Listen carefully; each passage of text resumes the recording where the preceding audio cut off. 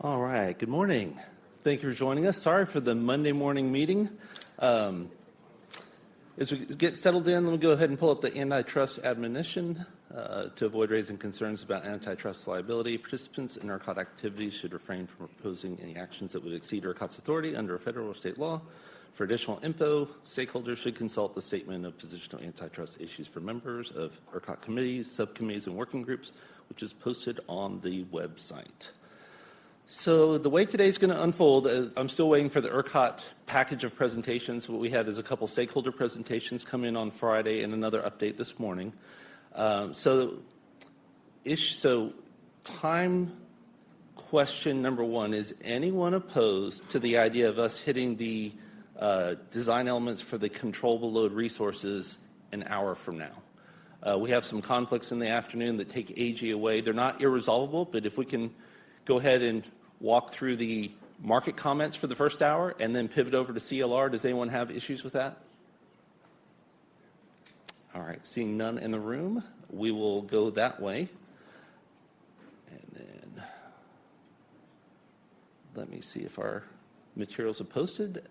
They have not posted just yet. So let me walk through the agenda today. So I'll do the timeline and governance recap. We'll do the market comments received. We had 4 new sets of comments come in. They're from ANGI, Tracked, Crusoe, and Shapper. And then Cypress Creek Renewables, Andres sent the example from last meeting was what happens if we run the initial batch study, then we have commits or decommits, and then whether or not based on those decommitments, do we still have a topology that holds the system together? So Andres done a kind of a what-if scenario, and he's updated his slides this morning. So what's posting right now is going to be replaced by something 10 minutes from now. So we'll go through that set. So that'll probably take the first hour, run us 9:45 to 10:45. At that point, we're going to pivot and go down to the CLR piece. And then after the CLR, we're going to do the deep dive. Kind of the 4 themes today is agenda item 4, deep dive on eligibility. That is all. The lion's share of comments we received to date are on eligibility and what that looks like. So that'll be Jeff Biller taking us through that. Agenda item number 5 is a deep dive on year 6 transmission planning. So the idea has been if it's, batch runs 5 years, we assume everything shows up on year 6. There's another way to look at that. So Jeff will do a walk down on the pros and cons of whether or not we go into another option on that. And at that point, we will have already done the design elements for CLR, and then we have the bring your own generation option. And so in the email, I think, how's it gone through this so far? We brought forward multiple options. We continue to take some of those options off the table to see what we can get to the June 1st board.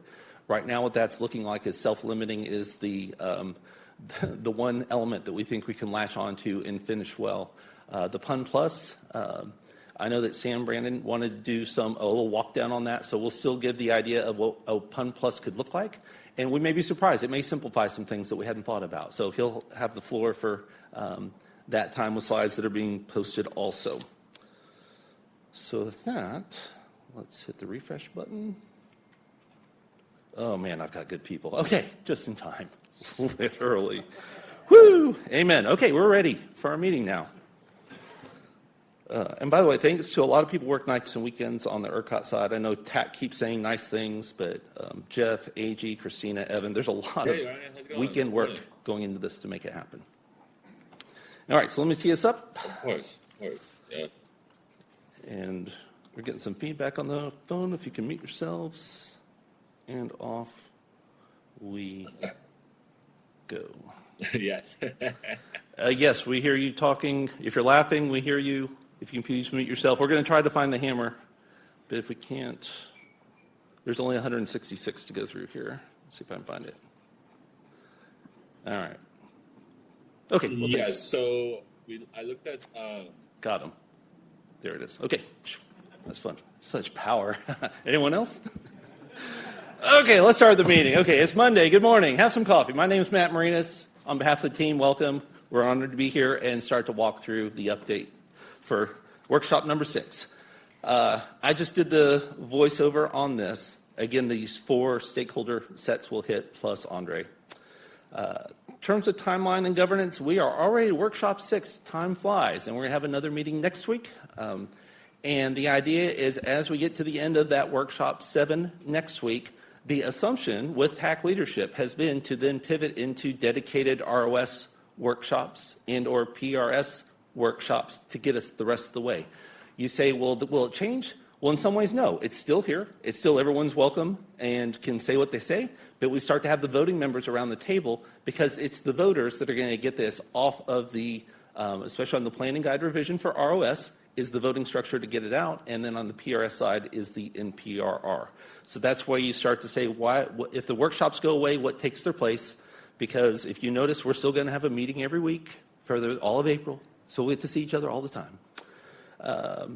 And again, ERCOT has the aspirational, so we believe we have what we need to get the controllable load resource in PRR posted by April 8th.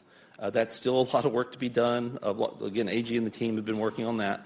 The BYOG, we probably won't hit that April 8th, I'll just be honest, but we hope to bring more information to the April 9th meeting that we may have.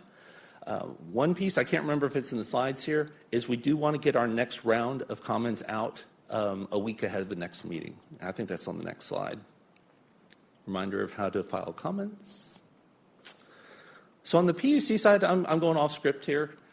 We are getting a lot of questions, ERCOT, on how this is interpreted, how this should be done, educational slides.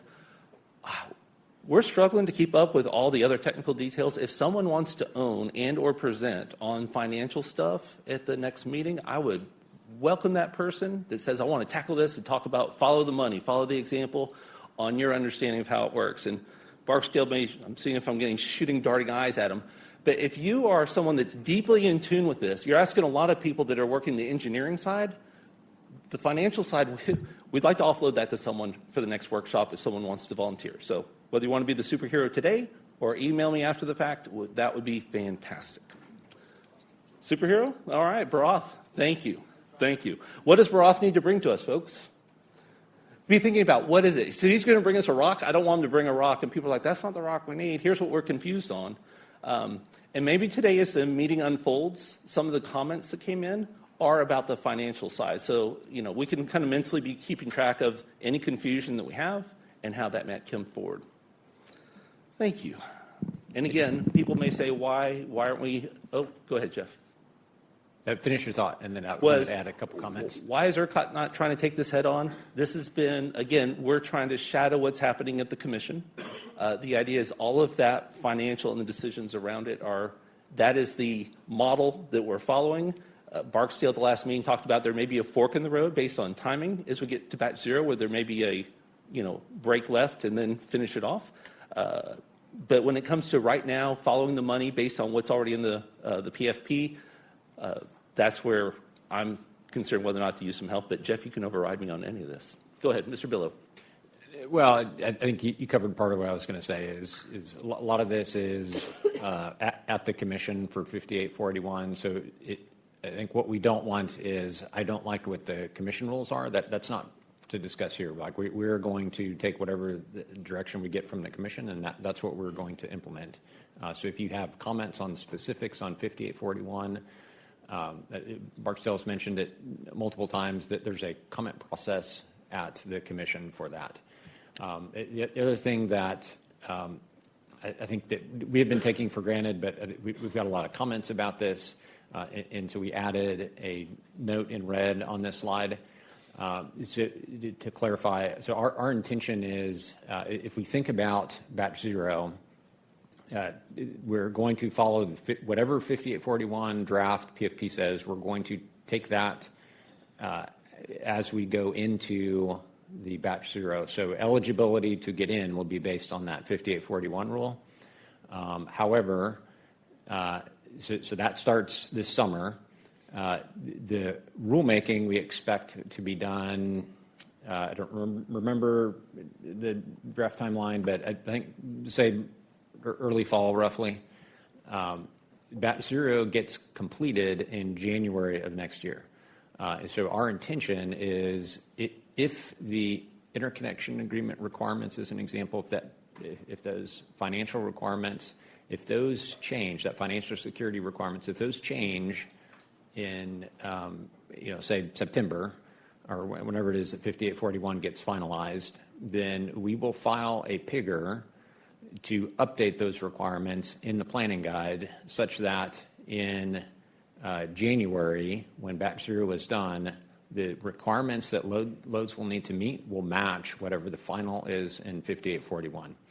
Same thing on the timeline. We've been getting a lot of comments about, hey, 30 days is really short. 30 days comes straight out of 5841. If that changes, then we will change the planning guide with a new PIGR that we would hope to get implemented by January. So just wanted to make that clarification today. Thank you so much, Jeff. Thanks for all that, Matt and Jeff. I also just want to say that for the rulemaking process, the comment deadline for 5841 is April 17th, which happens to be the date of an open meeting, and may be, and I'm not promising anything, but it may be an opportunity for the commissioners to weigh in on the development of batch 0 specifically. So this is a little bit of a unique situation here in terms of our rulemaking, and we're trying to line all of these things up at the same time. You may want to consider filing some comments prior to April 17th if you are seriously concerned, especially about the financial security piece. You can submit more than one set of comments. That's okay. You just have to have your comments in by April 17th in order for them to, be officially considered in that rulemaking process. The other thing that I'd like to add, if that's okay, Matt, is whatever our superhero is going to be taking on in terms of presenting on financial security, I want to make sure that no one is taking anything that's being said here or that may be said in the future as legal counsel about what does the proposed rule or the proposed MPRR or PIGR mean for my project specifically. And then if that advice turns out to not be exactly right for your specific project, don't come casting kryptonite rocks at our man over here. So, very good. Thanks. All right, we had a couple questions come in. First of all is Kent Winthrow. Go ahead. Thanks. Kent Winthrow with Customized Energy Solutions. I guess this comment is for Bharat. If you're following the money, the question that we see popping up over and over is just on the financial security requirement. And basically, does the $50,000 per megawatt from the intermediate agreement stage, how much of that rolls over to the interconnection fee stage at the interconnection agreement phase of the process? So is it all of it rolls over, none of it rolls over, or it can partially roll over and be applied? The intermediate agreement part can be applied as part of the interconnection fee. That's the question that there seems to be a couple of different interpretations of at least the draft rule as it stands floating around out there, and that's what people seem to be primarily concerned about. As you directed that so to Broth, we'll go ahead. tackle that. That would be great. Yeah. So, Broth, did you want to respond? Yeah, I mean, Barksdale can add to this, but I think my understanding is you post at the intermediate stage $50,000 per megawatt, and it goes firm or non-refundable at interconnection stage. Is that accurate, Barksdale? As per the current draft. Well, let's not try to get people on record for what we think how's it going to work. So, yeah. But we hear the question. I think that was the next question that came through AI is the tag on it. If you can log in as your name or your company, that would help. I'm not usually going to call on AI. But similar question about the 50,000 at the intermediate and the interconnection. Thank you. You bet. All right. And then Daniel McGraw, I guess your hand went up and back down. Did you have something to ask? We put you in the queue. All right, we'll let that one go. So we'll clear the queue at this point and move on. Thank y'all. Yeah, go ahead, Ray. If you got a quick one. Can you guys hear me all right? Yes, we can, sir. Awesome. Just a quick question. Thanks, Ray Fakori, Energy Policy Manager at Amazon Web Services. Just a quick question on the financial security and costs. Do we anticipate there being a total cap for what you pay for these interconnection fees, or is it unlimited to the point of what you are submitting as a megawatt? Thanks. All right, that's something we can take into account. Is that part of that write-up? Okay, thank you. All right. Off we go. So March 4th is when we filed the ERCOT, filed the batch 0, PIGR 145, and NPR 1325. All the comments to date have been on PIGR 145 because that's where 99% of the information is. ERCOT posted its initial set of comments on March 17th, which was mid-month. We're here at the end of the month. We're getting ready to, this week, release the next round of comments, part of which the discussion today will help with. Also, it's a big backlog of 21 sets of comments to navigate through and make sure we've caught everything. So workshop number 6, today is the major themes. Here we are, April 2nd, target for the second set of comments, which will be a week before workshop number 7. To then go through, we will have given you our comments a week ahead of the meeting, so then you can file comments and we come to the meeting, and I'll put a date on there, probably 2 days before the workshop, to say whoever gets their information in or comments in by then can then present on their comments like we did before. So we'll do that round one more time.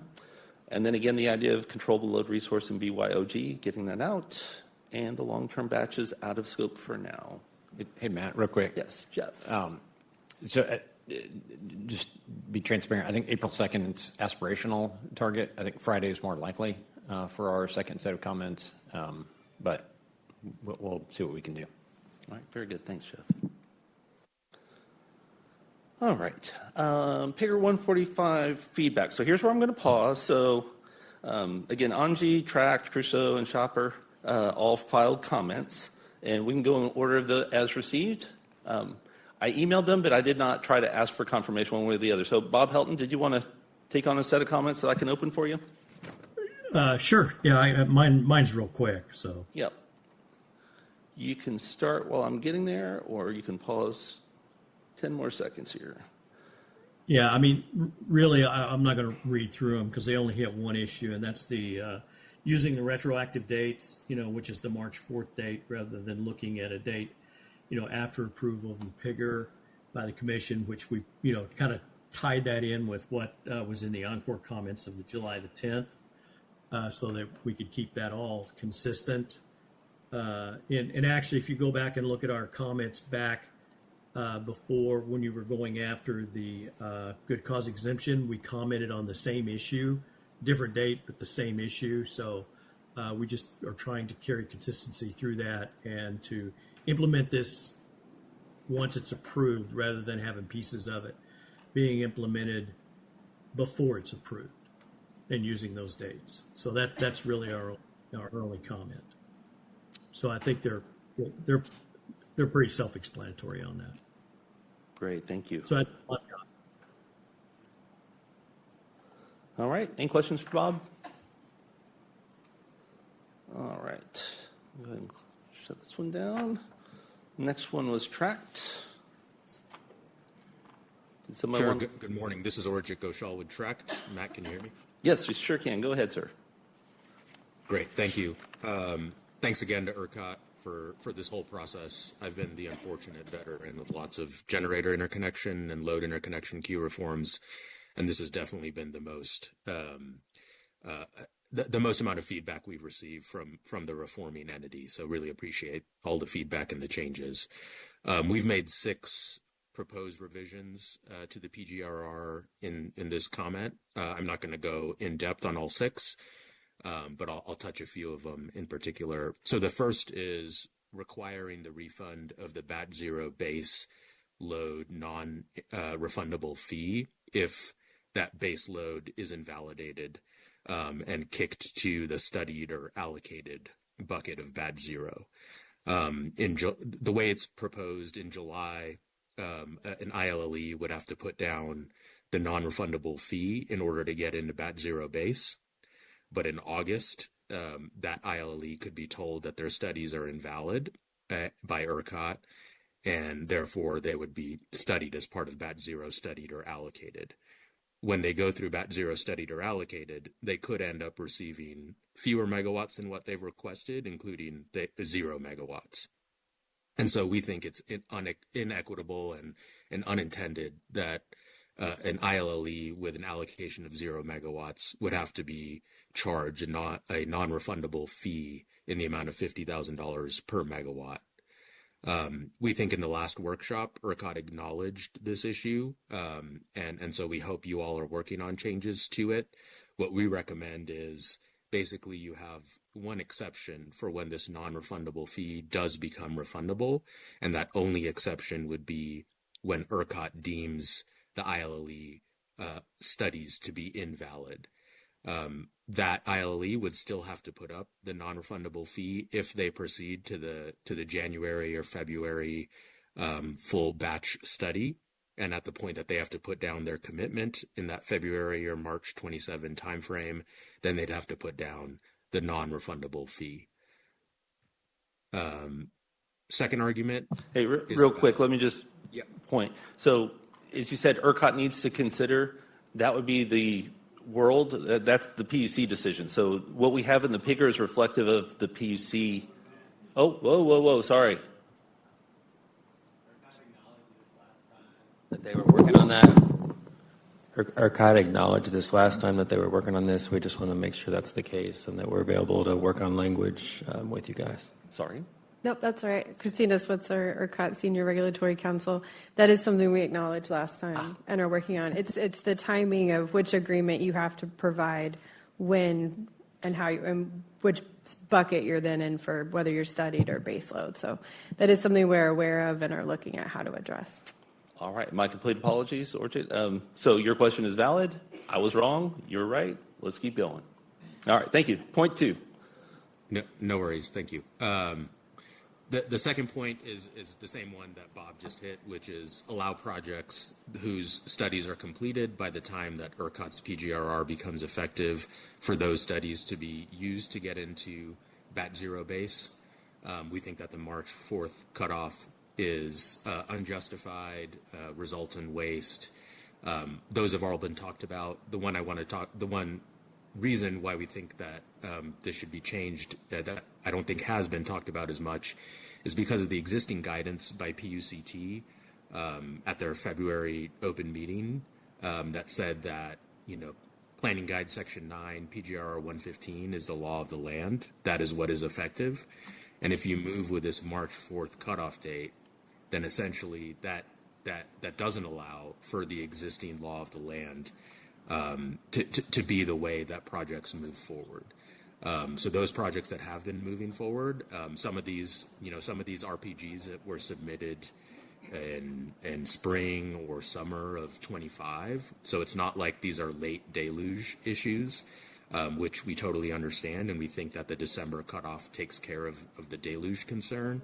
But we do think that because the PUC said the law of the land remains in place until this PGR 145 is adopted, that those studies who followed that existing law, if they are completed by the time that the revision request becomes effective, should be allowed to use those studies to qualify for BAT 0 base.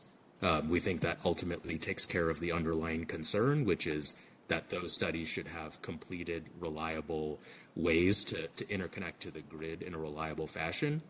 And so we think that studies that complete by July 10th should be allowed to be used to get into BAT 0 base.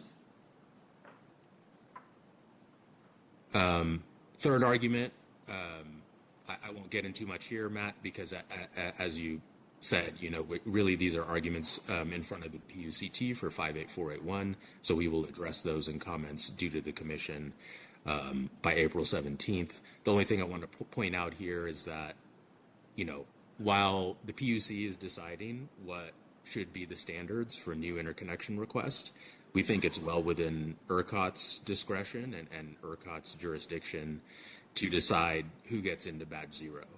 And so we don't think you have to be wedded to what the PUC language is, especially because the PUC language is going to be issued in final order after BAT 0 base is sort of intaked in July. But I respect that That's really an argument in front of the PUCT, so we can skip the rest of that for now. Same thing with removing non-refundable security. We'll address this in our comments to PUCT, but ultimately the point is that folks will be signing up for an intermediate agreement with 50K per megawatt down, and 80% of that is potentially non-refundable even before the ILLE knows its capacity, timing, or ultimate cost of its load ramp. We think that's inequitable, and that's going to significantly increase the cost of obtaining financial security. It's not going to be the 1 to 3% carry cost that I think folks are generally familiar with and from other contexts. If it's 80% non-refundable before you know anything, then the carry cost is also going to be very high. So we'll address that further before the PUCT by April 17th. And then the next two are clarifications, which we think ERCOT has already signaled that it's on board with, but we just want to make clear in the language. So that's the first regarding the refinement study process. It's clear from the PGR language that the load ramp won't change post the refinement study. However, we think it should also be clear that the cost or financial obligations imposed on the ILLE will also not change as a result of the refinement study. In comments at the last two workshops, ERCOT has indicated as much, saying that it's not technically possible for additional upgrades to be identified, and therefore cost allocated to the ILLE to increase. So we think you should just put that in language. Right now in the PGRR, it says that for the load ramp, but we think you can just add, financial obligations, or financial security or cost obligations to that same language to make sure that the refinement study doesn't increase the ILLE's allocated costs. And then finally, again, we think this was intended by ERCOT, but it's just not in the language. And that's batch zero base load should proceed through the legacy process. Basically, what we mean by this is that once you get into batch zero base and under 9214 sub 3, ERCOT determines your studies are valid, then you shouldn't have to enter into any additional agreements or go through any additional studies beyond those that a legacy load would have to go through. For example, approval to energize or getting in the quarterly stability assessment. We think that's all that should be required of the batch zero base loads, but there's parts of the PIGR that say if you're in batch zero base, then the batch study applies to you. And so we don't think that's what was intended. And so we have recommended some language to clarify that once you're found valid as part of batch zero base, then you have no further studies or agreements or obligations under the batch study process, and you just continue to energize under the existing legacy process. So those are all our comments. Happy to answer any questions. Excellent. Thank you. Any questions in the room or online? Give people a minute. All right, there's none in the room. I'll see if there's any questions in the queue. All right. Thank you so much. Thank you. All right. Next up is Crusoe. Broth, are you going to walk through these with us? Yeah, I can go through this. You can come here, or I can stay right here. Happy to do so. Yeah, I can go from. So, overarching, I've used 3 topics to discuss in this. Number 1, the SSO timing. If you go to page 2, I think the conclusion kind of clearly I lay it out there that we respectfully request ERCOT to revise section 9.6 C and D of Figure 145 to decouple SSO study completion from QSA prerequisite for initial energization. I think this is consistent with parallel track approach that ERCOT applies to generate interconnections. Right now we need to finish SSO before we enter into QSA. So I do not find any technical basis for that. So I appreciate ERCOT looking into this and coming back to us on that aspect. The second one is the financial commitments and timing. I think I've spoken about this last time as well. I see batch 0 as consisting of 3 different type of loads that have already met 9.4 and 9.5, or loads that do not have any upgrades that have been approved. Second one, loads that already posted kayaks and securities that are needed and have been going through the normal legacy process. And the third batch is the one that probably need to be studied again to require upgrades. So my comments reflect those. And Matt, if you can go to page 5. I think scroll down a little. Yeah, I've built a table in there where it says, so they tier 1 base load, should be fully grandfathered in. Existing executed IA should satisfy all batch 0 requirements. They shouldn't be signing any new IAs. Tier 2, loads that have already paid kayaks and posted securities, same thing, those initial postings should be respected and should be grandfathered into batch 0. And then if you scroll down, the third one is the ones that are new loads should satisfy the dollars per megawatt financial security and commit to kayak obligations. And again, our Crusoe stance is that Figure 145 should establish its own financial commitment framework, self-contained within the Figure language, and that does not depend on 58481. So this should have its own structured 3-tier framework that I just talked about, and to the extent Project 581 ultimately establishes standards that differ from those in Figure 145. ERCOT can address any alignment through a targeted revision request after batch 0 is complete. That's my thesis, or Crusoe stance in this. And then the final piece is the RTP references that have been in Figure 145. Time and again we discussed about RTP and batch 0 being independent process, and there is no correlation. So Crusoe therefore proposes that Section 9.2.1, 2A and 2B be revised to replace 26 RTP demand reference with the recent LCP submitted to ERCOT.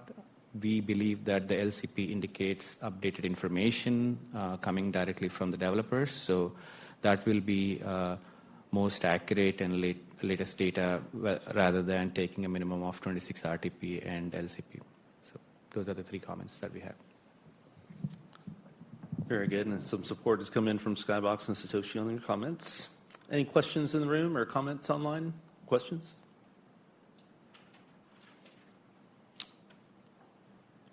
Yeah, Sandeep, go ahead. Yeah, Sandeep Borkar with LCRA.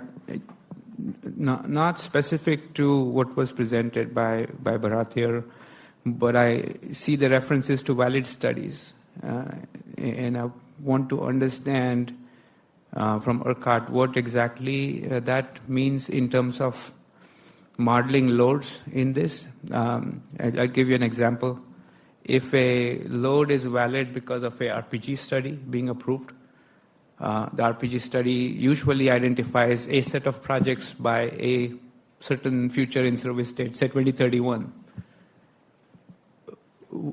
Is the position that the study is valid, projects will be in service by 2031, so the loads that were approved as part of this valid study will be modeled at 0 megawatts until 2031?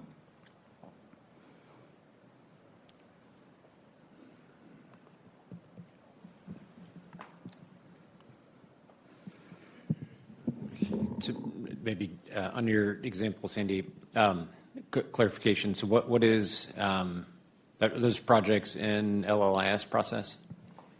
No, this is, and that's the second scenario. The first scenario is using RPG as your primary way of validating a study. But it never went through LLIS because it was one of those legacy loads. So it was exempt? It was exempt, yes. Yeah, I think we probably need to take that back. I don't know, probably you want to add something to that, or? Yeah, I think the way we are dealing with right now is, any project, any load that's directly driving the project, we assume that as like the base load.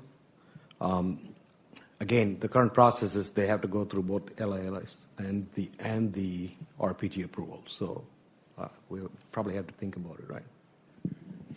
Yeah, we probably need to take that back. It's a good question. I don't know that we've talked through that scenario internally. Yeah, thanks for that. I think folks here should understand that it's not just that your study is valid, but also what level you'll be modeled at in these batch loads, because you may be in it as a base load, but you may not see that megawatt until certain things are done. Now, the part 2 of that is the large load study. So if you went through an LLIS, and LLIS is approved, but it also identifies in your load commissioning plan that the first megawatt can be served in 2031 because of your pre-existing issues and whatnot. What's the approach at that point?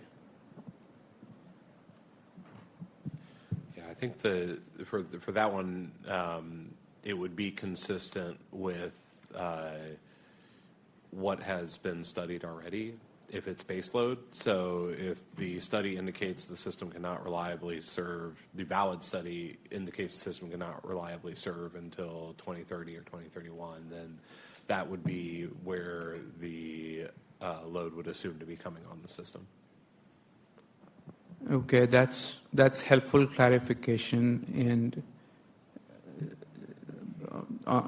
the large load study scopes, as you all know, there's a reason why we are in the batch process today is because the assumptions that went into it were, didn't lend to a realistic case at that time. So I'll leave it at that. I would say the purpose of the batch process is to evaluate what can be reliably served. So I don't know if it's appropriate to use that as an entry point to say, hey, your load should be reliably served before you enter the batch process. Though I see the rationale for both, but maybe one option to consider here is if someone has posted the IDA and posted the security, then you evaluate that in the batch study and then identify how much can be allocated for that based on the criteria drawn. Not so much of whether what was done in the previous study and whether the capacity that was identified was appropriate or not. Sandeep, just to ask a clarifying question there, are you proposing that effectively nobody is treated as base load, but there's potentially reallocation even for loads that have valid studies? I'm saying that there are loads out there that probably have put down the full security for interconnection agreements. And if they are there and they are advanced stage, that is, they move forward, made decisions on them, then those are your fair place to start with a base load. But others, you want to rethink some of that.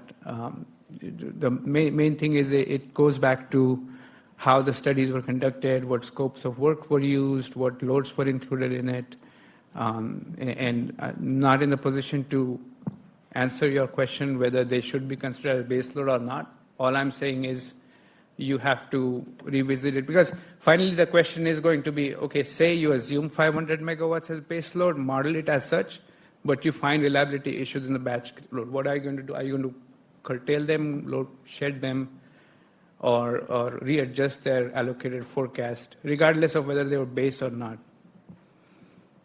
Yeah, I'm going to get into this a little bit later I apologize that we only posted the presentation right at the beginning of this meeting, but I have some slides on this, but I want to talk through that exact issue. I think the short answer is that if that load is considered base load in batch zero, we will not go back and reallocate. We're not going to say, hey, we told you 500 before, but now it's 300. If you're considered base load, But what that means, though, is that we need to make sure, and this is where the study validity question comes into play, is we need to make sure that load, that we have a study that shows us that we can reliably serve that load. And if we don't, then we need to go back and look at, okay, we told you 500 before, but we don't know if we can reliably serve. The implication is if there are reliability issues, then that's going to show up in real time, and you're going to get curtailed in real time, and nobody wants that. And so that's the trade-off that we have to kind of balance there. I do have some slides on that, and we'll yeah, I'll hold for that then. Yes, thanks for that. We're probably thinking about the same things over the weekend and working on things. All right. Shannon, you had a question. Well, it's really a comment on Sandeep's observations here, and maybe, as Jeff said, this will be covered later, but it seemed like what Sandeep's bringing up was exactly the thing that I was mentioning in our last workshop. I had a related but different idea then, and I was thinking of it on the fly and tried to work through it in some comments since then, but if between now and July 10th, 24th, whichever of the July dates you pick, that the TSP that developed the RPG plan and submitted it, if they could take and put together their own load commissioning plan of the loads that are in it, because many of them have applied in different years. Like we have some RPGs that we have 2 projects in, and they're sequential. You know, one of them comes after the first one, and such that it's a big continuous ramp in that area, not that they're occurring at the same time. So the TSP that put that together, I think in many cases could do that, file like a supplemental load commissioning plan that would go with that RPG of how they would see it. And if you could, then you could get that done ahead of the start of the batch process. And in our own case, the one we're in, we've studied that a lot. Like, I know the answers as well as what's in there. And much of the load can be served with either base system, non-CCN upgrades, or some things like that. And then the remaining kind of back-end component is there's clearly CCN component, longer lead time, need new right-of-way. And the TSP is aware of all of those things. So hopefully that's something we could consider, but I agree this is an issue that you want to address so that ERCOT doesn't get caught in a bind later with it, and the ILLE doesn't get surprised either. All right, thanks, Shannon. Broth. Matt? Actually, I think Prabhu wants to. Can I make a comment? Yes, go ahead, Prabhu. Shannon's point. I think I just want to lay out the way we study RPG right now is when people submit projects or loads that goes into RPG study, we're not studying the commissioning plan of the load. We're studying for a project, right? For some of these example, there could be loads that submitted for RPG. What comes out of RPG is, yes, there is a project that's needed in 2032. So we haven't gone through the commissioning plan like what the batch study is going to go through. So I want people to be careful because just the load was submitted in RPG doesn't mean that like to be served prior to the project. That's something we haven't studied. I completely agree. That's why I was pointing that out last time. Yeah, and I'm open to that idea. I've thought about that, Shannon. It seems to me like that's a pretty complex study that we would be asking TSPs to take on right now when they're trying to complete LLIS study. So I think I would maybe turn that to the TSPs and ask them if they think that it would be an achievable thing, because that seems pretty complex, especially not knowing which loads should be included in that. As we're getting multiple per day, requested to get studies approved and get loads across the finish line here. I was thinking of it as something that's, if the TSP can get it done, it's voluntary of the TSP. If they can go do it, put it together, bring it to you, seems like it has a lot of value. That may not be possible in all cases. Even for any individual TSP, if they have 6 or 7 of these out there, they may not be able to get them all done in time. But if they could get 5 of them done, that'd be great. All right, so we'll start work the queue. We have 3 in the queue right now. So Broth, then Evan, then Eric. Go ahead, Broth. Yeah, quick comment on my tiers that I propose.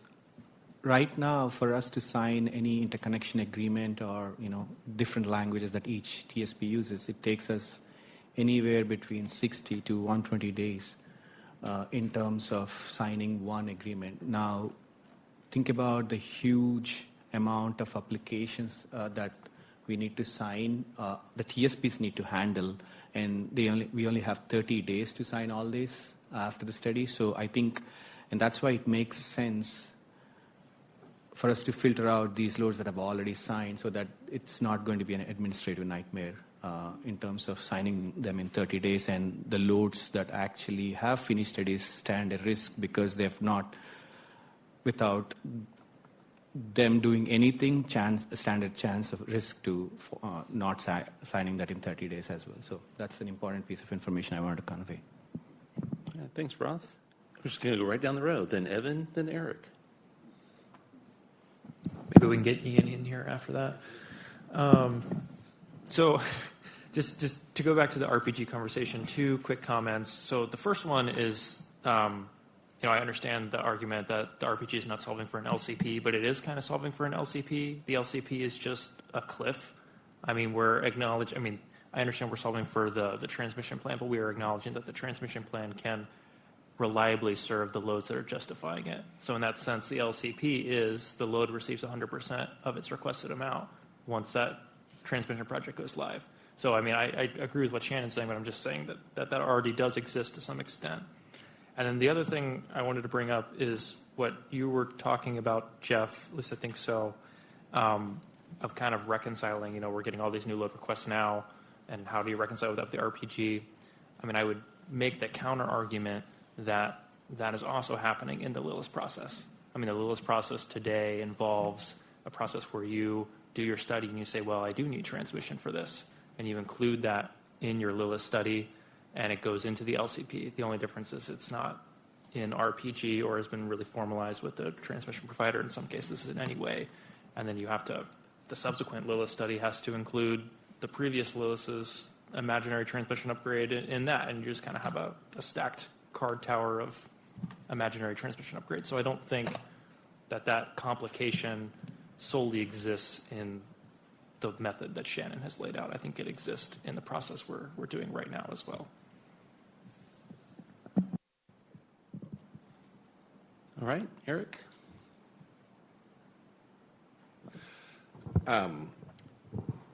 In speaking with many TSPs about this topic, I think that in almost every case, the TSP had loads in mind when they submitted the RPG plans and know what loads they would say were studied as part of this.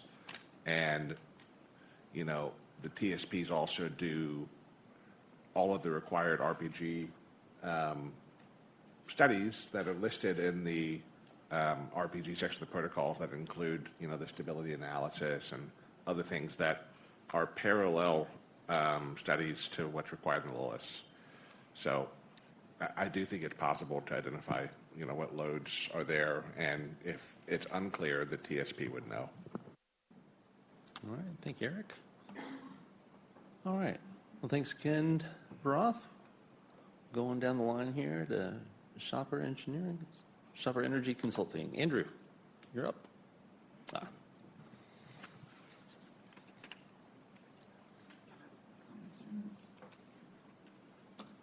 See if I can figure this out. Well, thanks for having me. Yeah, we're good to go. There's a lot of text here, so I think Bharat actually covered my points probably the best so far, but what we decided to lay out was sort of just a timeline for how this would actually play out. I don't think we have any objection to trying to adopt the 58481 language into the PIGR, and understand that there might be like a break point. But from a practical perspective, for those loads that are considered base load, not subject to additional study, we think of this more as a checkpoint. like a checkpoint to continue on and be considered as a base load not subject to additional study. And so there's two requirements. The first is that you've sort of met the legacy requirements. The next is that you're going to meet these higher standards that are adopted at the PUC. And so, yes, we have made comments to that rulemaking several times. But one of the issues is just this is going to, by definition, this will be retroactive. So the way that it's set up now is that there is a July 10th attestation date, but the PIGR will not be active until notionally, I guess, August 1st. So I guess it could be board approved potentially by June 1st. But as Broth, I think, pointed out, I mean, on average, I would say 90 to 120 days to get a fully executed interconnection agreement, and acknowledging that these could be amendments to contracts. But I think the problem is you're going to have to attest to having a contract of a certain type with a rule that will not be finalized until after that. So I would maybe just ask if ERCOT has thoughts on this, or if y'all have considered this as an issue that we think we're going to face compliance-wise and just administratively, if for anybody that wants to take that question.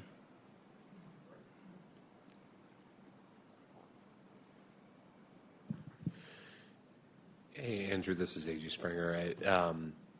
If I'm understanding your concern correctly, you're concerned that the July 10th date is retroactive. Looking around the room for Matt, but out there he is. Our understanding is that there is a path for that to be the earliest possible effective date, and so that was the intention for why we picked that date. Is it potentially could be the earliest possible effective date? Okay, so July 10th could be the earliest possible effective date of the PIGR, but the language of the PIGR wouldn't be formalized until July 10th, right? Is that fair? I believe the open meeting that it would be considered out would be the day before, so that would be the date. So load customers that are being considered base load not subject to additional study will have 1 day to make sure their interconnection agreements conform to the rule as it's drafted here. Is that what I'm understanding? Yes, as currently drafted, that's correct. Okay. Andrew, this is Barksdale. Sure, go ahead. I'm just going to suppose here for a minute that if the Board of Directors ends up approving PIGR 145 in whatever form it ultimately takes, I think that's probably a pretty clear signal to the industry that this is a pathway that is potentially viable, one that the commissioners will strongly consider given all the work that's been going on here. And I don't want to foreclose any commissioner's ability to make changes at whichever open meeting the commission ultimately takes up PIGR 145. But I think you could probably take that, maybe even earlier after a TAC vote. Maybe that's the time where you start talking with your interconnecting utility about starting to work on those agreement changes. The timing of everything is hard, and I get it, and I respect the challenges. The timing that's been placed on ERCOT, on the PUC, on the industry is one that's being driven at the highest levels, and so I think we all just need to try our darndest to work together to make sure that the rats are being herded in the right place. Yeah, I think if this was a matter of a load customer like having to put a lot of effort in to get this done, sure, right? But from our vantage point, this isn't possible. Like, it's not possible to actually conform to this. So this is a compliance trap, I think, in our mind, that nobody's going to know what this looks like until the last moment, and then we're going to have to attest to having an interconnection agreement that looks like this. So for those folks who, under Section 9.2.1.1 as drafted, meet the base load not subject to additional study, it means they would have already signed a conforming interconnection agreement under Legacy 9.5. And they should not have any further obligations, is our position. So I just don't think, from a timing perspective, I don't think it's going to work, right? I don't think it's possible. So that's it. Yeah, Andrew, I would say I don't think, so if the timing doesn't work, I don't think that the direction we would go is just to say 9.5 is good enough, because I think that what we heard in the when we in the interviews when we talked to stakeholders, there were a significant number of stakeholders that said that 9.5 is not sufficient to, as currently written, is not sufficient to currently tell which projects are quote unquote real projects, and we need a higher hurdle. I think the Commission has given us some direction on what that higher hurdle may be, so I think we would like to follow that to again address those comments and address the kind of the draft direction that we've been given from the Commission. So I think if July 10th is not possible, I think the alternative would be to push that date out, not to go back to 9.5. And I'm going to piggyback on what Jeff just said in terms of, trying to set the hurdle correctly, make sure that we're filtering, setting our filtering criteria appropriately.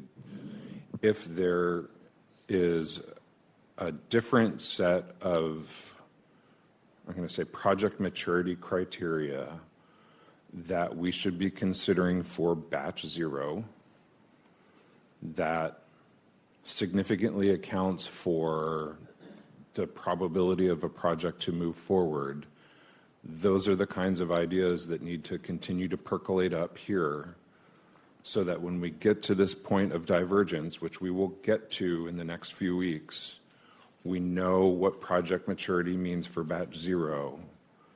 Perhaps it accounts for this timing problem. Perhaps it does not. It's a work in progress.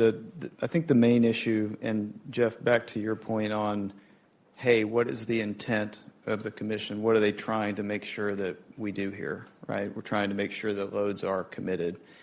Stakeholder feedback on Section 9.5 of the Planning Guide is not, it certainly is important, but in every case where we've met that condition, there's been tens of millions of dollars that's been put with the utility and at risk.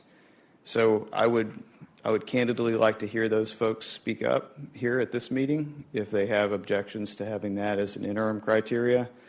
I think the biggest issue that we have here is not whether or not new interconnection standards should be put forth, but rather how to comply with them in a way that doesn't foot fault a bunch of customers, right? That's our concern. It's not can you do it or not, but if you give the load customer 60 days, I think that's plenty of time. The problem is also just that this is backward-looking, retroactive, existing contracts that have been signed by load customers in reliance on the current rule. So it actually kind of goes back to the other point that was being made around the planning studies. Folks are relying on the current rule as they are. They've been hearing from the Commission that says, hey, the current rule is good. You can rely on it. That actually goes for the interconnection agreement standards as well. So you'll have a break point, but there does need to be an orderly transition where folks are not penalized, because of this look back. And actually, I would argue that the contracting is going to be the most difficult part of this, without a doubt. So, go ahead. All right, so I'll get back to the helm here, and Andrew will get back to the seat as some of these questions come in. So I'll go to Janice's key. Okay, Shannon Carraway, go ahead.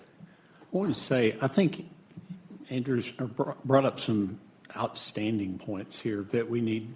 I think these are very real, and I apologize, I hadn't tried to focus on this piece. I'd been focused on another piece of it, but I'd identified that this was an issue that I wanted to apply some thought on. So I think this is very valid, and I have a question back to Jeff on something you said where stakeholders have said that they think 9.5 is not sufficient. I presume you mean today's 9.5 but it is, quote, the law of the land. You said that multiple times. And if current Figure 115 process is in place from now until whatever July date we wind up with, stakeholders who have that view, it's sort of irrelevant because there's not, we have protocols, we have planning guides, and we have commission rules that are in place today. And for contracts that have already been signed, those are the things that matter, not somebody's opinion that, well, that should have been higher. Well, it will be higher once we get the commission rule. And then for then on, go forward, that'll be what applies. But for existing contracts, it has to be what's today's both rules at the commission and today that's in effect, not things being under a project, and ERCOT's current binding documents. To be anything different than that, that breaks all precedent I've ever seen here. So I'd be curious on your comments on that. Yeah, no, I think I understand the concern. I think where we're trying to get to is what should we be doing going forward? As we think about these for batch 0, how should we think about that? I think what we heard was there's how TSPs are applying 9.5 is not consistent. That there's the financial security hurdles in many cases. I think folks felt like that's not. I think what we thought we heard was that's not sufficient. And what we heard from many developers was, my load is real, my competitors is not, because they didn't, their threshold's not that high to get into this, and so that I think it was that was kind of the nature of those comments. But I understand that concern. We'll take that back and we'll think about that. I'll leave it at that. All right, and we have a few here in the queue. So Ian Haley, you're next. Thank you. Ian Haley, Morgan Stanley. Barksdale, I actually have a question for you. So in that previous conversation, the board adopts a PIGR and sends it to the commission. Is the commission, and I apologize, I'm not using the right word, but is the commission required to accept that board recommendation or resend it back, or can they make modifications there and then to keep it on that timeline?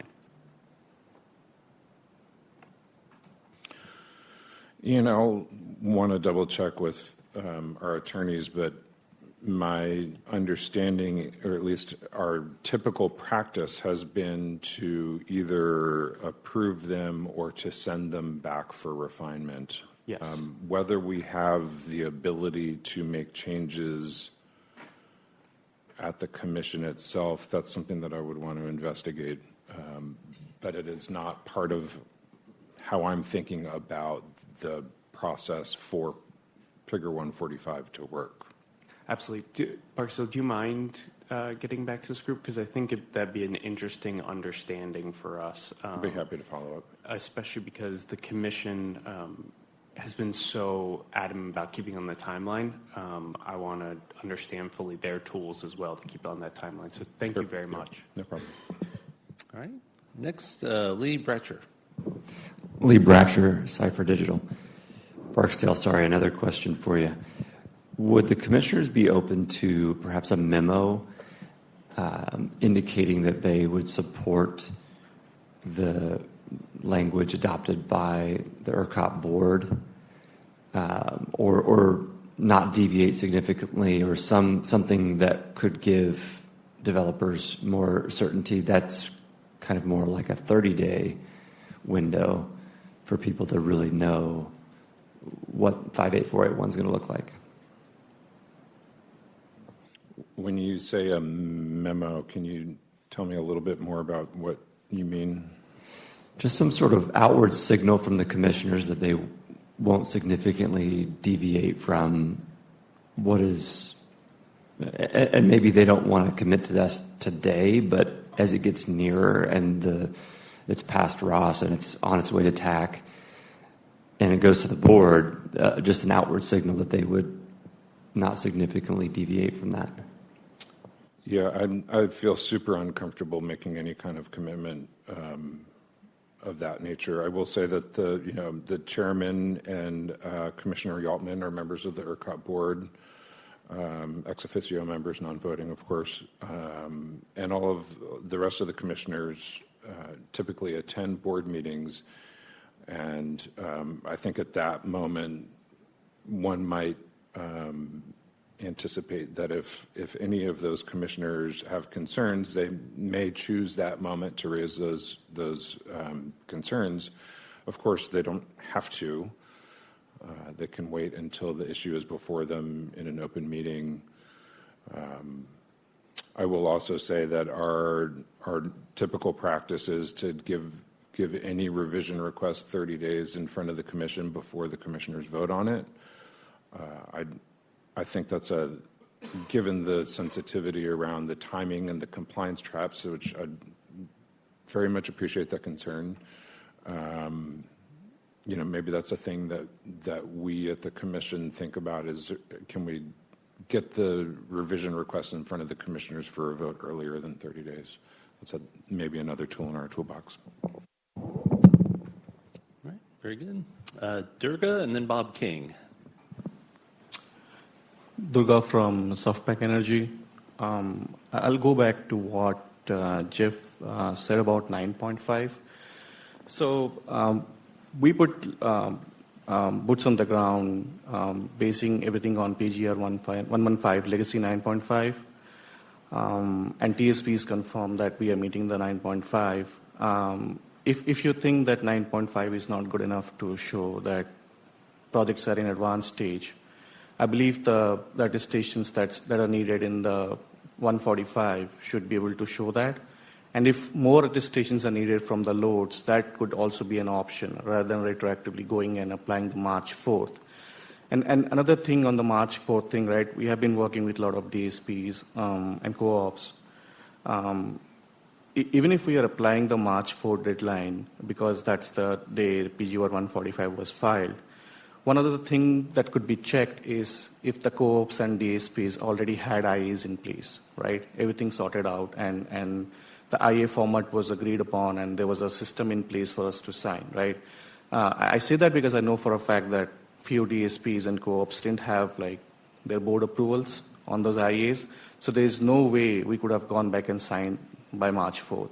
So there's a certain loophole there. So if that could be taken into consideration for the look back dates, that'll be great. Thank you, Jeff. All right, and then Bob King. Bob King for Track Today. I'm getting confused with all these dates myself, but I think one of the issues is if we have an LLIS today or an interconnection agreement under the current system today, as a developer, we might be relatively flexible about changing that or whatever, but the impression I have from talking to utilities is that they don't feel like they have a clear path to signing the new agreement with us because this is in discussion. And so it may not be us that's the issue. And I'd kind of like to hear from the utilities who are oddly quiet during this discussion. In fact, I heard from Shannon that some put in comments agreeing that some of this needs to be addressed. So can the utilities speak about this issue about the new interconnection requirements and so on, making it into old agreements?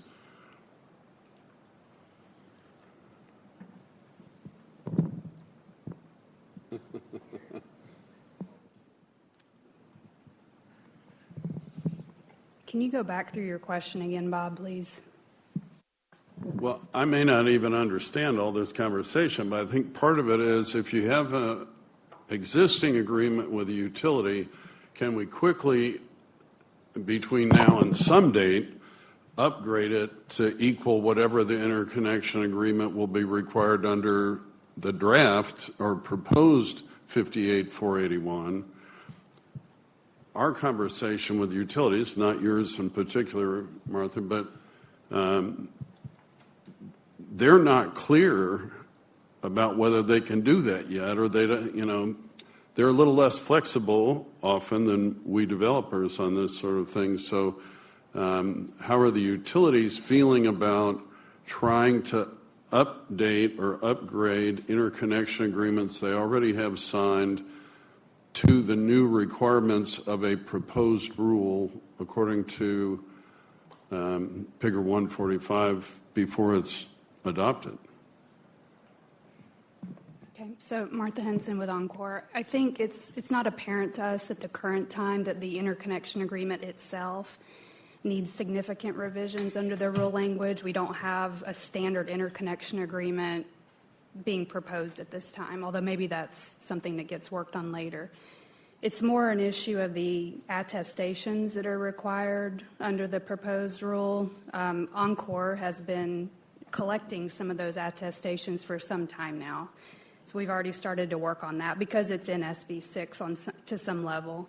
I think the other piece is it's mostly the collection of security, which we don't know what the amount is going to be at this point and how long we have to collect that, particularly for meeting a milestone for a customer to be either base load, mainly for the base load requirement in batch 0. So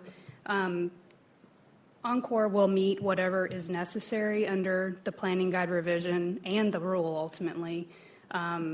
So I think that's where we are, and to the extent we can work earlier based on draft language that we think is likely to be, incorporated, we will do that.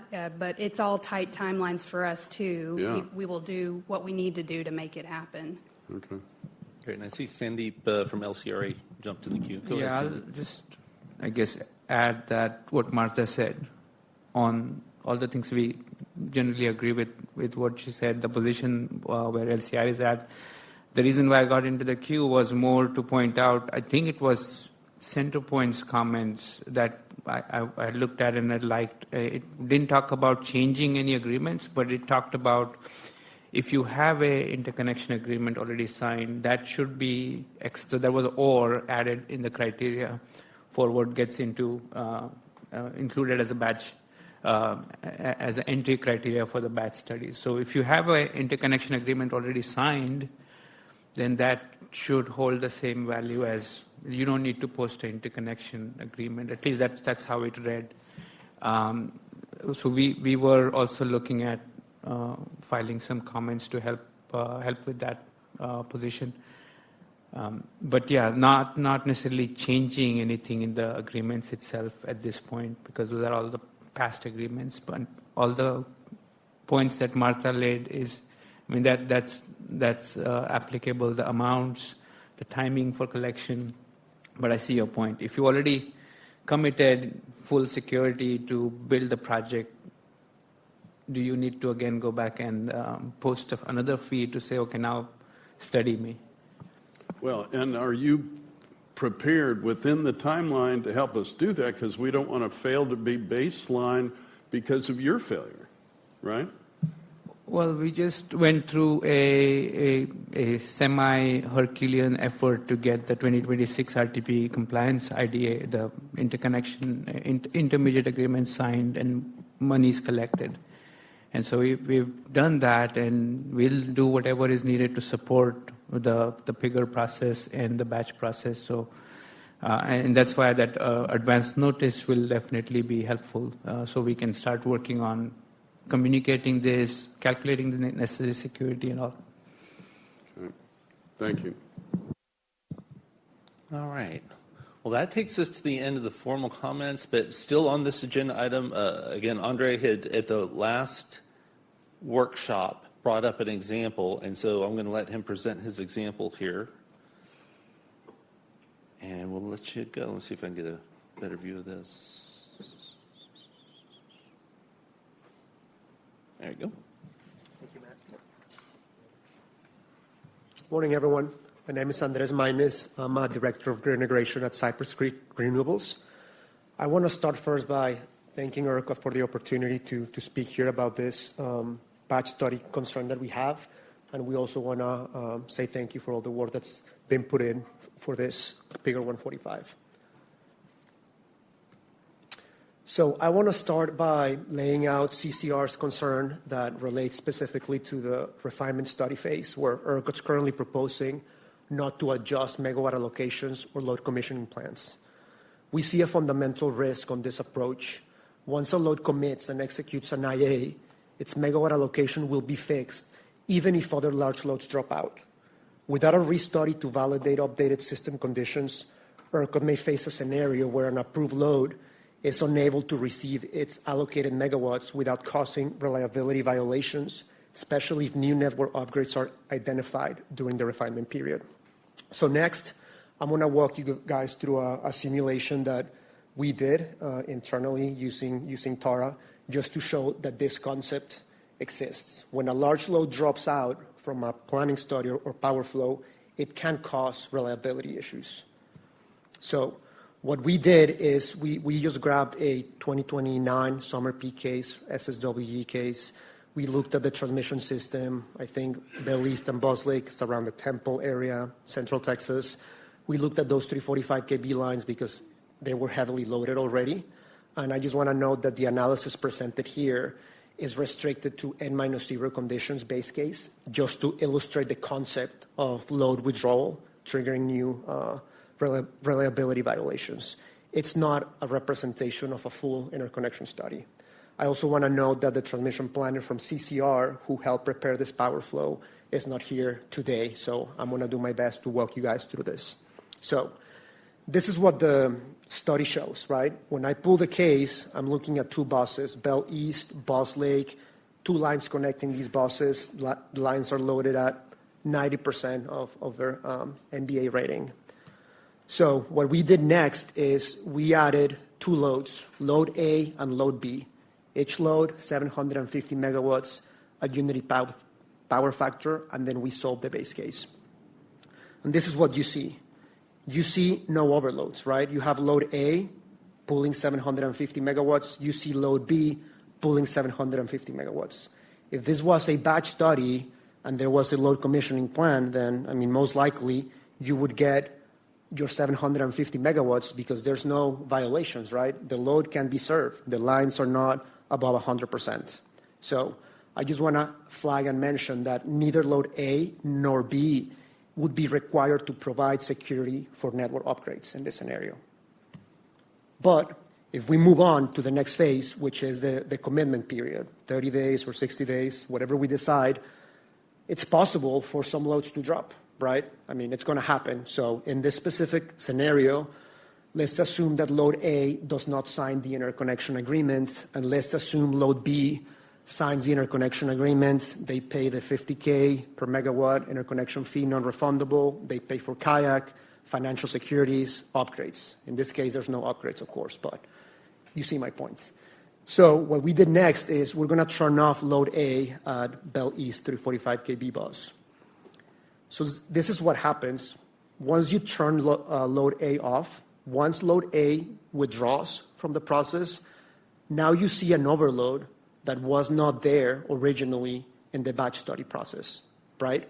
And this is the problem that we see outside of ERCOT. You go to like FERC cluster studies, this is what happens. This is why it's an endless restudy that takes years to go through, because utilities, they don't know. I mean, they don't know if this is going to happen, right? There could be a scenario where like this doesn't happen and everybody's happy and we move forward. The problem is they don't know. And because they don't know, they need to restudy. Because this is a simple scenario. I have two buses and two loads. Now, could you imagine being a complex system with thousands of buses, thousands of lines, and multiple loads? You know, you could have 100 loads in a study. The moment you start tweaking, pulling loads, you don't know that this is not going to happen. The only way to know is to actually do a restudy. So with that said, I want to bring up three main questions for this. Question number one, will the refinement study identify scenarios like this and propose new transmission? If so, that brings me to question number two. who's going to securitize these upgrades? Is it going to be load A or load B? Load A, it's gone. They didn't sign the interconnection agreement. Load B stayed, and in their interconnection agreement, there was no network upgrades. This is the issue we see outside of ERCOT in the FERC world. Question number 3, how is ERCOT going to serve the 750 megawatts in this scenario in 2028 with a base case overload? So next, in this specific scenario, ERCOT can no longer serve 750 megawatts for load B in 2028, as now a new network upgrade is required. So assuming there's a 2 to 3 year upgrade timeline, I mean, the LCP should be updated, because the biggest highlight that I want to say on this slide is that load B executed an IA based on 3 assumptions: megawatts, timeline, and cost. Load B executed an IA thinking it was going to get 750 megawatts in 2028 with no network upgrades.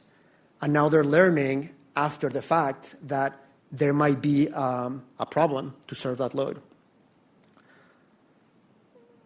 I just want to say, if I'm load B, I would be very concerned, and I would like to know this risk, of course. Loads should be aware that executing an IA with firm deliverability may still carry risk if network upgrades are required to serve that load. Because if these conditions happen in real time and there's no generation solution that exists to solve this problem, ERCOT may need to declare a transmission emergency and curtail load to maintain system reliability. And I can speak to that from experience. I used to work in the control room as a shift engineer. I developed load shed plans during Winter Storm Uri. Even though that was, of course, an extreme, I also developed a load shed plan back in September 2020. We had a situation like this in the control room. We had a base case overload in South Texas that we couldn't have SCED solve it. We tried to move ancillary services to get more generation out to see if we could help with that. Of course, we couldn't do a TOP or a post-contingency mitigation plan because it was a base case overload. We also tried to do remedial switching, move flows around. Anyway, we couldn't find a solution. So what did we do? We had to shed firm load to solve this problem. So I just think that nobody should be expected to sign an interconnection agreement expecting to get megawatt cost and timeline to later know that the refinement study can change that. And here I have on the right a little table that I do like a lot, because we see that the batch study results with both loads in, you can see that there's no issues and each load gets its megawatt. But the moment the refinement study identifies an upgrade, then everything changes. And this can only be known after the refinement study, once load B executes and commits. So this next slide just shows what we had to do on the power flow study to solve that base case violation. We had to drop the load 50% of its megawatt to 375 to solve the problem. Some of the caveats, as stated earlier on, the intention of this is to illustrate the potential for this to occur. It's not to say that this is going to be an issue every time we run this. So it's not by all means a real-world example of actual study results. Also, I do want to mention that this analysis was only focused to N-1 base case.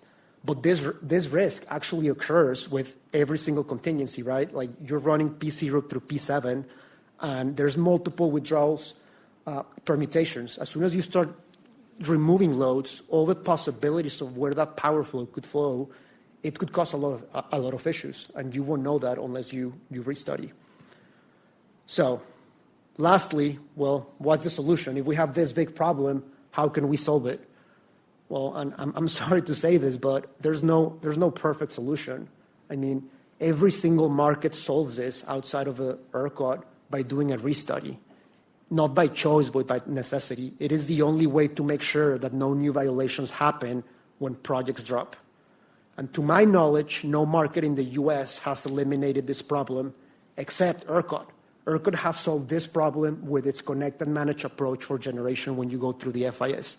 People love coming here for generation because they don't have to deal with the FERC rabbit hole of endless restudies and waiting, right? It's great. So my question is, how has ERCOT's batch proposal solved this restudy problem? By having one decision point where loads execute an IA and commit and get their allocated capacity regardless if other projects drop out. As seen on my slide, this approach may not work. ERCOT cannot guarantee megawatts timeline nor cost, and we cannot assume that restudies are not needed. And lastly, large loads should not sign an interconnection agreement that claims to guarantee megawatt capacity if further reliability violations due to withdrawals require additional network upgrades to provide firm load service that were not there in the batch. And with that, I want to finish, and I'm happy to take any questions. All right, and can you go back to your slide that had the 3 questions, slide 10 or so? Here. There you go. Okay, thank you. Jeff, do you want to take a shot? Yeah, Andres, I appreciate the power flow analysis here. Question, did you do generation redispatch? I did not. And the reason we did not do generation redispatch, I mean, I'm no transmission planning engineer, but my understanding is you cannot do generation redispatch on a P0 violation. My understanding is generation redispatch is allowed on P3s and P6s and -1, -1. Well, we would do a generation redispatch in the batch study for this. So let me ask a follow-up question that if we do generation redispatch here, I mean, in my mind, that's like a contradiction of like what we're doing in batch, because in batch, we're going in with a firm power flow study. Like, why not just do generation redispatch in the initial batch?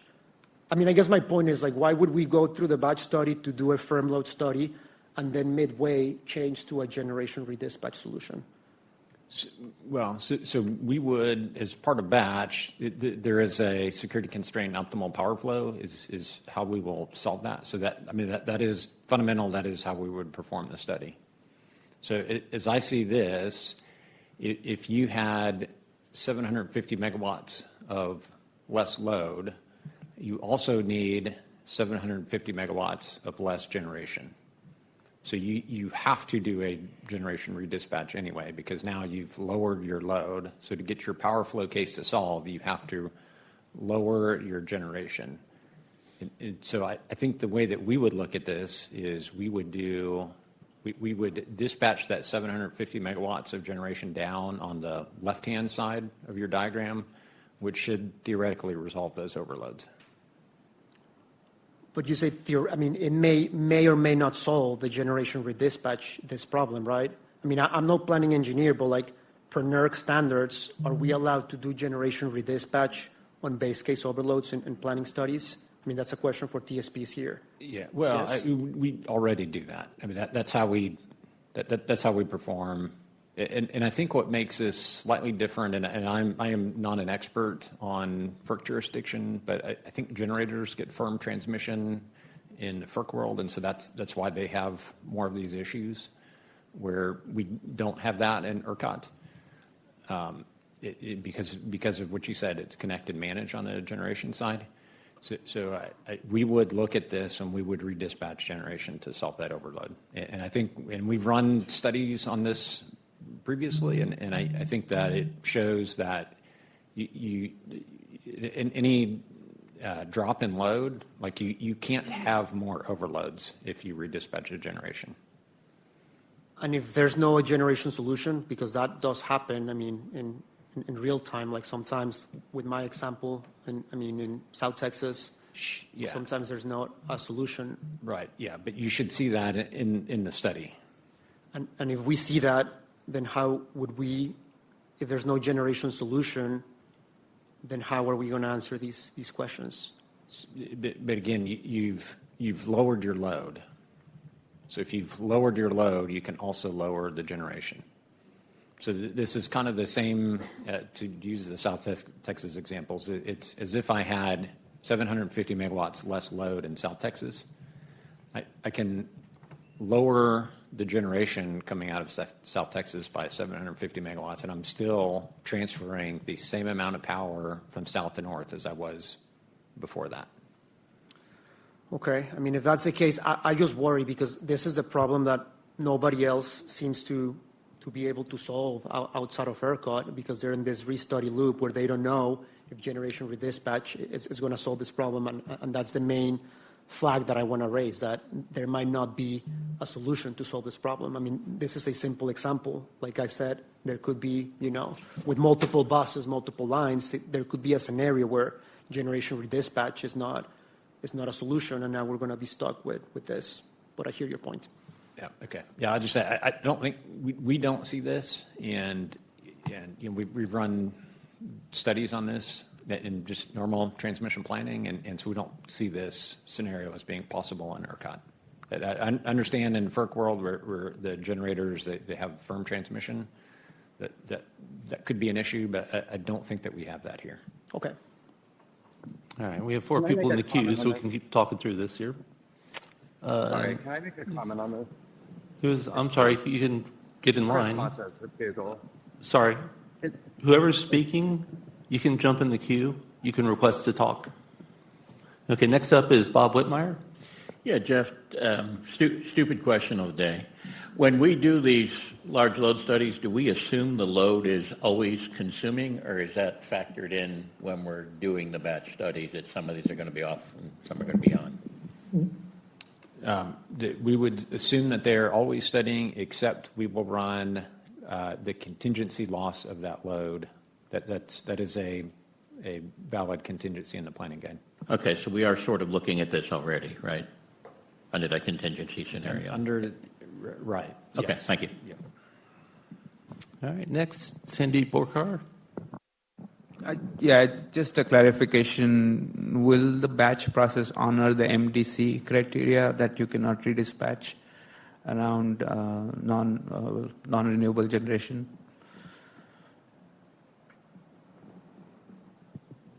You lost me with that acronym. Minimum deliverability criteria. It's, yeah. Yes, still, this is Prabhupada Murkat. I think the batch zero study, that will be considered as part of the scope. That's something we have to consider because that's an existing criteria. So when we do the study, we will have to account for that. Yes, I would think so. Yeah, so I guess the point was conceptually that's a risk, what's mentioned there. It may pose as a specific scenario based on what we add or what we don't. So something to factor in. When we say we can use a SCOPF to dispatch around these issues, often that tool has been removed from our toolkit as a planner in the recent changes. Yes, Sandeep, you're right. So one thing to note is that the deliverability criteria is only applicable to dispatchable resources, and the load that used in the study is not the coincident peak, if I'm right. It's not the non-coincident peak. It might be a load less than what we study in the transmission planning. Yeah, you will have a summer peak case, and if you can argue that MDC doesn't apply to that particular case, then it changes how we plan the system, at least the way we have been approaching it. Yeah, for the net peak case, I agree. You can redispatch and solve those issues. All right, next in the queue is Bob King. I just wanted to say that I really appreciate the presentation. It brings up some good questions, and one of the important questions was, would it change the financial requirements, the fee required of the load that remains, because it could change the cost to serve that load significantly. But I think given the fact that we're all putting up $50,000 a megawatt hour non-refundable fee to pay, if there's a little readjustment in the actual during the refinement, I would still like to see us fix the financial requirement at the time that we make the commitment in the commitment period, because some of us will do better and some will do a little worse in that process, but the certainty is worth something, and moving forward and not restudying, all that's worth something too. So I think we're kind of covering on the financial side with very significant non-refundable fee compared to any other market. So maybe we don't have to worry about the issue that you brought up there. Does that make sense? Yes, I mean, this issue I worry only in scenarios where like loads dropping cause new overloads. Like this is just an issue, what I presented, if what I'm saying here, it's an actual possibility, which it is outside of ERCOT. I guess my follow-up question to ERCOT is then, this will never happen in the batch. Is that my understanding? Once you sign an IA on that decision point, regardless of what happens, ERCOT will guarantee the megawatts, the cost, and the timeline. So there would never be an overload caused by another load. Because like in theory, I mean, Scope F should resolve that. But I mean, I guess the risk is, what if it doesn't? Like what if for some reason there's specific units that are already maxed out, or we can't move those units for any reason, then this might be a problem. And I guess this might be a problem only if we can't solve those violations, just to be clear. Yeah, and I'm uncomfortable with the word guarantee, but yeah, the intention is that guarantee from a planning perspective. I think that's what we're doing. Is we're not going to go back and change the megawatts. We're to the extent that financial security requirements are based on the study, we're not going to go back and readjust those. It's what happens at the end of batch zero. Any changes after that should not impact the loads. That's the intention. And how will ERCOT know that Scope F will solve this issue if batch study has not been run? So we have, I think, based on past studies, we believe that SCOPF should solve that issue. Okay. All right. Thank you very much.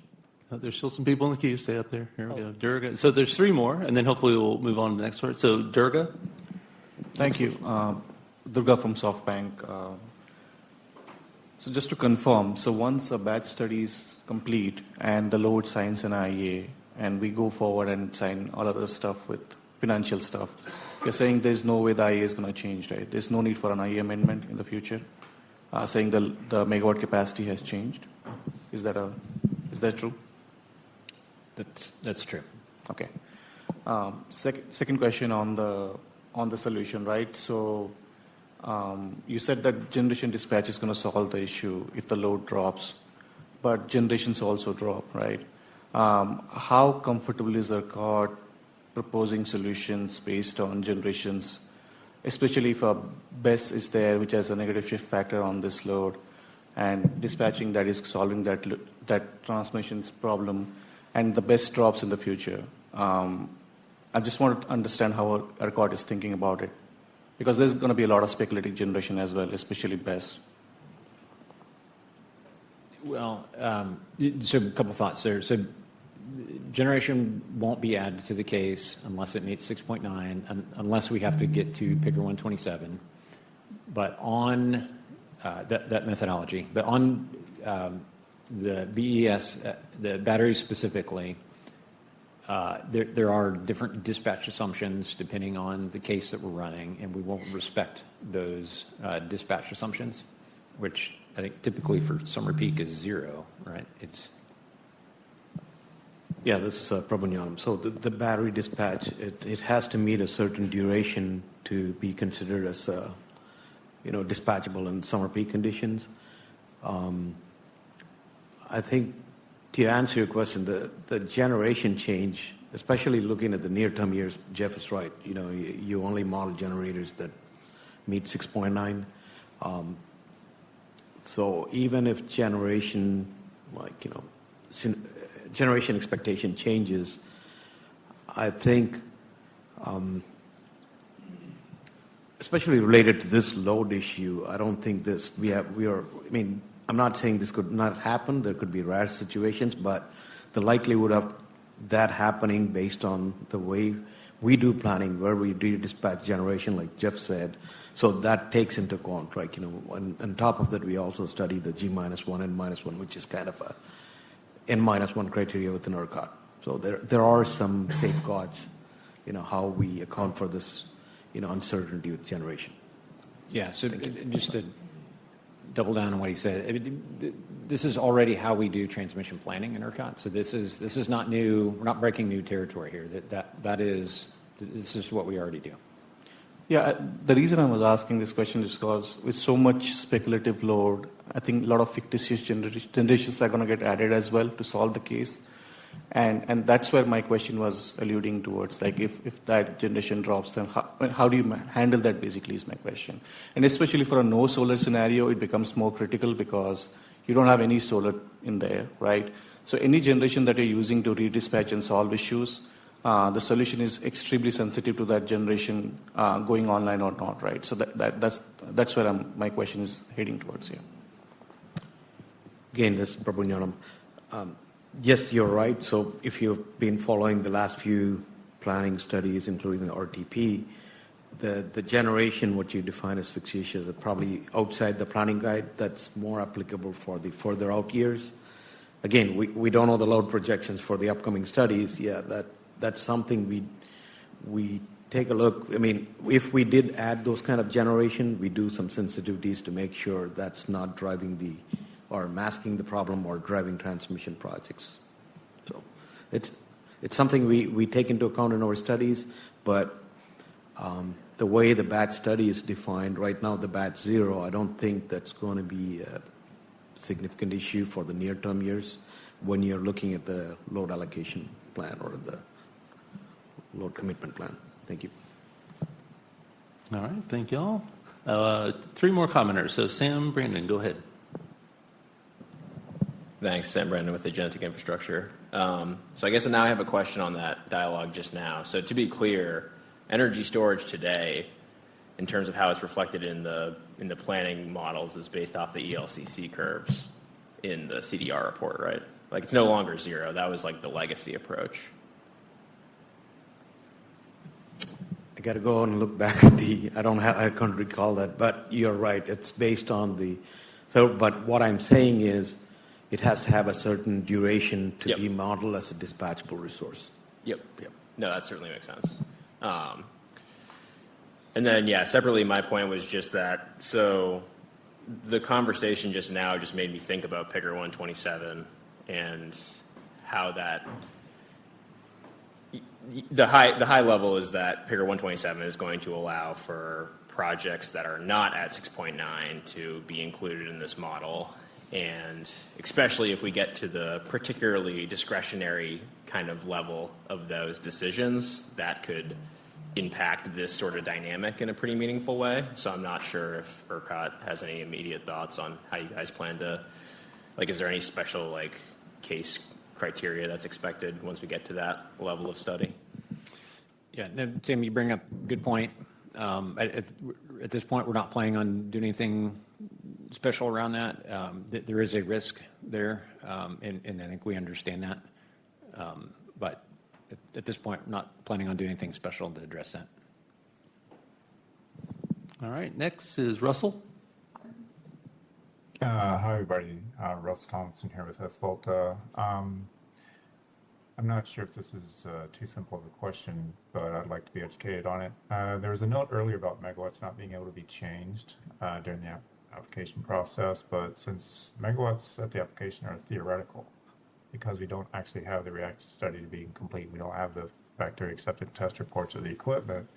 So what is the threshold of change that is allowable after those megawatts need to be updated? Because the megawatts are, when in the application, they're determined at the 345 kV bus, not at the POI. Or am I wrong on that? Yeah, I think that whatever you put in your application, you should account for the any potential changes. So if you think it could go up, you should submit your application for whatever that higher amount is. Okay, so it's okay to go for a higher amount, and then if it's not actually that amount, it's fine. It's fine to reduce it down, but it's not okay to underestimate that and then have it to go up. Yeah. If you wanted to go up, then that would you'd have to go in for another request for additional megawatts. So it'd be a second request, and you'd have to go through the study process for that additional amount. Correct. What is there a specific threshold of that? Is it like 5 megawatts or something? I think Age just walked out, but I don't. So I don't know what the answer to that is, but I think it's defined in Planning Guide, Section 9. Christina or Evan know off the top of their head. It's not either. I think it's 9.2, but I don't remember the subsection exactly. Okay, I'll go look that up in the planning guides there. But the strategy going forward needs to be that you overestimate, so that way you can reduce, because reducing is not the problem. And the problem is if you have to increase the based on the results of these studies. Yeah, I'm not recommending you overestimate, but or recommending any strategies, but yeah, but that would seem like it would be harder to go increase than to decrease. Okay. All right. Thank you. All right, great. Last question, Lee Bratcher. Lee Bratcher, Cipher Digital. Just a clarification from Durga's question earlier. It was mentioned that if you meet the 58481 criteria, you have an interconnection agreement signed, you pay whatever the dollar amount ends up being. To get into batch zero firm or batch zero base load, that those megawatts would not be reallocatable. But isn't there a scenario where you could be far enough down the line and your load met those criteria after a bunch of other loads did, that as you go down that chronology and look at the studies, if you had a study that wasn't included in a study that was approved before you, just want to clarify that that's still the case, that you could potentially be in batch zero base load, and then in the event that that does occur, you would be kicked over to batch zero reallocatable. Is that correct? Yeah, I would say it's slightly different than that, but I think that's right. So, but you would know that ahead of time. It wouldn't be that in September we would tell you, oh, you're no longer base load. You could be reallocated. We would know that up front. Like July 10th time frame? Yeah, I think July time frame, or and I'll get into this in my presentation, but we are intending to provide regular updates to the TSPs on the status of these, so you will know. So if you came in on March 30th, then you should know in April about whether you would be considered understood, eligible for baseload. Understood. So Thank you. You wouldn't have to wait until August or July. That's very helpful. Hey, Jeff, real quick, just one follow-up question, just to make sure that I'm understanding this right. ERCOT will use generation redispatch, scope PF, optimal power flow to solve and maintain the load that stayed after the refinements and solve all the reliability violations. I guess the follow-up question would be, why can we use that same concept initially? I mean, if ERCOT can guarantee, like, just to give you an example, if we have 10 gigawatts on the queue and 2 drop, and now we have 8, and ERCOT's guaranteeing that Scope F will solve for those 8, and it will solve all the violations that happen from large loads withdrawing. I mean, wouldn't we be able to use Scope F initially for the 10 gig and hold that 10 gigs like fixed and have Scope F solve for everything and give everybody the 10 gigs? Yeah, so that's the well, I would maybe again, I'll say it slightly different, but we will use SCOPF in that initial batch zero study, but we expect that even with that there may be overloads. So so the way the process is working is we put all the loads in the case, we run SCOPF, and we see what overloads there are, and then we work with the TSPs to try to come up with transmission solutions, and maybe we identify a dozen transmission solutions and we put those in the case. We run SCOPF again. Whatever violations exist at the end of that process, we have run SCOPF, so we've done all the generation redispatch that we can do.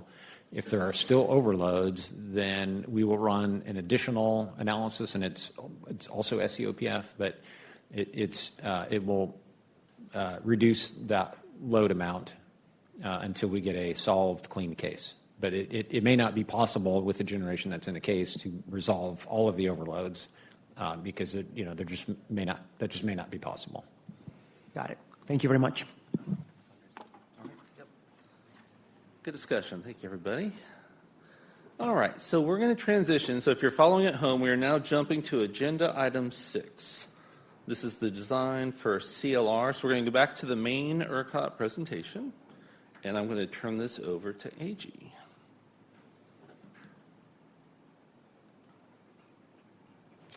And we're going to go down to slide, there we are, slide 16.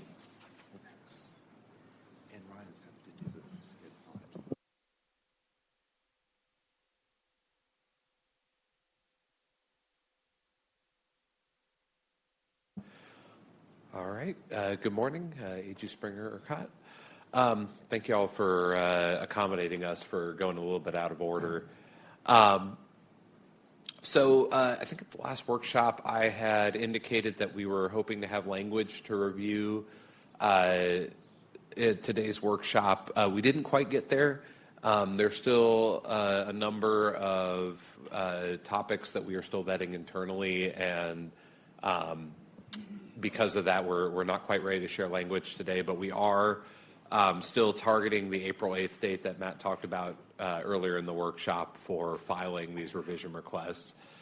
So what we're going to be doing today is not just rehashing that one slide, although I'm going to start with it, but we'll cover much more detail about the structure of what's going to be in the revision request.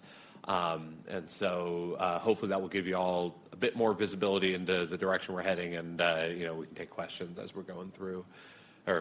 Well, it's only like 6 slides, so let me get through them, and then we'll take questions. Sorry. Okay, so I'm going to start with the slide as a concept refresher. So the concept is that large loads that indicate prior to the batch study that they will be willing to have some or all of their load entered as CLR will potentially receive higher megawatt allocations. We're going to be creating sort of a new modified CLR construct called a provisional CLR that will have potentially some capping on the CLR bid curve in SCED. But effectively, it will allow these loads to potentially connect more megawatts over, sooner than they would have if they were studied solely as firm load. So that's the structure we're going forward with, and so I'm going to go ahead and get into the details now. So first of all, structure of revision requests. I'm going to caveat everything that I say from this slide forward as these are design principles that are still being reviewed internally. So some of these details may change between today and when we file the revision requests.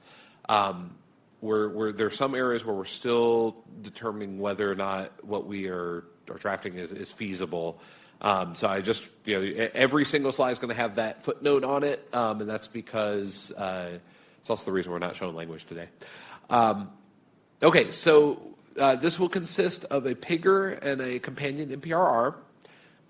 As with PIGR 134 and NPR 1325, probably most of the planning meat will be in the PIGR, and then the changes to SCED methodology and things like definitions and the agreement that will lock in the CLR are going to be located in the NPRR. And the way we're structuring it is a modular structure where effectively it's going to kind of add on to PIGR 145 and NPR 1325. So for example, in PIGR 145, we have section 9.2.2 that defines the set of information that has to be provided to get into the batch zero study.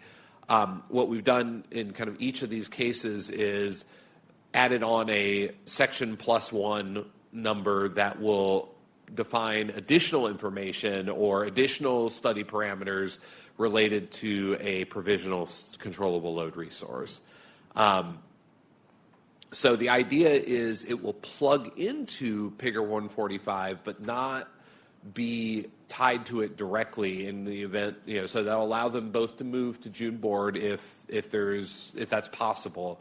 But it will not bog down PIGR 145 by being added as comments to that PIGR, and the same for the NPRR. So that's the direction we're heading. Kind of, if you imagine everything in Section 9 will kind of have a little extra section added to it that describes how a provisional CLR is going to be treated.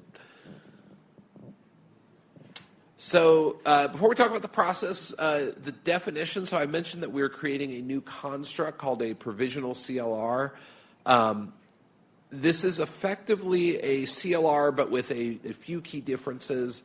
The first is that it will be locked in for a set period of time until the point at which the load can be served reliably as firm load. So one of the feedback that we heard from stakeholders quite clearly is that the desire is for a CLR to be a path to connect more megawatts sooner, but have an exit path.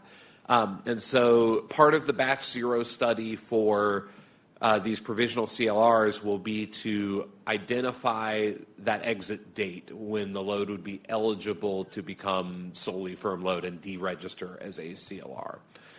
The second difference would be that there will be low power consumption limits that are defined in the batch zero interconnection study. So this is effectively identifying how much of the load can reliably be served as firm, and the rest of it would need to be offered in real time as dispatchable to SCED. That mirrors, how much of the load could be served as firm for loads that are not wanting to be CLR. The difference is that becomes sort of your floor as a CLR if you're going to go this route. And then the final difference between a traditional CLR and this provisional CLR would be the bid capping methodology to mitigate the transmission constraints. And so what this is doing is it's ensuring that the SCED dispatch will elect to dispatch the load down if it's needed to resolve the congestion. But there is more detail in there. The idea is that it would be dynamically sort of last in line. This load would sort of be last in line behind all the generation that might be able to resolve the dispatch. And so what we don't want to have happen is the constraint is allowed to violate, but we're wanting to not dispatch these CLRs ahead of the generation. So there'll be some additional methodology, and I've got a team of friends from the commercial ops side who are going to help me with that. We'll get to that slide.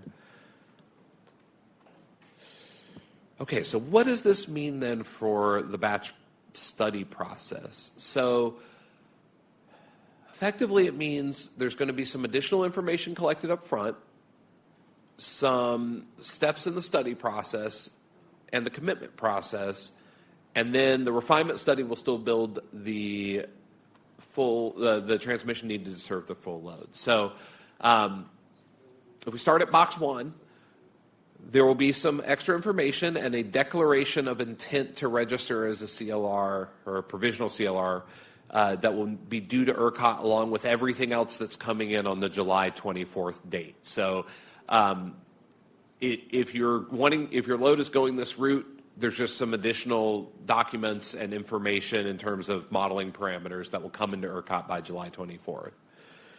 ERCOT will study the load in the batch zero study. I want to emphasize that being a CLR, at least as we're drafting it, does not impact your eligibility for batch zero inclusion as an assessed load. If you were not eligible for inclusion as an assessed load, declaring intent to be a CLR is not going to change that, but eligible loads can potentially get more megawatts sooner if they want to go this route. After batch zero, there's going to be a step where the ILLE will have to update their declaration to formalize the amount of the firm load amounts from the batch zero study and to affirm the intent to register as a CLR. And then the refinement study, really there's no change there. The refinement study happens. And we will study the full load amount for inclusion to ensure transmission is built in the transmission plan.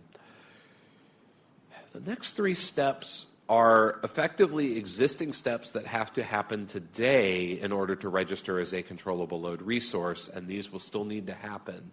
So these will include the customer registering, the ILLE registering as a resource entity, designating a QSE, getting the proper metering in place, working with ERCOT demand integration to get the RIO submissions done to get the CLR modeled, and establishing the required telemetry points. So just like a CLR, this is a full registration as an ERCOT market participant, and all the telemetry that will come along with that. This can be done, we believe, in parallel with the QSA requirements, but it definitely has to be done prior to the initial energization point for this large load in order for the non-firm amounts to be allowed to come online. Finally, we'll validate all of that has happened in the approval to energize process. So I have some more detailed slides. I kind of voiced over most of those, so I'm going to just go through these real quickly. The declaration of intent to register, we're thinking that will be a notarized document that's signed by the interconnecting large load entity. There will be some additional information like the desired minimum firm load amount. So in other words, if you're a 500 megawatt load and the design of your facility is such that 100 has to be firm, we need to know that to determine if the system can reliably serve that amount. If it grows over time, if your facility is modular, I think that would be accounted for as well. So if we move over to box 2, I think the only other detail I would add about how this is going to be handled in the batch zero interconnection study is that we will look to see if that minimum low power consumption amount, in other words, the portion of your design that has to be firm load, whether that can be reliably served in each year of the batch zero study. If it cannot be served, then that would be an indication that even that base amount of firm load cannot be reliably served. So even being a CLR would not allow you to connect. But the reverse is also true. So if you designate 100 megawatts must be firm, and the batch zero study determines 150 could reliably be served as firm, then that would become your allowable firm load amount, low power consumption amount.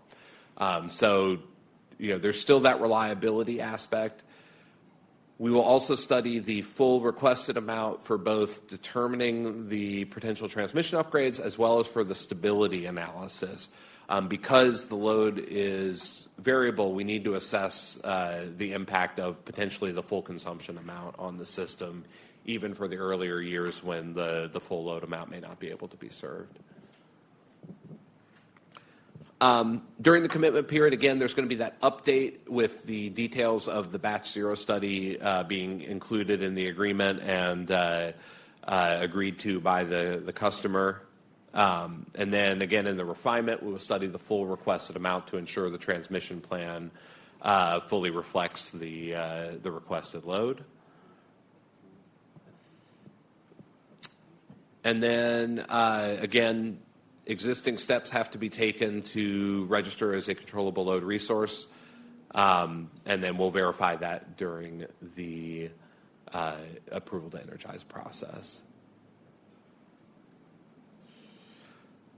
So we did have one slide. Ryan, if you want to talk through on the bid capping methodology that we're considering and would be reflected in the revision request. Yes, thanks, AG. Ryan King, Manager Market Design at ERCOT. So what I'll try and do here is this is kind of an overview of, let's call it the conceptual framework for the dynamic bid capping design that we're proposing as part of this construct. So as noted, this applies to this provisional CLR concept. So I think what I'll do is just go through the steps as outlined on this slide, and then I'm sure there'll be a few questions. So as AG mentioned before, this is a kind of way of doing a last in time or last in line, just in time concept. So I'll start on the left-hand side here. So after each SCED run, conceptually, there's going to be a list of binding transmission constraints which are approaching their max shadow price. So I have a parameter here, an X percent, and I did want to note that this percentage may not be a single number, but rather it may vary depending on the type of constraint. And then these are identified as a potential list of transmission constraints that can be used in this CLR bid capping process for the next SCED run. So there's something that happens in the previous SCED run and then the next SCED run. So we get this list of constraints determined in the current SCED run, the next SCED run, where the list of constraints identified for the bid capping process from the previous SCED run matches those in the current SCED run. This is where the bid capping process applies. So when the lists match, any constraints that match, then any, and that should say provisional CLR, any provisional CLR with a helping shift factor, again, that's a parameter, so whatever that is, on a given constraint will have its energy bid curve capped in the step 2 SCED run according to the formula that I've outlined below here. So the bid cap, the provisional CLR bid cap will be step 1 system lambda, and then it will minus the maximum of the max shadow price on the constraint times the shift factor less 1 penny. Now remember that in that bracket, those are negative numbers, so you have to kind of understand the way the signs work there, that those would be additive. And then basically, if folks have been involved in some other context, we've utilized something like this, not the same, but similar in principle in NPR 1255, for example, although to be clear, that was based on market power mitigation. That is not what is happening here. But basically, that allows CLRs to be just available to SCED to help resolve the transmission constraint. So I've rambled on a little bit here. It looks like we have a fairly extensive queue. I will just see if Cy has anything that he wanted to raise over and above that. It's good? Okay. Yeah, nothing from Cy, so we'll pass the ball back to AG. Thank you, Ryan. So before we take questions, I think I just have one more slide. So let's get through that, and then we can open up the queue.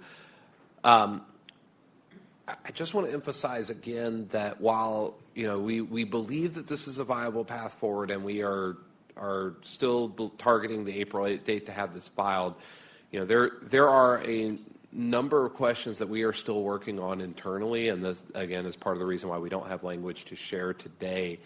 So in the batch zero study, is there a study scenario potentially for stability where we may limit the maximum power consumption of the provisional CLR? That is something we're still working through. The question of can PCLRs provide ancillary services, I think, is still open.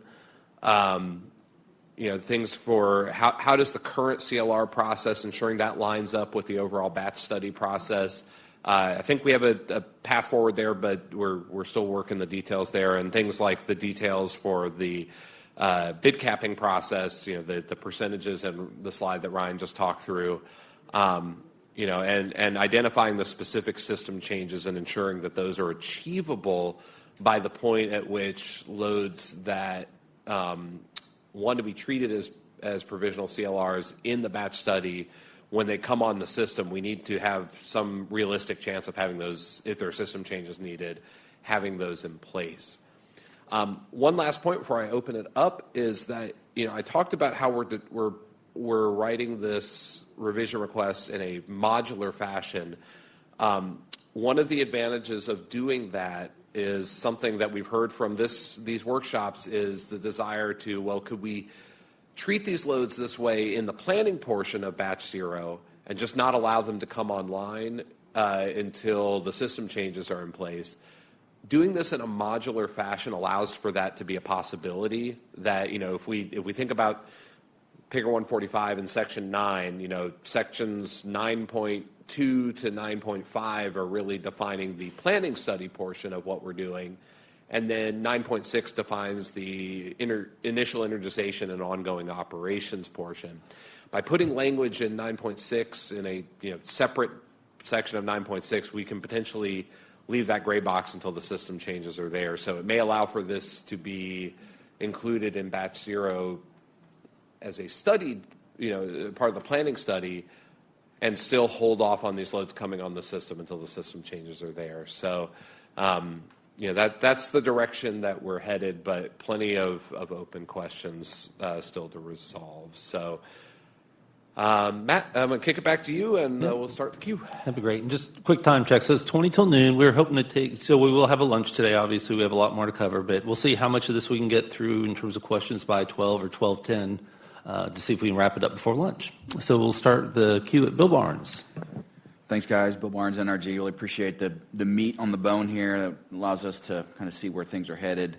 A few questions back on slide 17. So when you guys presented the CLR concepts before, you had version 1A and version 1B. 1B had what you described as non-synchronous generation that's not registered. I'm just wondering why that configuration couldn't participate here.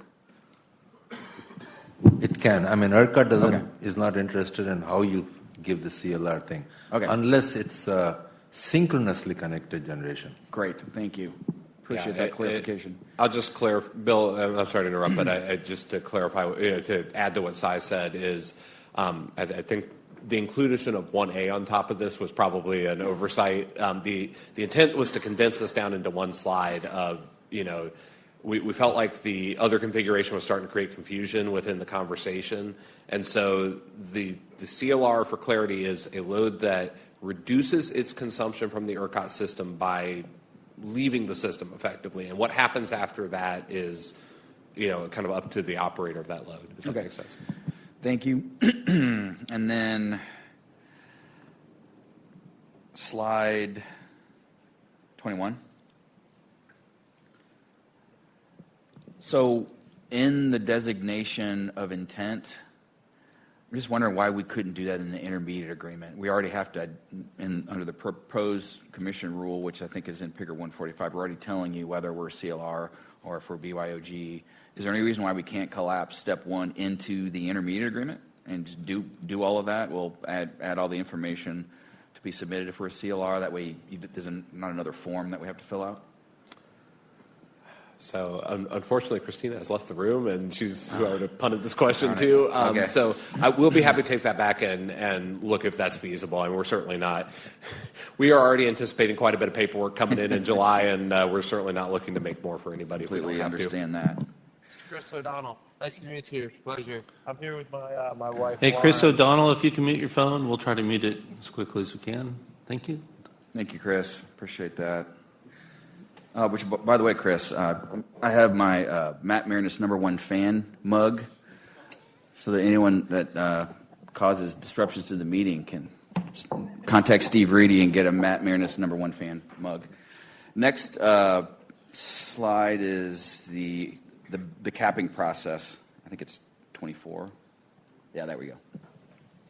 So the gray box. So after each SCED run.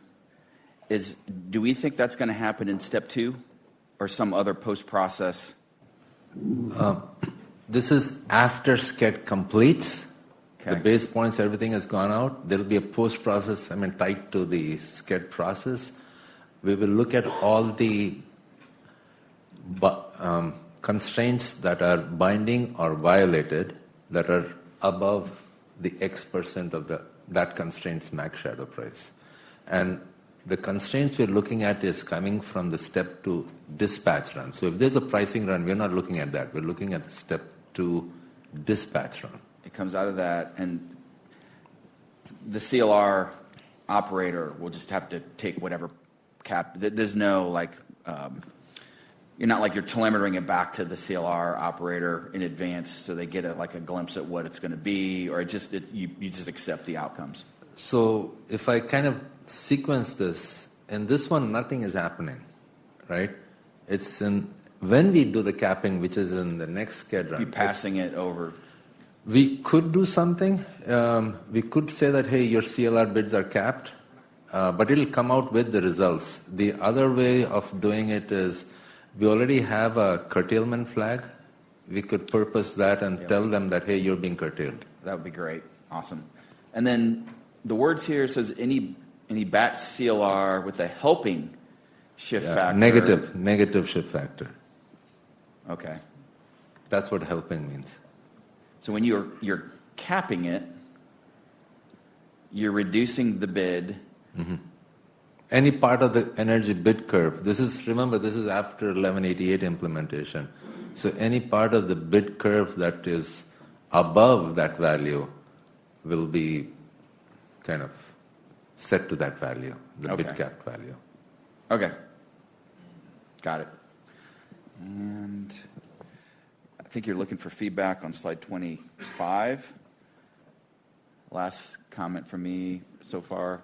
Second bullet, I'm just from our perspective, if we're doing a CLR for a large load, it's there to serve the large load.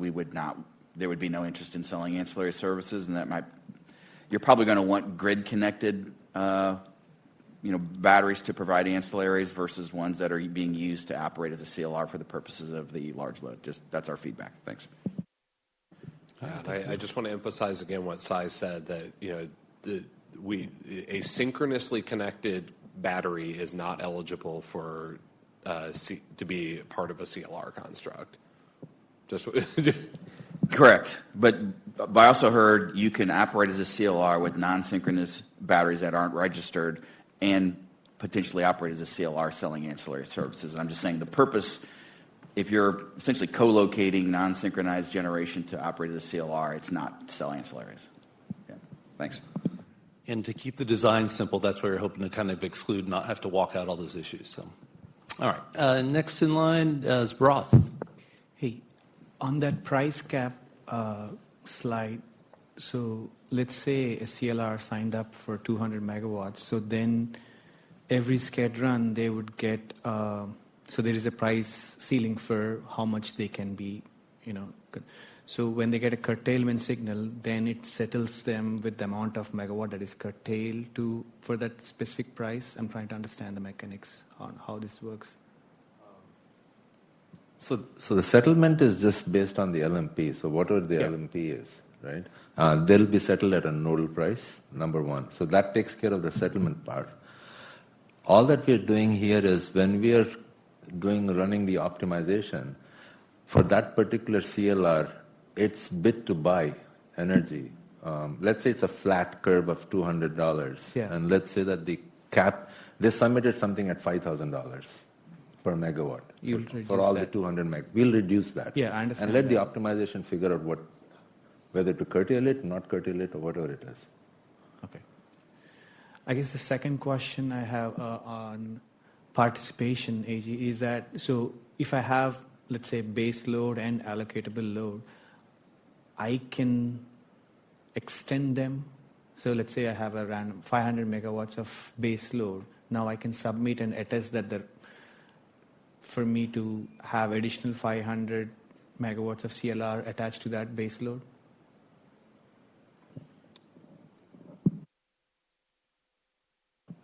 I'm giving it from a technical perspective. So let's say your total requested amount was 1,000 megawatts, and through this process, you got a firm thing of 500 megawatts, and you want to do another 500 megawatts as a CLR.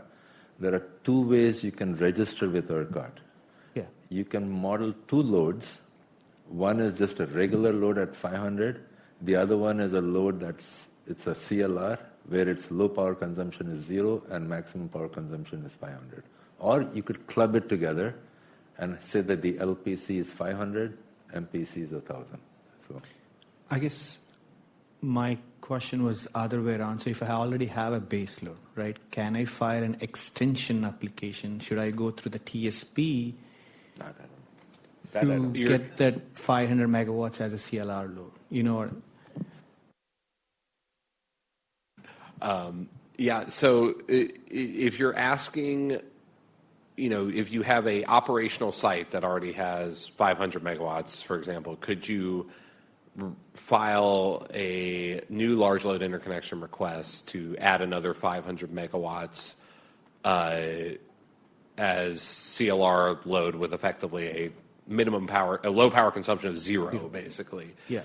The answer is yes. However, there is nothing in our forthcoming revision request for CLR that would make that load more eligible to be in batch zero than a firm load request. So it would need to meet all the proposed criteria in PIGR 145 to be eligible to be studied in batch zero, if that makes sense. So, yeah.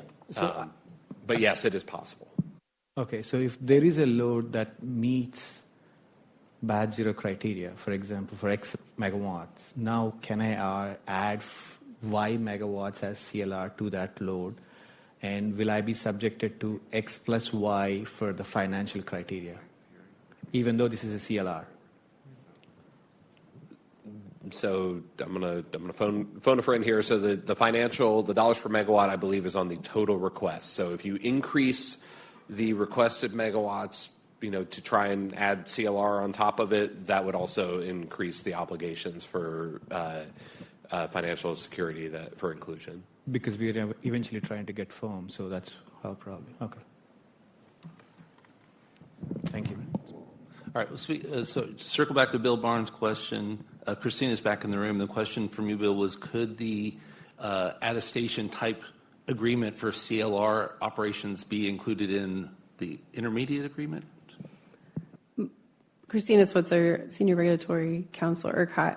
My thinking right now is that they would need to be two separate. One is an attestation related to meeting the intermediate agreement. This would be a form that declares intent to be a CLR, this concept of provisional CLR, and meet those requirements. So I think the attestation for the intermediate agreement is doing something different than this form would do, as I'm thinking about it right now. But we can take that back and think about maybe there's a way to bring those two together. Okay. Just suggesting a way to possibly streamline. Yeah. And you're already required to disclose if you're going to operate as a CLR or BYOG under the intermediate agreement. But yeah, if there's more content, you probably have to point to a different form to fill out. So, okay, yep. Thanks. Thank you. Right, very good. Eric Goff. Eric Goff. These questions on behalf of Infinium.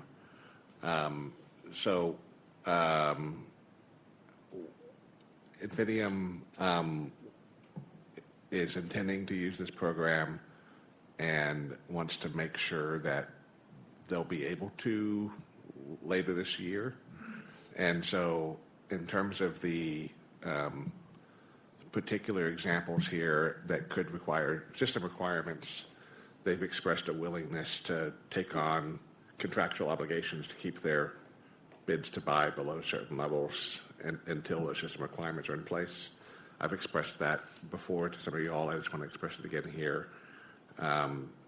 If the timing of this is, the impact analysis is modest, which it might be, there might not be an issue to require that. And so for that reason, we really want to focus on, when answering your list of questions, the implementation capabilities, or is there a phase 1 and phase 2 or anything like that in order to have some of the capabilities online sooner? Or alternatively, have a manual process that has contracts around it. You're welcome to comment on that if you want to. But I don't have an answer to that at this time. Okay. Then the second question is, if a load has in their request, has a MCL of, let's say, 50 megawatts, but you can only serve 20 reliably, would you reject the load from the batch? Would they still get a transmission plan? Yeah, so they would not get rejected from the batch, but their allocation in that year would be zero. Because what they've indicated to us is their low power consumption minimum can't be reliably served. And so that, so if, for example, a load wants to bring, they need 50 megawatts in year 1, and we can't deliver that till year 3, then for years 1 and 2, the allocation would be 0. But then in year 3, then they could have their 50 plus whatever they want to bring for CLR. So that's the approach we're taking. So then, yes, they would be included in the transmission plan that comes out of the batch. Correct. Okay. One other thing before we move on to the next question, I'm going to walk back just slightly what I said about not being ready to speak on your first question. One thing I do want to emphasize is that all of this is contingent on NPR 1188 and the associated system changes being implemented. Right. There is no path for these loads to energize prior to that being done as well. So I agree. Just want to, it's not clear from the slides, so I just want to verbally state it. Yeah, and so it'd be ideal is if these CLR changes could be finished concurrently with 1188 from like an implementation perspective. All right, next in line is Sam Brandon. So for the scenario where a CLR submits a LCP of 0 and is in batch 0, I just wanted to confirm the delivery of firm transmission to that project is not going to be treated any differently than any other project in that batch. Is that right? Sorry, I just want to make sure I understand. So when you say a load commissioning plan of 0, you mean... Oh, sorry. No, I meant the low power consumption point is 0. So basically, if I submit a project that has a LPC of 0, that's not going to change how firm service will eventually be delivered for that site. Correct. The structure is designed such that the full requested amount would be served, even if the customer indicates the entirety of it is flexible. But that also would come with an obligation when it is energized to potentially be curtailed all the way down to 0 megawatts by SCED. Sure. Yeah, and I certainly, it goes without saying that it will be physically feasible. It's just, if you're concerned about avoiding this issue of your LPC creating, an inability to serve you in 1 year, you could basically just have an LPC of 0, and that would get you that service earlier, but then you just have to manage it until firm service is delivered. Yeah, I would say that is true, kind of regardless of what your minimum LPC is defined as. It's really the obligation for that flexible amount is for it to be registered with ERCOT as a controllable load resource, respond to SCED dispatch, and the obligations that go along with that registration. Yep, makes sense. Thanks. All right, next up, Harsh. AG, could you talk about how you plan to resolve voltage violations? If you identify a voltage issue as a result of the load, SCED cannot mitigate that, so how would that work out? I think that kind of gets rolled into that. Are there scenarios that might impact the maximum power consumption? I think it also depends on if we're talking about steady state or dynamic, voltage issues. Potentially there may be GTCs that are created as well, but I think we can bring a more detailed answer than the non-answer I just gave right there to the next. No, understand. And I was just trying to think about, would the commissioning plan then say that you have to install this, say, capacitor bank before you can be a CLR or not, whatnot? Yeah, that is a possible possible outcome. And then the other question I had was, you will identify transmission upgrades so that that load can become firm eventually, and as each upgrade gets completed, would then the LPC get revised? Yes. Okay. Yeah. So that's you may remember from the last meeting we revised this graph. That was kind of show okay, if a upgrade comes in a later year that allows part of the load to become firm, that would what would be reflected in the agreement that is signed during the commitment period is LPC by year. And so if there's an upgrade coming in the future that will allow it to go up, then that would be allowed in that year. Okay, thank you. All right, next up, Evan Neal. Evan Neal with Lansing. I have a couple questions. So the first one, I guess it's kind of related to what Bill was talking about with where you register the PCLR. And I guess I'm just still kind of confused, like what are we gaining by having that registration happen prior to batch? The main reason this needs to occur before the batch is going to be for the stability studies. So the way we are thinking about the batch zero interconnection study is that the limits identified in the steady state will inform how it is the amount that is studied in the stability screening for each calendar year. And so it potentially could be approved up to the full amount. And so that full amount will need to be reflected in each year of the stability study. So that's why we need to know that designation ahead of time.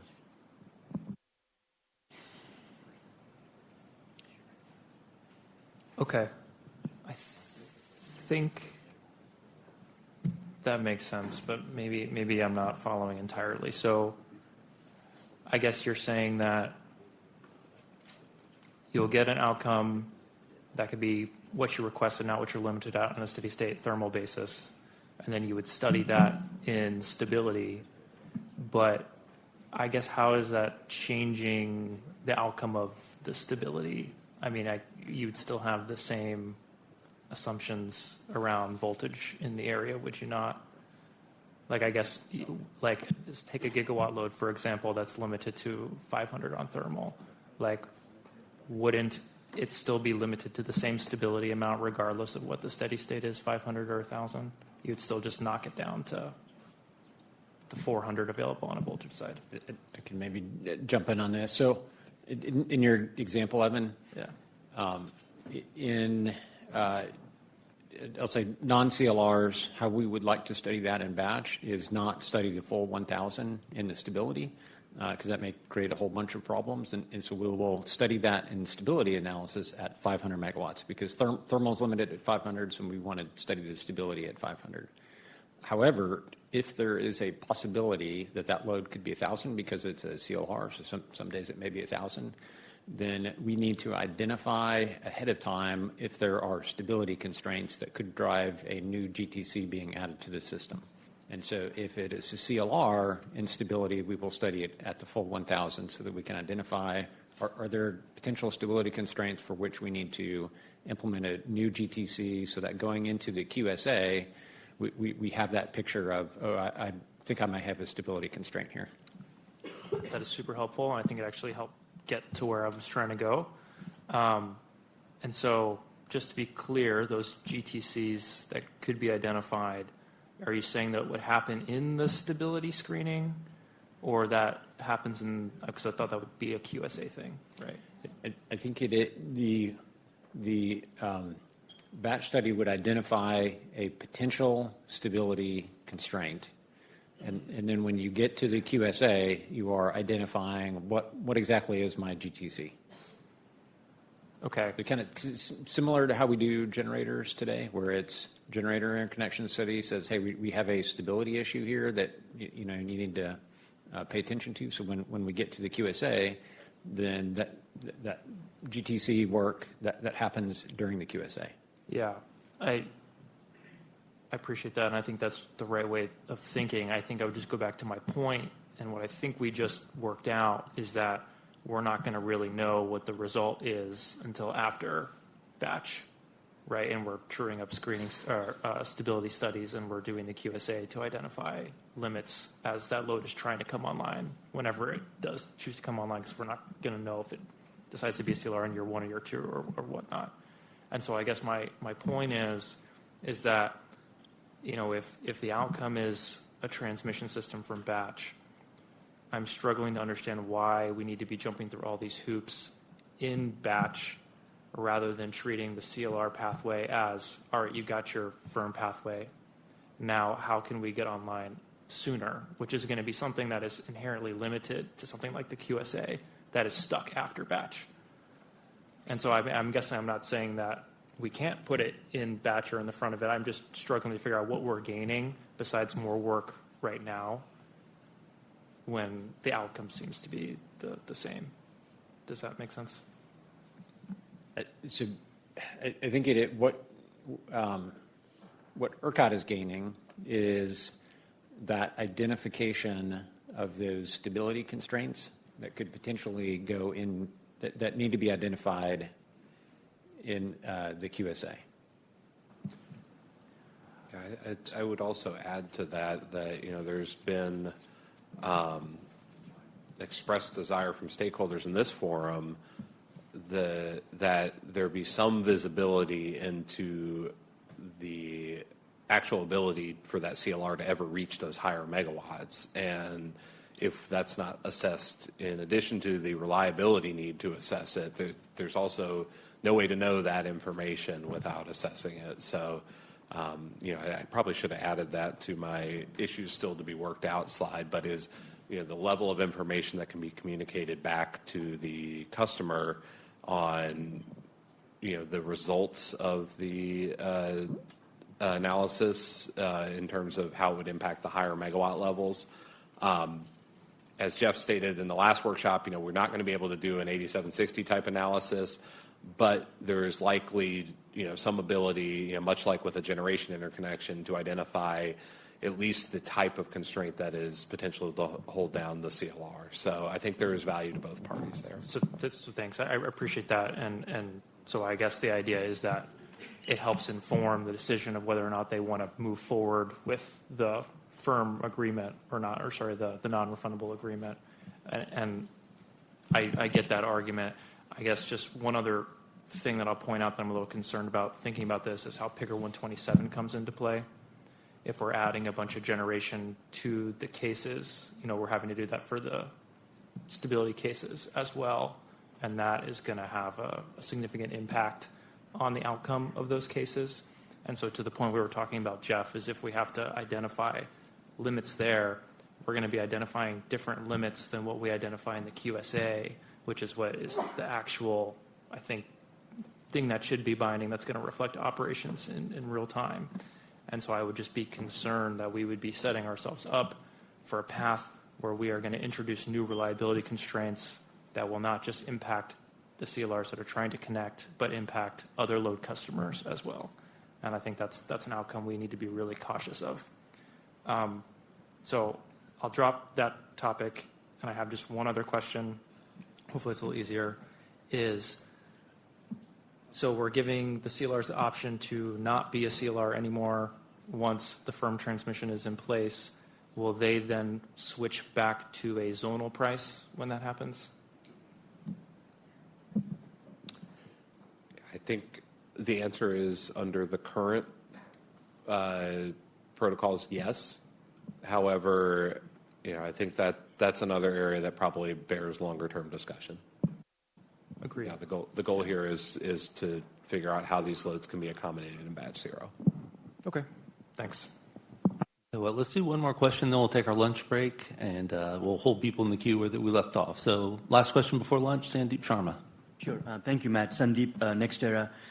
I think I got a lot of answers to my question from this conversation, but I just want to confirm on this slide, if there is no stability issues, on the very first year, your MPC could be 1,100, right? Sorry, 1,000 megawatts, right? If there are no stability concern. Yeah, and I would again emphasize that the impact of the stability issues on what would we have not determined yet how that's going to impact if there's a limit on the maximum power consumption or not. Okay. And then on slide number 20, I think if you go to slide number 20. Sandy, over here. Could you back? Sure. Just to make sure. So the ramp that you're seeing there, in that example is one where that's the customer's desired ramp. So in year one, the customer is not desiring the full 1,000. But were you asking in your case if they had wanted the full 1,000, would they be eligible for it? Is that what you're asking? Right. No. So I think what I was asking was if after the batch study, if your LPC or your firm service is 100 megawatts, I'm basically using the dark blue as what comes out of the batch study, right? if that is the firm service that a load customer gets in the first year, and then the second year he's getting 100, nothing incremental, third year it's jumping to 300, is there, and if there is no stability issues, I understand the stability issues, concerns around stability issues, can the customer actually energize all the way to 1,000 megawatts in the first year, provided 900 megawatt is completely dispatchable? I think we'll have to talk about that more internally. The intent is for the customer to come with their desired ramp schedule and for this to be a path for more of that desired ramp schedule to be accommodated faster. And so I think my sort of high-level response back would be if the customer is desiring to connect 1,000 megawatts in the first year, then that needs to be communicated in the front of the batch study. It's not intended to be, well, you find your firm load amount and then you can connect, kind of as much as you want right away. If that's the desired ramp, then that needs to still be submitted along with the other batch load information. Okay, thank you. Yeah, and sorry, I forgot we're going to lose AG for part of the time after lunch. So let's just keep muscling through, see how many we can get through the next 20 minutes. So Bob Whitmire. Yeah, so one of the things going to the June board is NOGR 282, which requires voltage ride-through, which effectively requires batteries at large loads. Are we assuming those are not synchronized to the grid and still providing? Yeah, help me out, Si. For providing voltage ride-through and frequency ride-through and SSO mitigation, they have to be synchronously connected to the grid. Now, the question is, what do they register with ERCOT? Now, as per the current protocols, they have to, if there's, depending on their size, and if they're transmission connected, they have to register with ERCOT as an ESR. It's a little, I don't know the answer there yet because they may not be participating in the market. Their whole sole purpose is to balance out the load and provide voltage support. So there is a little bit of a gray area here. We need to have a little bit more discussions on that. But they are synchronously connected to the grid. That was my thought, and that was what was bothering me about the statement that they can't have a synchronously connected battery. I think what we mean is that synchronously connected battery cannot be the path forward to a CLR.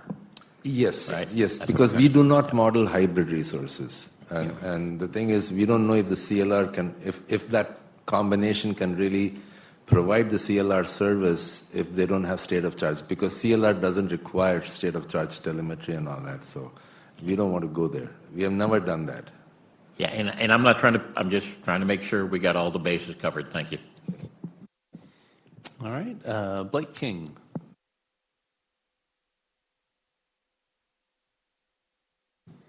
Hello? Yes, Blake, go ahead.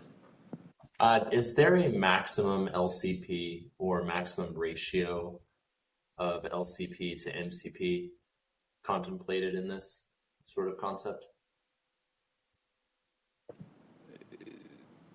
Blake, I'm not entirely sure I understand your question. Are you asking if there is some percentage of the load has to be flexible? Correct. I don't believe that is currently contemplated. I think it can be, as much as 100% of the load may be flexible, or a smaller, a large percentage must be firm. But just keep in mind that the current, what the direction we're going is that if the firm amount cannot be served in a given year, then you've told us that is the minimum amount that must be firm. If that cannot be reliably served in a given year, then it will be allocated 0 megawatts. So, yeah, just something to keep in mind in the context of what I just said. Got it. And so, yeah, the thing that I'm thinking about is if there's value that accrues to being a CLR, but you only really have to be flexible for 1 megawatt. It's an interesting sort of free option to, to ask for flexible capacity above what you already have. It's just kind of an interesting concept. I wanted to just make sure I was understanding it correctly. All right, thank you. Wow, people are falling off for the lunch queue here. Thank you for yielding to lunch, to everybody and anybody. Bill Barnes, you're next. Yeah, it's kind of similar to the last few questions Sandeep mentioned. Is just the concept of having a CLR where you don't need any firm load. You're willing to take zero, and you could flex up, or consume as much as possible when there are no constraints on the system. Is that an option? How would that be treated in batch zero? Has ERCOT contemplated a variation of a CLR where it's just 100% non-firm load? The answer to that last question, Bill, that yes, I think hopefully it's consistent with what I gave to Sam a few minutes ago, is that is a possible. You can tell us that the entirety of the load is firm, but that entirety of the load cannot be undefined. So if that makes sense, whatever the top of that flexible is, it cannot be limitless. It needs to be defined ahead of batch zero so that we can accurately reflect that in the stability studies as well. It feels like there may be a expedited path for those types of CLRs, but I'm just thinking about that. Thanks. All right, thank you, Bill. All right, so where's the Bill? There's some fun IMs going around on this stuff. Okay, we are going to break for lunch right now. And so, 12:15 to 1:15 will be lunch. And when we come back, we'll be taking up agenda item 4, the eligibility March 4th discussion. So we stand recess for lunch. Thank you all. All right, for those of you at home, we're going to start with agenda item 4. Again, we'll hit with the eligibility, it's kind of the deep dive on the eligibility in that March 4th timeline. After that, we'll hit the year 6 transmission planning options, and then we'll skip down to agenda item 7, the bring your own generation option. And at that point, we'll be done. So I'm guessing maybe an hour each of these. So we'll probably go in, I said maybe 3:30, maybe it's more closer to 4, but we'll see how it goes. So I'll turn it over to Jeff, and we'll start with slide 10. Right, thanks, Matt. So this topic in particular, we heard it today. I think by far this has been the topic that has elicited the most number of comments. Is the study validity and how we are thinking about that. So I wanted to explain that a little bit more today on our thinking on the March 4th and why we picked that and really what that means. And again, our motivation for having a rule like this in Figure 145 is really to make sure that the base load that we are setting in batch zero does not exceed the transmission system reliability limit. So it's really about making sure that we can serve reliably all the load that we are saying is base load in batch zero. If we were to do something like what I think stakeholders are proposing is this option A here, where it's kind of automatic study validation for all previous studies. So we deem that all those studies that we've approved that prior to batch zero, that those are deemed valid. What that creates is a situation where we have essentially all the loads in an area. This is just a made-up example here. All the loads in this area are deemed to have valid studies. But we may have areas where all of the loads that are then deemed valid, where the transmission system cannot reliably serve all of those loads. So if I just take this as an example and make up some numbers here. So let's say that I have, I'll take this lower area as an example. If I have each of those loads are, say, 400 megawatts, but this area the transmission system can only reliably serve 1,000 megawatts, I have now deemed valid studies that would have 1,200 megawatts over the 1,000 megawatts. And how we could get to there is that all of these, the studies for each of these loads may not have included the other loads. So if I have a study that has two of them, but not the third, that study is going to show that, yeah, I can reliably serve all the loads, but it's not going to show all three of those loads. And so we don't really know if we can reliably serve all of those loads. And so that's how we got into that. That's how we could get into that situation. And so what our proposal is, so we have a process to catch this in the existing LLIS process, but if we have a kind of a flood of loads that come in between now and that July 10th cutoff date, then we could get into that situation. So our proposal is anything that is before March 4th gets that automatic study validation, but we are not going to automatically, but we still will look at studies that come in between March 4th and July 10th. And so there may be some of these loads that we look at and we say, well, I can only serve 1,000 megawatts in this area, and I already have two that came in before March 4th that are 800 total. And so I need to re-look at this load here that came in after that date. And so maybe that load doesn't get their full allocation in batch zero. So again, it is really about transmission system reliability is how we're thinking about this. And this slide kind of details kind of what does that mean? What does that look like? I'm going to go to a slightly simplified version of that, which is anything that comes in before March 4th, then we are deeming those studies to be complete and valid, so they get that automatic validation. Anything that comes in between March 4th and July 10th, those studies, we may still deem those studies as valid. So it doesn't mean that they are automatically not deemed valid. It just means that we're going to do a check on those. And then anything after July 10th, really, at that point, we're no longer accepting the current LLIS studies because we need to create this kind of batch filter and funnel that everything needs to go through batch going forward. And so we'll no longer, after July 10th, as drafted in Figure 145, we'll no longer accept studies. And so if you're not in batch zero by the July 10th, if you don't meet those requirements, then you need to wait for batch one, which would start in March of next year. And if you don't meet the requirements by March of next year, then you're not in batch one, you would need to wait in batch two, and so on going forward.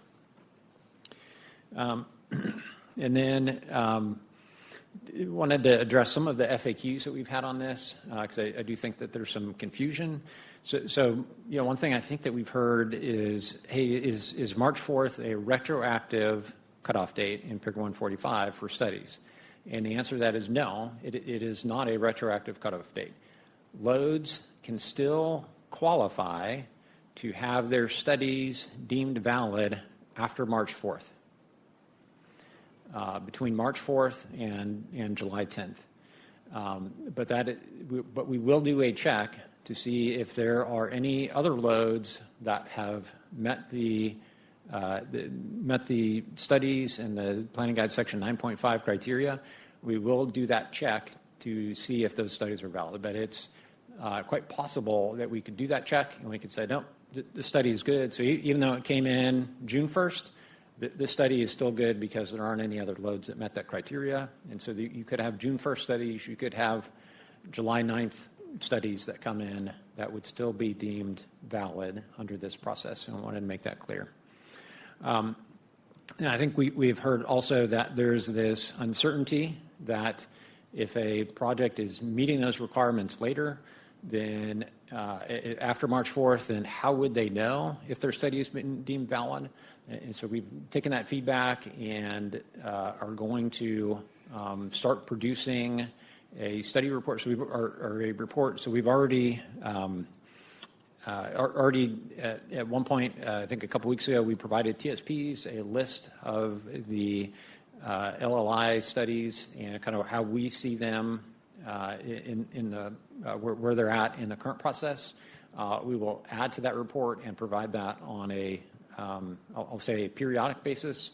Don't want to commit to a frequency at this point, but it's our intention to up the frequency of that so that we're providing that on a regular basis, providing that report to the interconnecting TSP so that they know and they can communicate to their customers what the status is of those projects. So if you know that, hey, I came in after March 4th, if I came in March 30th, if I came in today, then I will know if that study is going to be considered deemed valid or if there are other things that have changed. And then another question that we've gotten quite a bit is, will the current LLIS process, will that continue for projects that don't qualify to be in batch 0? And the answer to that is no. So on July 10th, that Picker 115 process will cease to exist as drafted in Picker 145 right now. So going forward, all LLI projects will need to go through a batch process, whether that's batch 0 or a subsequent batch, in order to be qualified to be included in the load forecast, in order to be that then drives planning, in order to be considered in any load for energization forward. You will need to go through the batch process going forward. So with that, let me pause and see what questions there are. All right, there are a couple. So we'll start with Colin Zhao.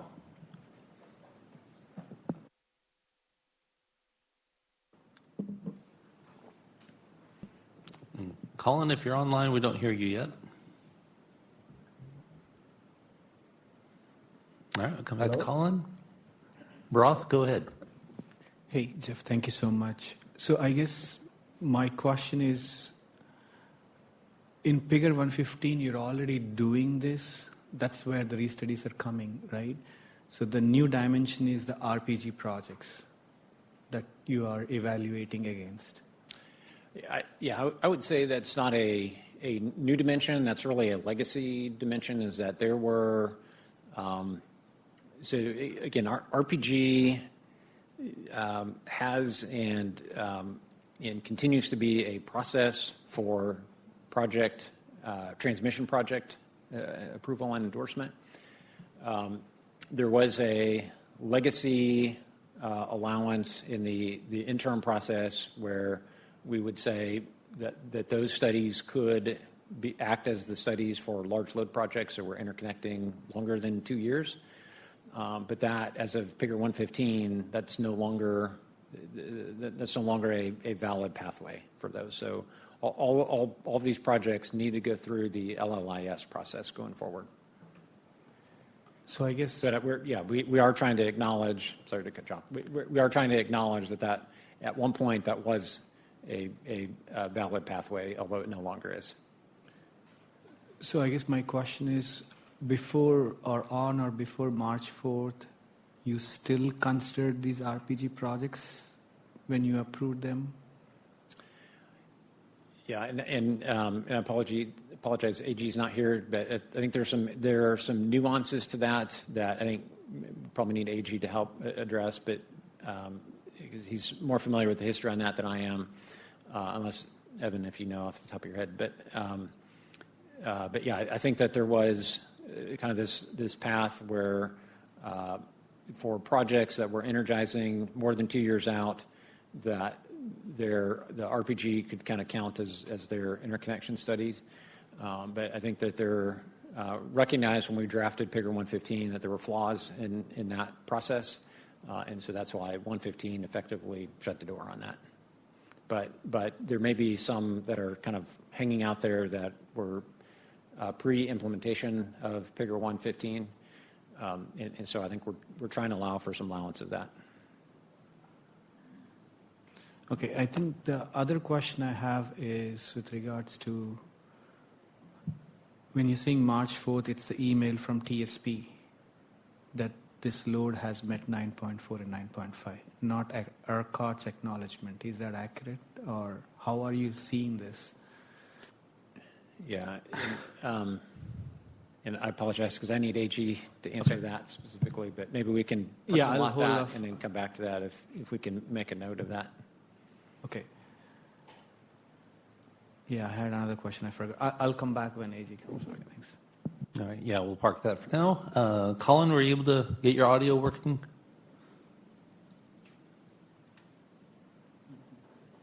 All right, well, hearing none, we'll move on. We're going to take you out of the queue for now, but you can always type your question in and we'll get to it that way. Eric Goff, you're next. So in the next slide, slide 11, if you don't meet the criteria for batch 1, because you haven't gotten studies approved yet, but the process is ending on July 10th, do you envision that batch 1 will do more of the activity to approve studies that we're not doing in batch 0? So I think batch 1 will be the study. Let me say it this way. All loads should be eligible. This is, as we're thinking about it now, haven't drafted that figure yet. But as we're thinking about it now, batch 1 is open to any new large loads that have not gone through batch 0. So they can go through the complete process within batch 1. You can go through so whether you started the old process or whether you come in February of 27, you're brand new, never requested before. Okay. I mean, there are still things that the TSPs will need to do ahead of time because we'll need to know things like point of interconnection and those sorts of things. But the idea is that anything new, anything not included in batch 0 will be eligible to be included in batch 1. So the reason for that last line, projects not included in batch 1, is just because they chose not to be in batch 1? Yeah, so I think what we're trying to do is point to, we're trying to illustrate here is that there is an ongoing batch process, and there will be loads that don't qualify to be in batch 1 because maybe they didn't meet the intermediate agreement requirements as they end up being defined in 5841. Maybe it's a new idea that they come up with in April of 2027. This is an ongoing process, and so we're trying to illustrate that this is an ongoing thing. Great, thank you. All right, next up, Blake King. Hello? Yes, go ahead. So is the sort of not automatic validity, it sounds like it's just purely related to these sort of race conditions where projects are tying. So it sounds like it's more of a just kind of putting into language the restudy mechanism that exists today. Is that correct? Is that kind of how I should think about it? Yeah. No, it's exactly the restudy issue that we have today in the 115 process.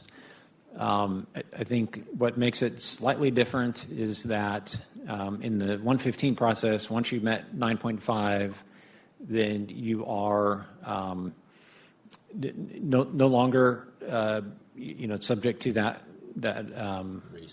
restudy issue.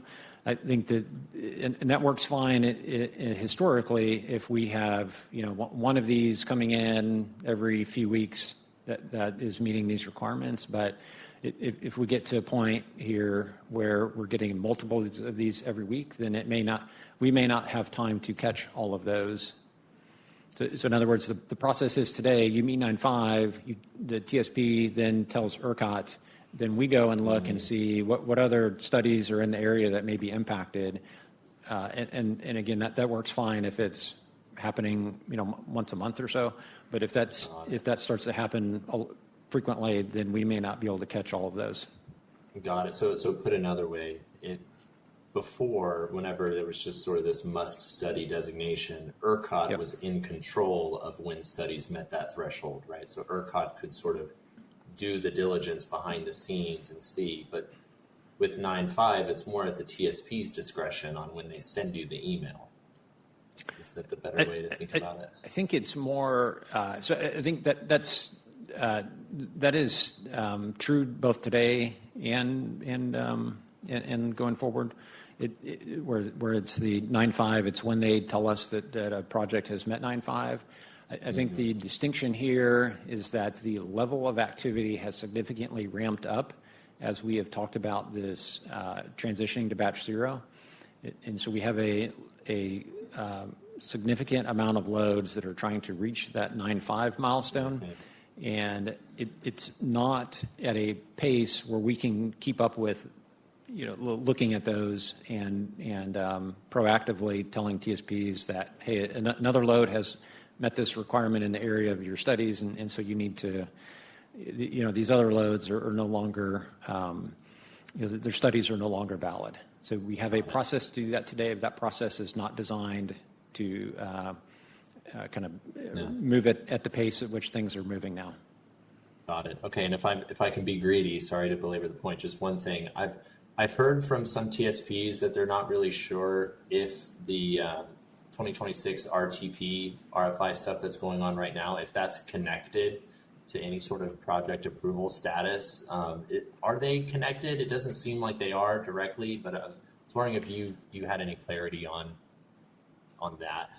Yeah, my view is that they are not connected because the criteria for the 2026 RTP is not the same criteria as laid out in either Figure 115 process or the Figure 145 going forward. Got it. That's super helpful. Thank you, Jeff. All right, next, Andres. Hi, everyone. This is Andres with Cypress Creek. On this slide, can you please clarify, Jeff, at the bottom, that red circle that says the grid cannot reliably supply all the approved loads? Like, what exactly does that mean? Like, are we talking steady state, stability? Like, are we looking at N-1, base case violation? Yeah, it could be any of those conditions. Okay. So with that said, and I'm sorry for bringing this back up, but like, if I understand some areas might have studies approved prior to March 4th. They're included as base load. And then I also understand some loads that came after March 4th, before July 10, might not be valid. But I guess the point I'm trying to make here is if ERCOT can use scope PF to do generation redispatch and keep the megawatts fixed for all loads that commit and solve the transmission violations and the refinements, as you said earlier, why can't we use scope F in this situation to keep all these loads fixed and then solve the grid reliability issues by the dispatch? Yeah. So let me clarify. So that is a tool, but that tool does not guarantee that there is enough generation to solve that. So if I take like this example here on the left, where we've got like a radial line here, there's no generation you can redispatch, right? It's just I've got 6 loads that are hanging off of this radial line. And so if I let too many loads connect to that radial line, then maybe I can't, there's no redispatch I can do, right? I'm just going to overload that line if I let too many connect. So suppose that these are all 6 of these are 100 megawatt loads, and this is a 400 megawatt line. If I let 6 loads connect, there's no redispatch. I just have 600 megawatts connected to a 400 megawatt line. And so I'm just going to be overloaded in real time. I'm just going to have to shed load. I'm going to have to rotate these guys. And so I think that's the danger that we're trying to kind of stay out of here is, I don't want to allow more loads in as base load than what I can reliably serve. And so I have to make some sort of judgment as to which loads I can reliably serve, and I'm going to do that based on when the studies got approved. That's the idea. I see. And do you see loads like, and I'm sorry you've explained this in other workshops, but like, are loads closer to the July 10th a bigger risk than loads achieving the studies and agreements closer to March 4th? Like, is there a difference on that? Like, if I have a load that's still in pending studies, it's more risk?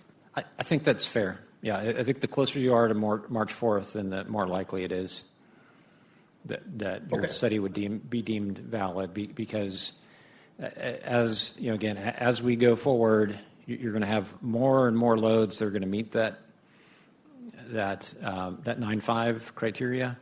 and we're going to look at those first, and then they will be deemed valid, and then anything comes after that, we'll have to consider that load. Got it. Thank you. Appreciate it. All right, next, Killen. Hey, yes, my questions are on slide 12, mainly around batch 1. So is that 3/1/2027 start date, is that firm or is that still in flux? It's a good question. I would say that's draft right now, because it's ultimately that will be determined by the next PIGR that will come. But I would say based on the dates of how the dates that we have laid out in PIGR 145, I would say that is the target date is March 1st. But there will be a subsequent PIGR that defines when batch 1 starts, and that would be more definitive. So it's sort of in pencil at this point. Okay, yeah, and then I guess follow up on, I guess, a related question for batch 1. Will the requirements be the same for batch 0? Or I guess my understanding was that there will not be a study requirement and that the batch 1 will be the study for these large loads. Am I correct in that assumption? Yeah, so I think the thinking right now, and again, this will be defined in a subsequent figure, but the thinking right now is that to get into batch 1, there will not need to be any sort of previous study that was performed.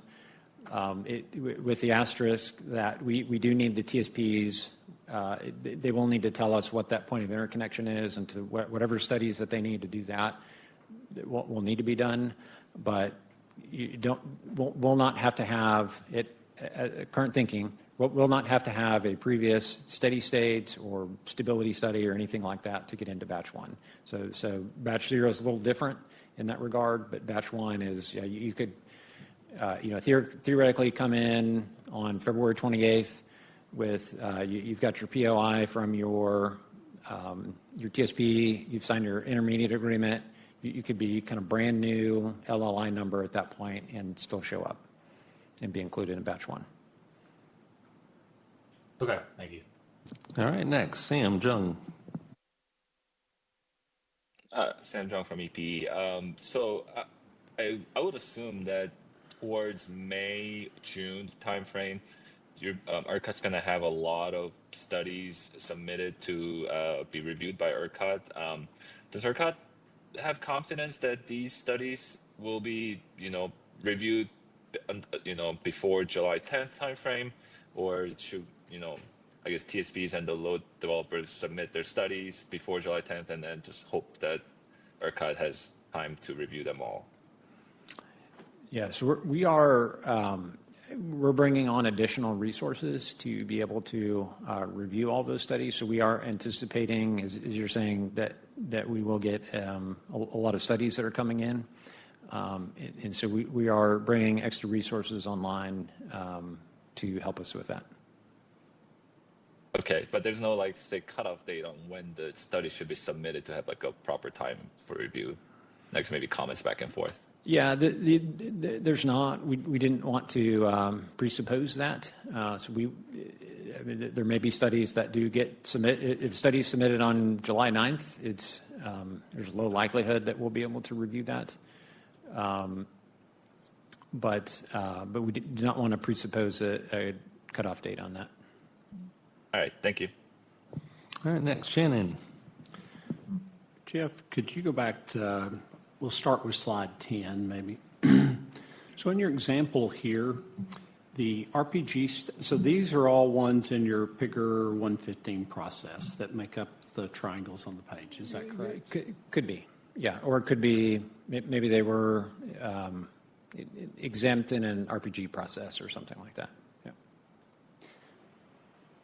Okay, under your current language of the PIGR 145 that's out there, they would need to be an RPG that already had ERCOT independent review and approved by March 4th in order to be in your example here? Yeah, I think that's right. Okay, so out of the 51 gigawatts that I showed in our last meeting, that by my count are ones that are in this status of our TSPs put them together, and some of them is pretty darn complicated, and there's a lot of pieces to it, and brought those forward to you. There's approximately half of them fall into the category, even of your really conservative December 15th, they had to be submitted, and it is retroactive that you're saying by March 4th that they had to be approved. There's, by my math, there's like 20, right at 24,521 out of my list that have been submitted that fit that definition, that you're going to that are submitted by December 15th, but were not approved by March 4th, that are just getting tossed. And my question for you is, how are you taking those into account here? And back to the broader question I asked the other day, even the ones that came in after December 15th, but before March 4th, this was a year-long process of developing these things, and some of it's very complicated, as you guys know. Your own independent review of Oncor's 25 RPG 004 took y'all 13 months to get done, or 13 and a half months. So if your review of somebody's took that long, think how long it took to put these together in the first place. It seems highly problematic that you don't have a path that in your current Figure 145 language that's going to toss out these 51 gigawatts worth. It needs to be taken into account. Yeah, and I would say, I think, and I don't have numbers on this, so I apologize for kind of hand waving, but I think a lot of those actually are, if not most of them, are in the LLIS process. And so a lot of those have gone through. Some of them have made it through, to the finish line on that. Some of them have not. I don't know the numbers because we have not gone through that exercise. So I wouldn't say that we're throwing that out. That said, I think I appreciate and understand that there is that uncertainty for the developers, that understand your comment that, hey, we put up security and we went through this study process, you approved the transmission project, but I have some uncertainty now with that load. I'm not discounting that, and I understand that concern. I think we're trying to illustrate here is that there is a reliability implication if we just take all of that and assume all of those are going to be base load in batch zero.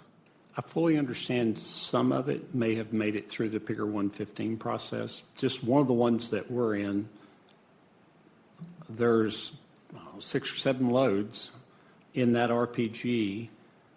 We're 2 of them. 1 of them made through, and all the rest of them, I know for a fact, haven't. So I could do the math, but it's something like, I don't know, it'll be less than 20%, maybe 15% of all the megawatts in that one were already through the Figure 115 process. Now, maybe every other one of these RPGs are different, and they all were already through. I highly doubt it, because they were part of the interim process where you didn't need to do that in the first place. So I think it's a pretty big problem, even if it's 75% of, or even half of 51 gigawatts that were not separately through Figure 1. I mean, only 3,710 have made it through Figure 115 from May of last year till April. So when we know that, and we know there's 51 gigawatts, we know there's just, it's math. There's a gigantic amount, if you don't address this, that you're throwing it out. And in our case, these are signed interconnect agreements. They're already signed, they're CIAC posted, and it's under current PUC rules, or current or at the time those were signed, as well as you're the one who justified and made that possible. Disconnecting these 2, like y'all talked about last meeting, if you didn't have that load, you wouldn't need that transmission. And the contracts that made that possible, it's just got to be, especially when there's already signed interconnect agreements even. This has got to be addressed. And Jeff probably was kind of flagging over here if you're interested. Yeah, Prabhunyana Murkat. So I know we discussed at the last meeting or last workshop the same issue.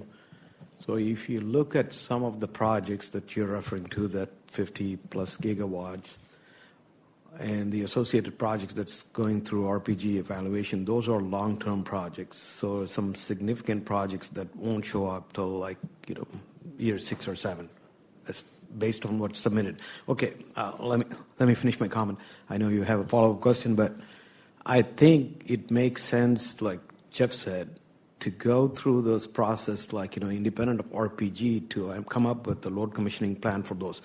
Again, the concept of RPG is to assume all those loads are going to show up at the full value, and we are trying to fill transmission projects. But still, RPG is not giving what the batch 0 is going to do, or the batch study is going to do.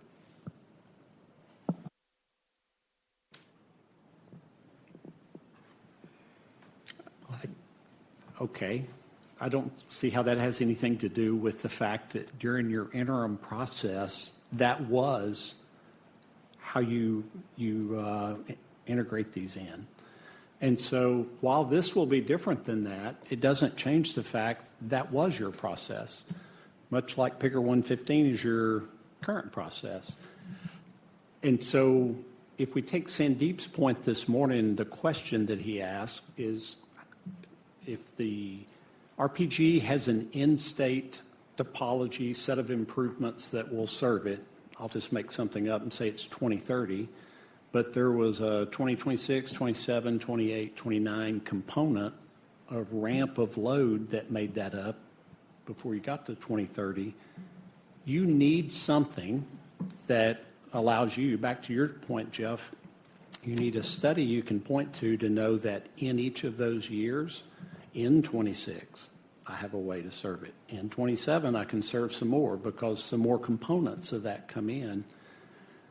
I think you need that. I think you probably need that, but you don't, without addressing it at all in this, you don't have a process for that today. And the idea throughout this morning is that the TSP that submitted it, the submitter of the RPG, to the degree they could develop one for you before July, I think it could solve that problem for you because you have it, even though it's not acknowledged in the language y'all got out there now.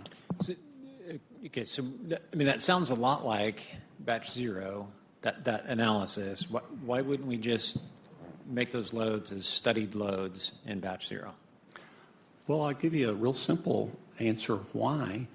In your process where that was the interim process, so let's take 25 RPG 004. It's Oncor's. It's submitted mid-February or so of 25.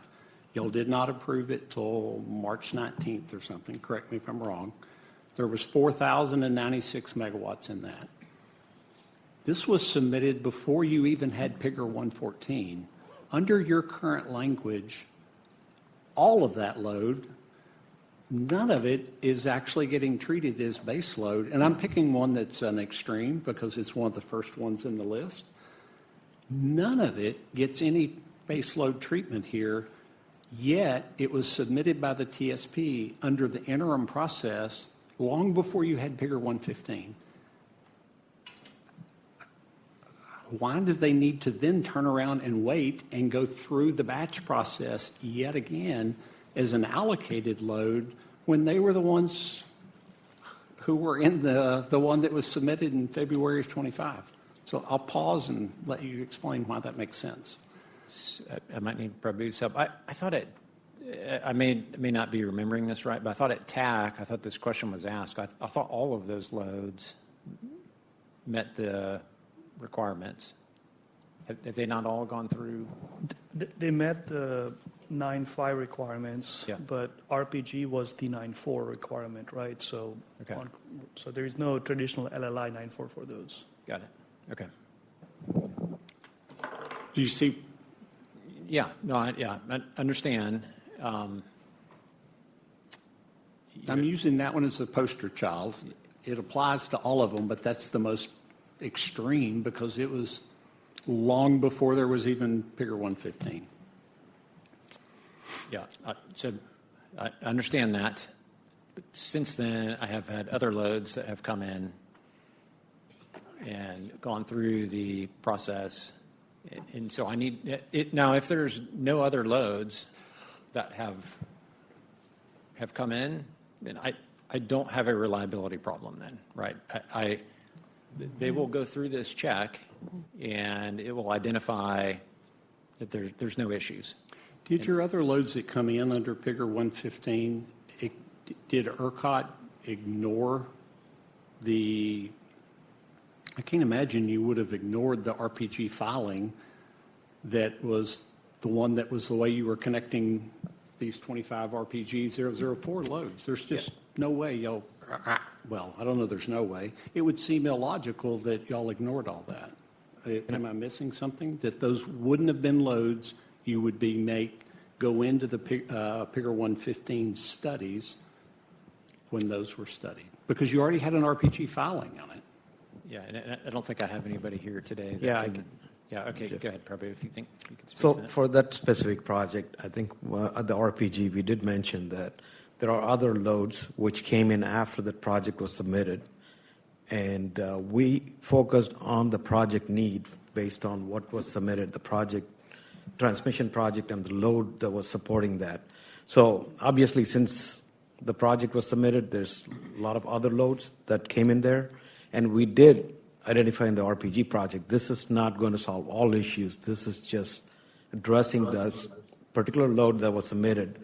There are other projects that's needed to support all the loads.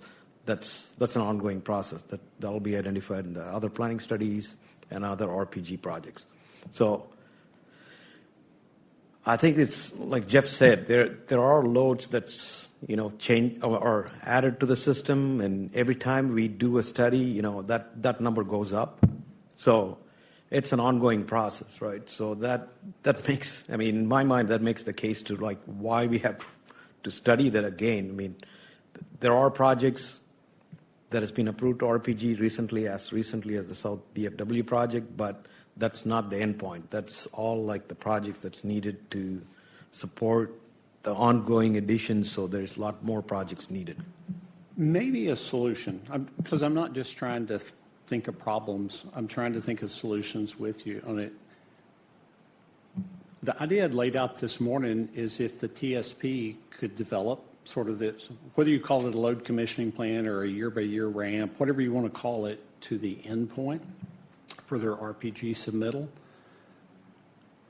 I think, even though it'd be harder still, to the degree what would solve your problem, y'all's stated problem, is if they could also address, because it may well be that the loads that have been approved here are also their loads.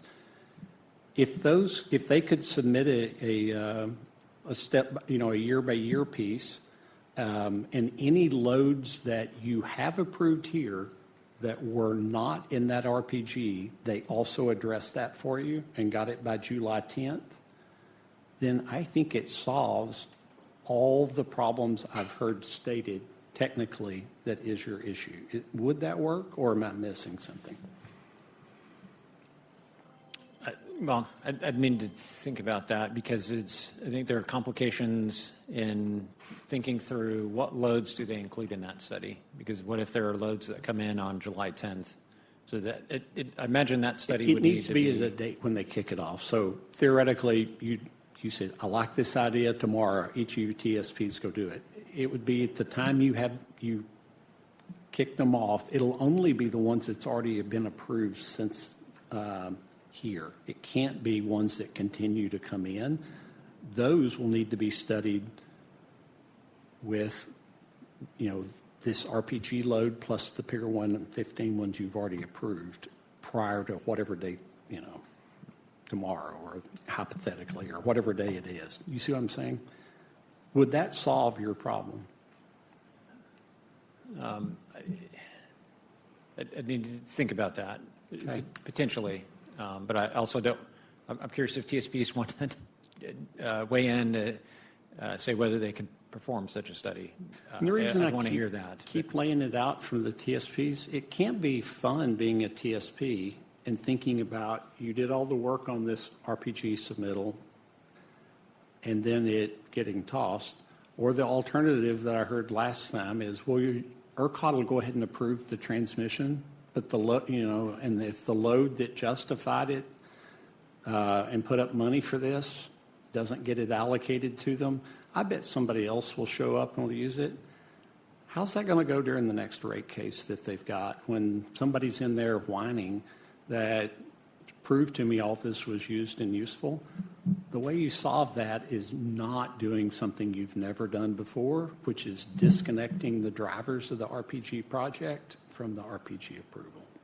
And that's why I was thinking they surely would want to work hard to do that, just because that suggestion's got to be quite unpleasant for them compared to something that's the type of ERCOT approval they've always gotten. Once there's board approval, the commission can look at that and know all of the inputs drove that output, and it makes sense. And I'll leave it at that. All right. Thanks, Shannon. Orajit, so we have quite a few people. So Orajit is next, and then Tyler. Thanks, Matt. Slide 10, where you are. I think you mentioned it before, but could you please explain the significance of March 4th with respect to the transmission system reliability limits? I mean, understand March 4th is when PGR 145 was introduced, but what's the significance with respect to study validity? Like, why not March 5th or March 3rd or any other date before July 10th? Yeah, so March 4th, we have done this study validity check up until March 4th, and so we know we have high confidence that any studies that came in by that date, that those studies are valid. After March 4th, not as confident, and so that's why we need to do this check, because we're starting to get an increase in these studies and needing the pace of studies coming in has accelerated quickly, and so we need to make sure that we have enough time to do that extra check. And can this check, since it's been done like by today or by March 4th, can it be done on April 4th, May 4th, et cetera, until you get to July? It seems like we could reduce the uncertainty for a certain number of projects that are in the bucket that Shannon talked about until we get to July 10th. Yeah. So the way, I think you're absolutely right. And the way that we intend to address that is not by changing the picker language, but by providing that check. And as we do that check, we will provide that update to the TSPs. And so if there is a study that comes in today on March 30th, then we will communicate that back to the TSP that we have done this check and this study is deemed valid. Okay, thank you. And then final question, on this slide and a few others, sometimes you use LLI, sometimes you use RPG. I just want to be clear that the RPG projects are going to face the same deadline as the LLI projects? Yes. And there is a nuance, and I apologize, AG's not in here. He can better articulate that nuance, but I think that nuance is only for large load projects that were exempt under the interim process from going through the LLIS process. Right. Okay. Thank you. All right, next up, Tyler. Hi, thank you. So just first off, I want to thank the ERCOT staff for hosting today and your continued transparency through this process. I really just have comments, not necessarily questions, and I want to focus my comments narrowly on the proposed March 4th load study cutoff, and respectfully urge ERCOT to push that date to July 10th. And from our perspective, from a large load and developer perspective, the March 4th cutoff, it does not provide sufficient time to incorporate the eligibility clarifications that are still emerging through these workshops. Many projects, ours included, are actively coordinating the development activities such as permitting, construction planning, phased development and delivery schedules in response to this evolving guidance. And so also want to point out that in July 10th is when it aligns with the last date that TSPs can submit their completed load packets to ERCOT. So, we believe that this creates a more coherent and workable handoff between market participants and the transmission providers. And without that additional time, we believe that projects, they risk misalignment between the study assumptions and really the real world commercial and phased delivery commitments. And this increases the execution risk and downstream rework.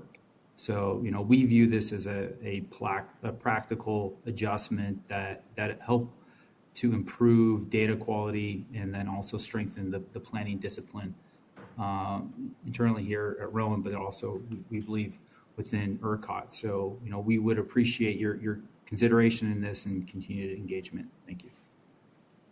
All right, thank you. Next up is Sandeep. Yep, thanks. Sandeep Borkar with LCRA. On our slide 10, I guess the question is, as you work through this process, you'll probably have more triangles turn green, and the green are essentially what you'd call as batch allocated. Yeah, I would say we will not turn green, but maybe once you're teal, you stay teal. Okay. It's more, maybe as I add triangles, I'm adding maybe green triangles instead of teal triangles.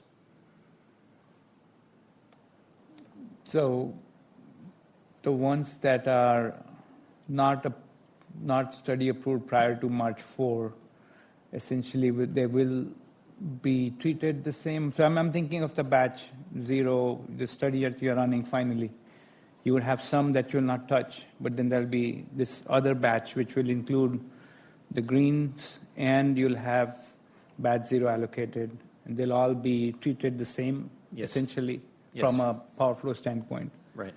So it is possible that a allocated load could receive more megawatts compared to what a base load was, just based on where they are on the system and what other system limitations could be there. Right, yeah. So maybe to try to illustrate that a little bit. So if I have more loads that show up in this area, they're likely all going to be green loads. We're going to study and allocate those in batch 0. Yeah. Maybe it's just this one. Maybe there are 3 or 4 that show up. There may be another part of the system that July 10th, I add another triangle. There's no other loads. I don't have any other issues in that area. Then maybe that shows up as a teal load. So it comes in as base load because that study is valid. There are no other loads that weren't included in that study. So it is very much a locational thing. And so that to the question earlier, that's why I can't just reset that date to May 1 or June 1 or something, because some areas I could, and that's not a problem, but there may be other areas where I can't. It's really a locational transmission issue. Got it. So there is no priority as such. Once you are green and you are in that little pocket, you'll be adjusted based on the optimization logic that you have in SUPF. So that's good. The one gap that I see in this criteria that we are seeing is for those legacy loads. When I say legacy, those that were exempt loads, there were loads that did not need RPG project because you already had Tier 4 projects addressing those needs. So there was no reason for a TSP to submit that. Those went through, there was no need for LLIS to be submitted either. So they just went through TSP's FAC study based on its scope of work. And those move forward. Some of them move forward, signed agreements. And so how do those get captured into this? Because the only path I see for them is perform a LLIS today. And if I kick off any LLI, any large load study today, I mean, you're way behind because you have all these loads up in front of you. Sure. Yeah, I think I understand that. Can you send that? Can you send written comments on that? I think that would be helpful for us to talk through that. Yeah, that's the plan. Looking forward to the next round. So we'll have that comment in. Okay. Thanks. All right. Very good. Monica. Thanks, Matt. This is Monica from Vista. Jeff, a quick question on slide 13, I think. I just want to make sure I understand the last, the date you have, the date we have decided on July 10th being when PEGR 115 ceases to be effective. Ceases to be effective. So if a load is in batch 0 as a firm load due to its having met all its all the criteria, it still cannot proceed to QSA or any other energization until the batch 0 process is completed. So there is possibly there will be no new load energization between that July date to probably Q3, Q4 of next year. No, so thanks for bringing that up because I think that's an important clarification. Is if a load is base load, maybe I need to add this to FAQ. If a load is considered base load in the batch 0, then all of the previous studies, that means that they have been deemed valid. And so those studies would then act as these studies. It would be considered these studies that you would base your QSA on and all of your, everything that's later in the process. So those loads, if you're base load, then you have valid studies. You can energize whatever the energization schedule is. Okay, thank you. All right, Harsh. Jeff, just going back to Southern Dallas RPG, when we submitted that RPG back in February of 2025, not only there was no 115, it was not implemented, obviously, until December, but it was not even approved by the stakeholders until summer sometime. So it just doesn't make sense that you have an RPG that took years in planning. It took ERCOT over a year to approve that project. It just got approved. But then here this bigger says that since it was not approved by March 4th, it will not be considered as a base load. I understand using March 4th as a date to not approve any more LLIS projects and things of that nature. But the fact that this project was approved before, it got submitted way before December 15 timeline. And we used the framework that was put out by the intermarket notice, which said that you can use RPG as a venue to get project approved. So I think all of the concerns that Shannon raised, I think we have the same concerns. And as a way to potentially solve the issues you have of having just people submit RPGs or LLI studies through July timeframe, one thing that's helpful to consider is what if you used just the submission date before December 15th as a gating item? That would then ensure that the project that were able to submit them because there was no 115, you can process those as you get them before December 15. That's one way you could do it. The other way you can do it is you can use July 4th date if you want to use EIR as well as the submission date. So projects that were submitted and approved by ERCOT by July 4th or just projects submitted by December 15th would mitigate those issues we have. Because using March 4th is just because projects that were submitted before 115 has nothing to do with March 4th. Nothing changed on March 4th for those kind of projects. March 4th is purely the ERCOT putting out this bigger 145, but that has nothing to do with projects that were submitted years ago. Okay. I understand the comment.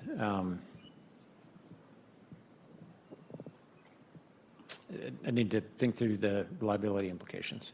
Thanks. All right, Evan Neal.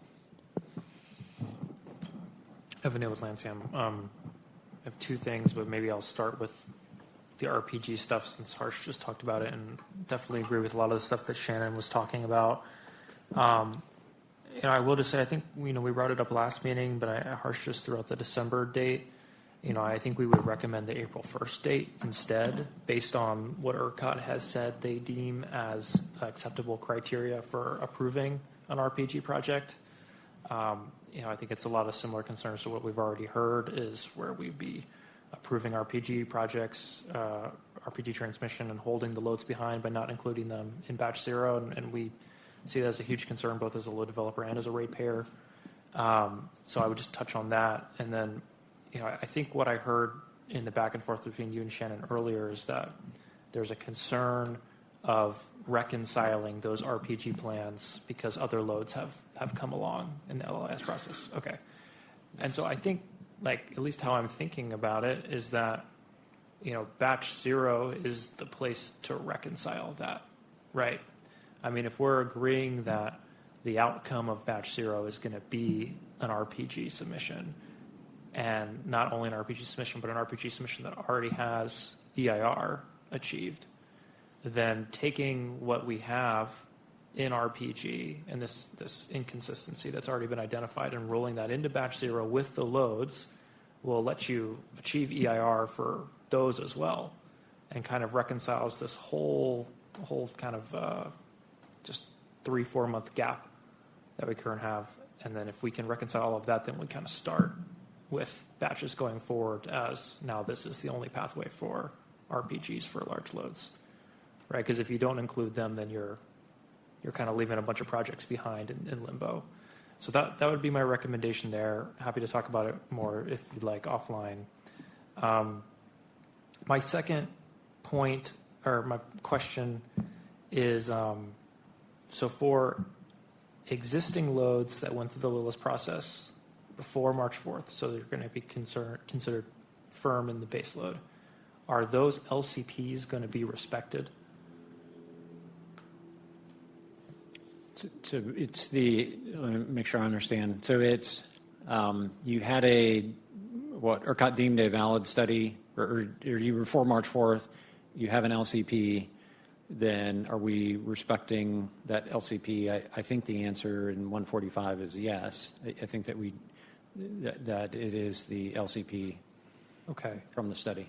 I guess I would ask, I'm curious how, because I just maybe we can talk through, because I think I see a gap where those LCPs, according to the 115 language, can include transmission upgrades, but there's no requirement that those transmission upgrades have to have RPG approval to be included in the LCP. And so you have LCPs that include upgrades that haven't happened, and I don't know how we can respect those LCPs if the outcome of batch zero, including them as base load, will be a different transmission plan than what was in their previous LCP. And I think that has a cascading effect when you consider, the subsequent load has to include the prior load's LCP and stacking there. So I think you would, I guess I'll just leave it there and ask your thoughts. Yeah, we think we have identified that as well. We're still talking through that internally. Okay. I think that's a pitch for batch zero, reconciling with RPGs. It all comes together nicely. So, okay. Thanks. All right. Next, Andrew Shopper. Hey, guys. Joining from the phone, so just bear with the background noise. But, Jeff, I might have missed this a little earlier, and I had to jump off for a minute. But are you, with the communication back to load customers that you guys are considering doing on a cadence of sorts, is that something that'll be kind of more, I think we've talked about like a template or some sort of more formalized, I don't know whether it's a document or just something that's going to be provided to the TSPs that either can be shared with the load customer and I know ERCOT doesn't have a direct relationship with the load customer, but something that y'all can provide directly to the customer, so that they know they've met those criteria with certainty. Did y'all cover that while I had to jump off? Did not cover the format. I think it's maybe slightly more crude than that. It is, I think what we are contemplating is a spreadsheet where each row is an LLI project and each column is status. And so you can imagine that there is a column that says study has been deemed valid with a yes or no. Right. Okay. And so I guess that the communication of that back to the TSP with the combination of having met 9.4 and 9.5 before March 4th would constitute inclusion as a load not subject to further restudy in Picker 145. Is that right? Yeah. With the other conditions. Sorry. Yes, with the other conditions, yes. Got it. Okay. That's helpful. Thank you. All right. Next, Prashant. Hey, this is Prashant from Black Mountain. Quick question. So are the studies that ERCOT is currently approving between March 4th and forward, if any study has received approval between March 4th and now, are they still valid, or do they still need to be revalidated? Had a hard time hearing you, Prashant, but if I understood the question right, it's studies that we are approving after March 4th. So if we have a study right now, are we making that determination of if they're valid or not? If it is just a study approval, we're not making that determination, but we would let the TSP know if there have been other large loads that have met the Section 9.5 that were not included in that. We are communicating that back to the TSPs and asking the TSPs to go and do a restudy. But I would caution, just because a project, we grant approval of that study today, doesn't mean that tomorrow another load in the area might meet Section 9.5 and they are subject to that restudy. So I would say that's the same risk as it is today and has been in the 115 process. I think what makes it different, again, is the pace of studies that are coming in. Understood. And how long does ERCOT take that to communicate to the TSP? Let's say there was a study approved a week ago, and let's say there was a load that met 9.5 requirements this week. Would ERCOT proactively inform the TSP, or would the TSP need to reach out to ERCOT? How does that work?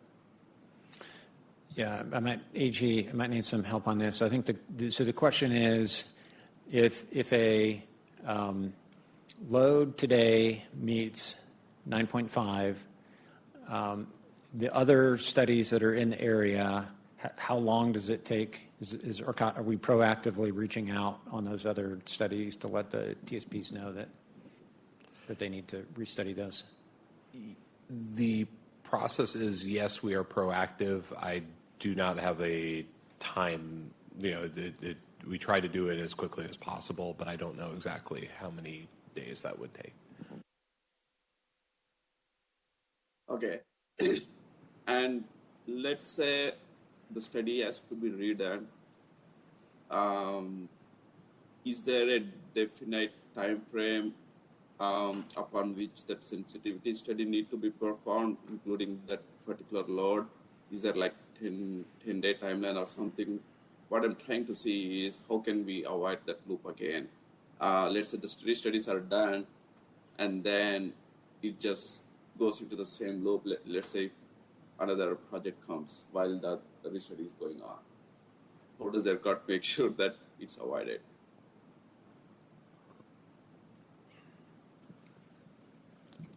I'm sorry, Prashant. I had a hard time kind of hearing all of that question. So is the question how long does the restudy typically take? I'm sorry, could you just please clarify? So is the let's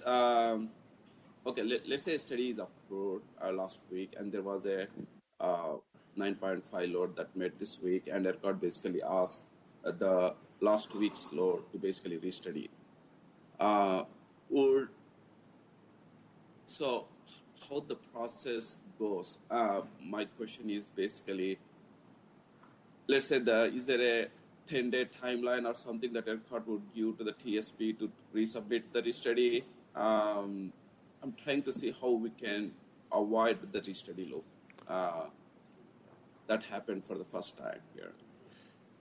So if the studies require an update under the current process, there is no direct requirement that the restudy be completed within a set amount of time. That is dependent on the TSP's timelines and workload.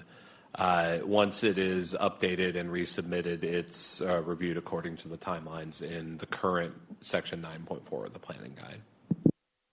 Would ERCOT be proactively reach to the restudied load and give them any additional loads that have met Section 9.5 instead of waiting till the restudy report is submitted?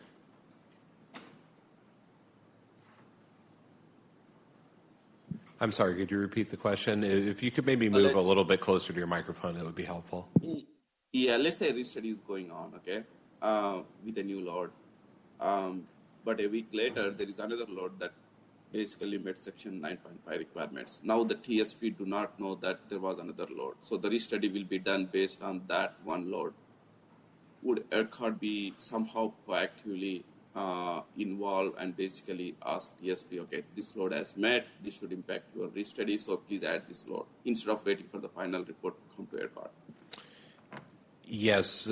So whenever a project completes, it meets the requirements of 9.4 and 9.5, any affected loads, the TSPs for any affected loads will be notified. Okay. All right. Thank you. All right. I will do a time check. We're almost an hour and 15 minutes into this, and I know this is really important, but I understand that the year 6 stuff is really important, and I understand bring your own gen is very important. So we'll just try to keep moving through the queue, but keep that in mind that we need to land the plane here soon. And also, I responded to a gentleman on the, is there a list of batch zero list? But that was the report that was just mentioned earlier. We're going to start trying to push, ERCOT, pushing updates to the TSPs of statuses of studies so you can know where you are as we evolve this batch zero eligibility thing. So, okay, next in the queue, Andrew Broth. Okay, Broth, AG's in the room, so you can kind of hit those other questions. Don't kill them. Just thank you. Yeah, thank you brief so and much. amazing. Go. I think again going back to March 4th, I want to give a context on how probably we are looking at this. Right, we've been working on a load to post security, post CIAC for the last 90 days before March 4th, tens of millions of dollars. And let's say March 4th is Friday, by the way. People in a utility are out of office, so they couldn't send that email. Now we are on March 7th, and we missed the deadline, right? We posted tens of millions of dollars. So that's why I think these retroactive dates don't work, in my opinion, where if you have the future date set, at least, we will work with utilities because we are at the mercy of, utilities and other aspects on satisfying these requirements. So it's absolutely, just because we missed that specific date, it is an invalid study, and we don't know when we would get the results from now. And if these loads are short-term energization, right, 27 or 28, not knowing these results, even though we posted the dollar amounts, even though we have studies satisfied, would be detrimental. So that's why we want to have a certain future date where, that you're targeting these things. And in this process, you can still do this, right? You can still go through your validation checks and approve and let the loads know rather than having a retroactive date?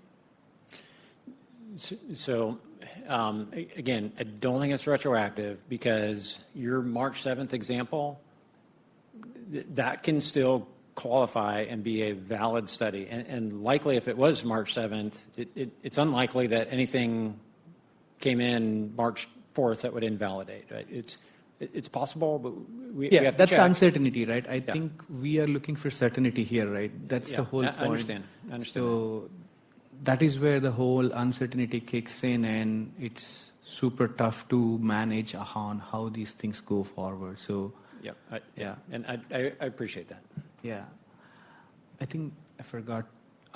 As far as the communication piece, so I think I also spoke to you about the numbers and stuff. Would you be able to tell me when would we know these lists and the numbers that are kind of driving these studies in terms of RPG studies in 9.4 and 5?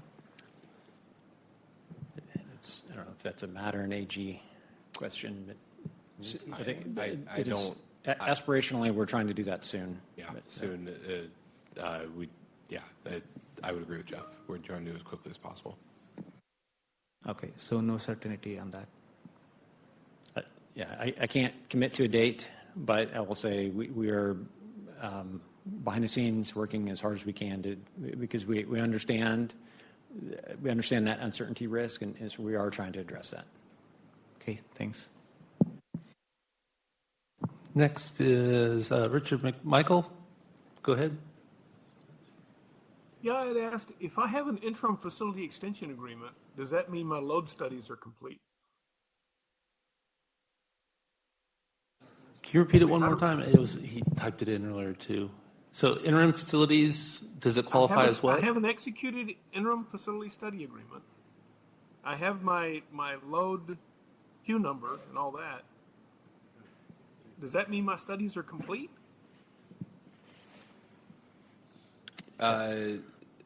This is AG from ERCOT. If I'm understanding correctly, an interim, and I don't know, maybe my TSP colleagues to help me out here, but my understanding is that the interim facilities extension agreement is not the final interconnection agreement, and also there are additional requirements in Section 9.5 of the current planning guide that have to be satisfied before, in addition to the studies themselves being completed, before the load would be considered to have met all those requirements.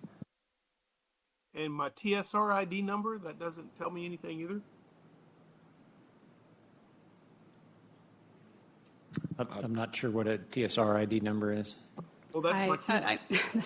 That is an Oncor characteristic we use to sort of qualify our load requests, but I think AG answered the question correctly. I apologize. This is Martha Henson from Oncor. The interim FEA is a preliminary agreement that we use to securitize long lead time equipment. There's still a full FEA later in the process that typically doesn't happen until after the study processes are complete. I don't know any specifics about your individual load requests, but if you want to reach out to me, I'm happy to put you in touch with somebody at Oncor. Okay, I'd appreciate that. All right, thank you. Bob Hilton. Yeah, good afternoon. How's everybody doing? Can you hear me all right? We can. You're a little muffled, so you can speak up, but we can hear you. Okay, yeah, it won't take long. Just a real quick question. I'm back on, of course, the March 4th date and the importance on that March 4th date. If I remember, and I heard correctly, Jeff had indicated that it was based on the validity studies that had been done up to March 4th, and that's why the March 4th date was important. But my question is, why was that date, March 4th, chosen for that? Was that because the day you were going to file it? Or are you still, as of that time when you set the March 4th date, did you stop validating studies, and now based on where we're at now, you're starting back up validating, or have you been validating all along? That makes sense. Yeah, so we have been validating. We will continue to validate.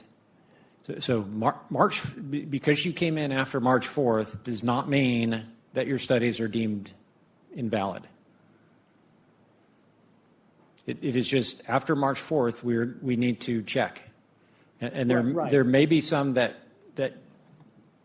that at some point there will be some that aren't valid, and so we can't just keep pushing that date forward. I think it is going to be by a local area. There may be some, again, that on July 10th, there may be studies that come in that we deem valid. So it is not a cutoff date in the sense that we no longer are validating studies. There will be some that come in later on in the process that are still valid. It's just we have to do this check to make sure, because again, we have reliability limits that we need to respect on the transmission system. All right, thanks, Jeff. All right, and I'm going to give this 10 more minutes. And at that point, we'll have to stop and move on. People asking questions, this is the second round of those folks. So we'll give it one more shot and see where we're at in 10 minutes. Shannon, fire away. I was going to echo something that Evan said earlier, and it's a follow-up to what Hirsch said. I understand a couple of things. ERCOT wants to close the door to RPGs being the path for this, and it's easy to say if yours was submitted before December 15th, that's a good cutoff. Whereas, there's APs that came in that, I think they worked on theirs just as long and hard as Oncor did on theirs, and theirs came in, whatever it was, in February. But they were working on these, I know for a fact, because ours are in there before there was even Figure 115 in the, long before it was ever approved, kind of like Hirsch said. So I think April 1st is a good cutoff for that. And then this is more of a legal question for ERCOT, is on 58-480, when you look at page 93 of that, it's the effective date. I'm not a lawyer, and I've read this thing many times, and sometimes I think I understand it, and sometimes I'm not positive. But, we talk about that as being for the RTP, but it's really clear in this paragraph that it's to be used for the RTP, and then it says, including regional planning group submissions until ERCOT constructs new planning cases with load data submitted by DSPs, including the criteria of subsection C. And when you go read subsection C, you've got to have a signed interconnect agreement to be in there. And then for the second sentence of that one's for all planning studies and resource adequacy that are conducted before implementation of protocols or compliance plans under subsection G of this section, ERCOT must continue to use its load forecast practices in effect prior to the effective date of this section. So it's not been the lawyer. I think that's before April 1st. I think this is what y'all have even given guidance to somebody who asked it in one of the center point RPGs. Before April 1st, you're using the current load forecasting methodology. After April 1st, you meet the new one where it has to be signed agreements that are in there. So to me, this is seems like a good justification for those being at April 1st being the cutoff, but I just wanted to echo what Evan said and then ask for any clarity. Are we understanding that right? If this is how y'all are trying to apply the 58-480 rule? This is dangerous and jumping in front of my legal counsel, but I think when you look at the calendar for batch 0 and when you look at the refinement study, that refinement study will be in 2027, spring, early summer of 2027. We're trying to anticipate what the reason why we're using 58-481 is because that 58-480 kind of exemption for 2026 studies, kind of the special rules for 2026 studies, that will no longer be in effect. And so we want an actionable transmission plan coming out of batch 0, which means we need to kind of think ahead to what 58-481 might say, which is why we're tying to 58-481. So in other words, those special rules for 2026 won't be applicable to the refinement study that comes out of batch 0, which then kind of puts in jeopardy that being an actionable transmission plan if we were to try to use that. But for your base load in batch 0, things before April 1st have to be studied, the second sentence of this thing, they have to be studied using your current methodology, then I think that's a very valid reason that April 1st is your cutoff, because that's, unless I'm reading it wrong, that's what that sentence is telling you. And if that's the case, I don't see how it puts anything in jeopardy to follow what the commission rule was on 58.480 for purposes of these RPG studies. I agree. Anything that comes after that, then the first sentence governs, and it has its own subsection C that defines you've got to have the interconnect agreement, you got to have certain attestations, etc. So hopefully that gives you something else to help hang your hat on this delineation. And the door's closed, but we've got a combination of commission rules that are settled and not just something that's a current ongoing rulemaking. All right, 5 more minutes on this topic. Durga, and then Colin. Thank you. Durga from SoftBank Energy. I'm looking at slide 11, and I believe I'm understanding it. Just want to confirm this with you. So any project which had studies complete before March 4th, and TSP has confirmed that it has met 9.4 and 9.5, that is going to get modeled as baseload. Modeled as baseload if it meets the rest of 9.2.1.1 in figure 145. Modeled as studied if it can't meet that, but it meets 9.2.1.2. So there are other things in 9.2.1.1. Which is essentially attestations. Yes. By July 15th, right? July 10th now. July 10th. Okay. There's no other catch there, right, Jeff? That's all it is. As in that, because figure 115 and 145 differ in terms of definition of interconnection agreements and requirements a little bit. I just want to make sure that I'm understanding this right. Yeah, so I think it is it is for studies to be deemed complete and valid. If it's before March 4th, then yes, that part of 9211 you've satisfied, but there are other requirements in 9211 that you need to satisfy to be considered baseload. But if you meet those, then yeah. Okay. And I will pause and see if my legal counsel wants to add anything to that. Oh, I distracted her, sorry. Okay, all right. And she's good, I think. Then. Okay, thank you. And Christine can talk to you about your question earlier offline. Let's see if we can squeeze in one more. Colin? Can you hear me? Yes, go ahead, Colin.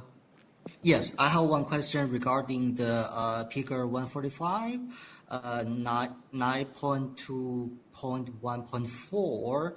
Basically, is the eligibility for study to be considered as a study including batch 0. And because in that later section you mentioned it has need to have a ERCOT approved LLS report, but in the section 9.8, 9.9 it mentioned a few study. So my question is like, does it to be have approved all of this study or any of the study approved is valid?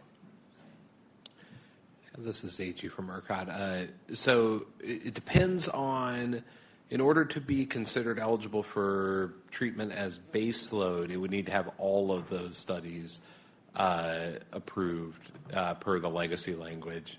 If it, in order to be eligible for study in batch 0, only one of the study elements, so for example, the steady state or the dynamic stability study, need be approved. Hopefully that clarifies it. Yeah, sure. So, okay, sure. Thank you. Let me just clarify. If I have a study, I haven't submitted to ERCOT, as long as I can get this study approved by ERCOT before July 10th, it will be still considered as a study in the batch 0, right? Yes, however, much like the last question, whether that load would be included in studied load would also be contingent on meeting all the other requirements in section 9212. But you are correct that that would be enough to satisfy the one valid study piece of it. Okay, sure. Thank you. Thank you very much. Okay, and I'll see if we can squeeze in these last two questions if they're quick ones. Prashant, go ahead. Just one comment and one question. One was what Crusoe was asking, whether the study validity will be based on when the TSP sent 9.5 confirmation to ERCOT, or basically ERCOT approving it. So I think we request ERCOT to consider when TSP has sent that, because ERCOT may take their time to confirm that. And the question that I have is, how does ERCOT determine, I'm sorry if this has been asked before, but that a study is valid or not? Do they basically evaluate whether there were any 9.5 loads in the study area as defined in the steady state? Is that the criteria that ERCOT plans to use? I think a little bit more clarity on that one would be helpful here.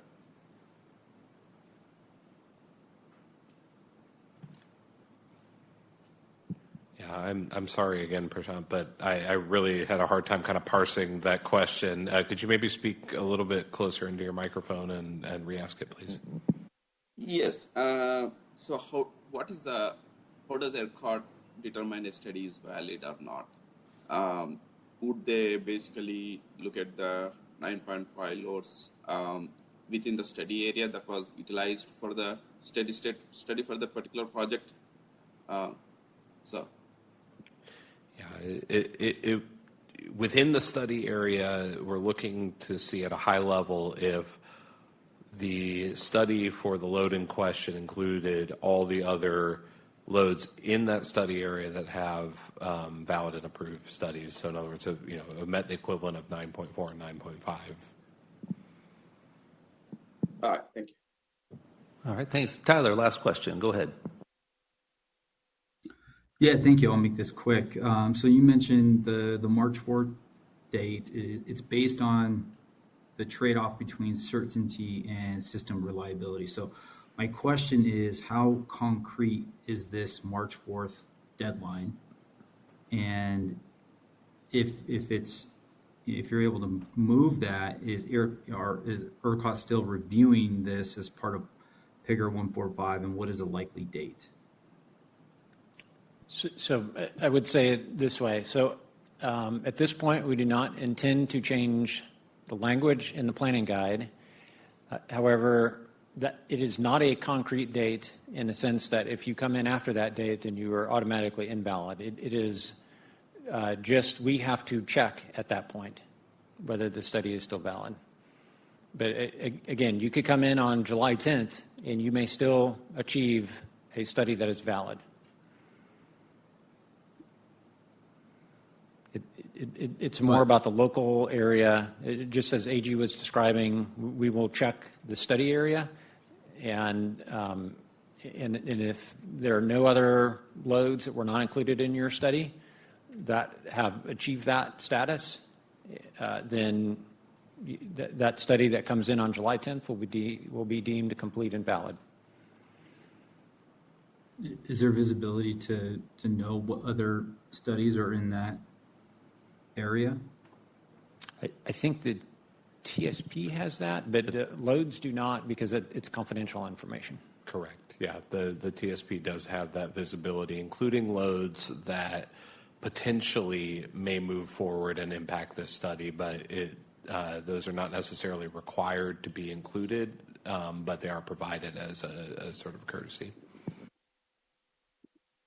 So just to confirm, like this March 4th date is something that ERCOT is not open to moving. Just want to make sure I'm clear on that. Yeah, I would say at this point we're not planning on changing that in the planning guide. But again, that doesn't mean that studies come in after that are will not be deemed valid. There is still a pathway for loads to be deemed have their studies deemed valid after March 4th. Okay. All right. Thank you. All right. Thank you all. Okay, Jeff, you ready for another easy topic? How about year 6 transmissions? Okay. I think I just have one slide on this. One slide. Okay, we'll give this 45 minutes. My okay. over-under. So So as we drafted Picker 145, sorry, just a second.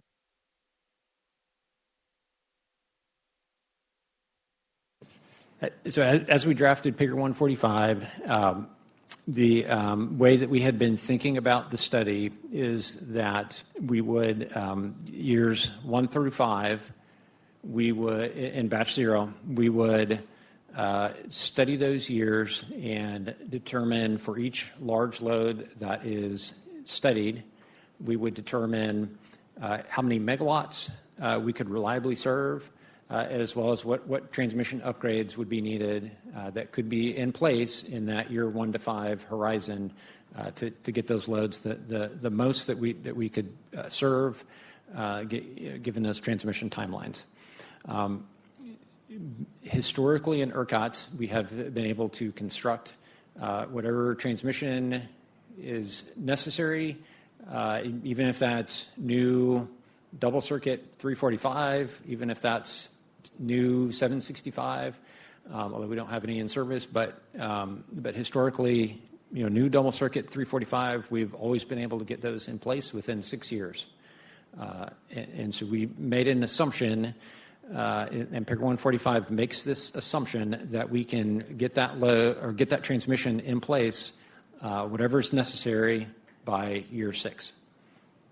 And so we made an assumption in batch 0 that we do not need to study that because those, as part of batch 0, and that if you look at the timeline for when batch 0 study would complete, it would complete in January of 27.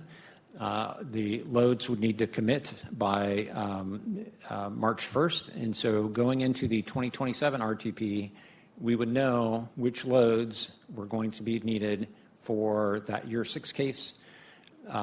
And so we could just allocate, we could have an automatic allocation of the full megawatts for that year 6. Even if we hadn't studied in batch 0, didn't know what transmission was going to be necessary, the assumption was that 2027 RTP, that study would identify those transmission upgrades and we could get those in place in time to serve that load by year 6, given history. And so the benefit of that is that provides certainty, a window to the developer so that they know when they will get their full megawatts. I think the comments that we have heard, especially from TSPs, is that then creates this potential of a step change in megawatts between year 5 and year 6. And given the unprecedented nature of the load that is coming, I think TSPs have communicated that they're not sure that historic assumption that will hold going forward, particularly in batch 0. And so an alternative approach that we wanted to bring today, and I'm bringing this forward, I am not advocating for this or against something else. Thank you. But it is just an alternative that we wanted to bring and hear stakeholder comments on would be that we would still do that year 1 to year 5 analysis as we have scoped for batch 0, but we would not fully commit that the full megawatts in batch 0 for year 6. And that we would save that for a subsequent study, likely batch 1. I think the implication there is that batch 1 may take longer than 6 months to do that. So if we have to identify what those full transmission upgrades are, it likely takes longer to do that than a 6-month process. But it would address that issue of perhaps allocating and committing to more megawatts than we can physically construct transmission in that time horizon to serve. So I think the downside to that is that developers would need to make a financial commitment for kind of partial megawatts without a clear understanding of when they would get the full megawatts. So an example that we have shown here is that we have a 1,000 megawatt request. And so in both the Picker 145 approach and this alternative approach. In years 1 and 2, we can only serve 100 megawatts, but then presumably there are upgrades coming in years 3 and 4 that would get you to 450 and 600 megawatts respectively. And then in year 5, you're still at that 600 megawatts because we haven't identified the transmission upgrades necessary to get to the full 1,000. In the Picker 145 approach, we would allocate. So we know how to get to 600. We don't know how to get to 1,000, but we will allocate 1,000, assuming that the 2027 RTP will determine a solution for that.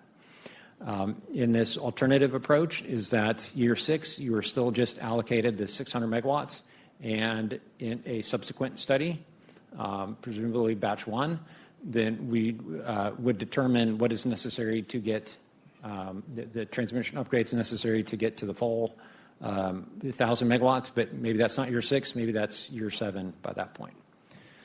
So that is all that I have to present. Hopefully that is clear what the Picker 145 approach is and the alternative. I'd like to hear any stakeholder comments on that. Yeah, we have 5 in the queue so far. I'll start off with Eric Goff.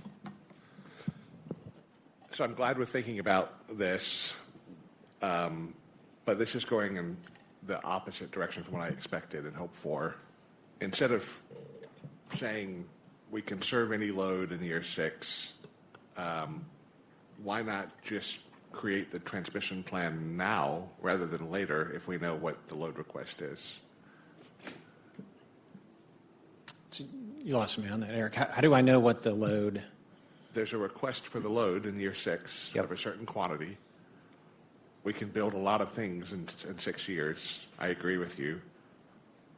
Why not just develop the transmission plan to serve that load rather than saying, we'll come up with a transmission plan later? How do I know what loads are going to be? In the same way you know year 1, I've got year 2, 400 year 3. gigawatts of load that are out there. How do I know which of those to include? In the same way that you know for every other year. If they meet You're the saying in batch criteria. 0, just Yes. study year 6 or 7. I mean, for the loads that are in the study, energize them based on, their desired energization, right? Yeah. Okay. And so build a transmission plan. Yeah. So I think here's why we're proposing not to do that in batch 0 is because that lengthens the study process. So maybe an alternative is that we make batch 0 a longer study process. But then I think why we were not wanting to do that initially is because we want these loads to be included in the 2027 RTP. Yeah. And so if I get done in January and they commit by March 1st, then they're in the 27 RTP.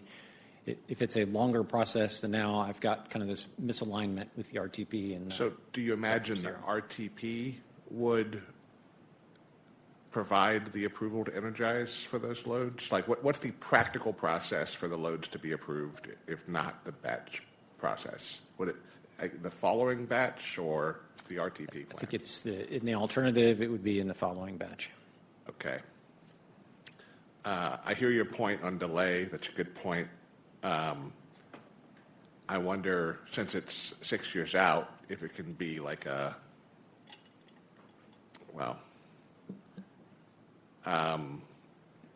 you have a sense of how much delay it would cause to have the 6-year plan versus, the 1 to 5 year plan?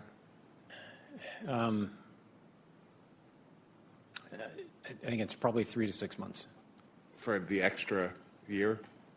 Yeah, because we would, if we're committing to that, then we have to know that we can fully design, not in the sense of tower design, but fully design that plan to meet all of that load, which could be a large number.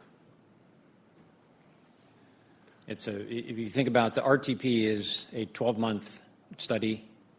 The reason, part of the reason is that it has to address all of the overloads that they see in that study. So if we put that burden on the batch study to address all of the overloads, then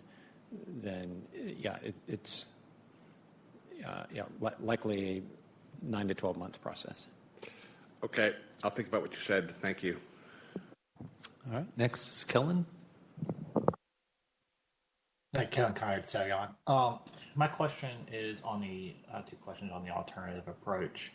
The first one is, if for those megawatts not allocated in year 6, would those megawatts have priority over the batch 1 large loads?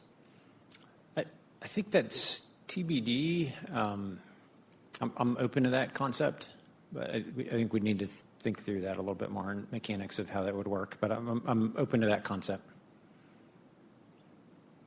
And then my second question is, if for the projects that would get you to the 600, would you only need to provide security for the 600 megawatts and not the full 1,000, since you're not being allocated the full 1,000? I think that makes sense. Looking to see if anybody cringes from the ERCOT team. I think that makes sense in the alternative approach. Sorry, can you repeat the question? Yes. So my question was, so for in this example on the alternative approach, the request is for 1,000 megawatts, but the TSP can only guarantee 600 megawatts. What would the project only have to provide security for the 600 megawatts, since that's the only thing that's guaranteed and not the full 1,000? I believe it's still linked to the full request, but that's something we may need to think more about with the PFP.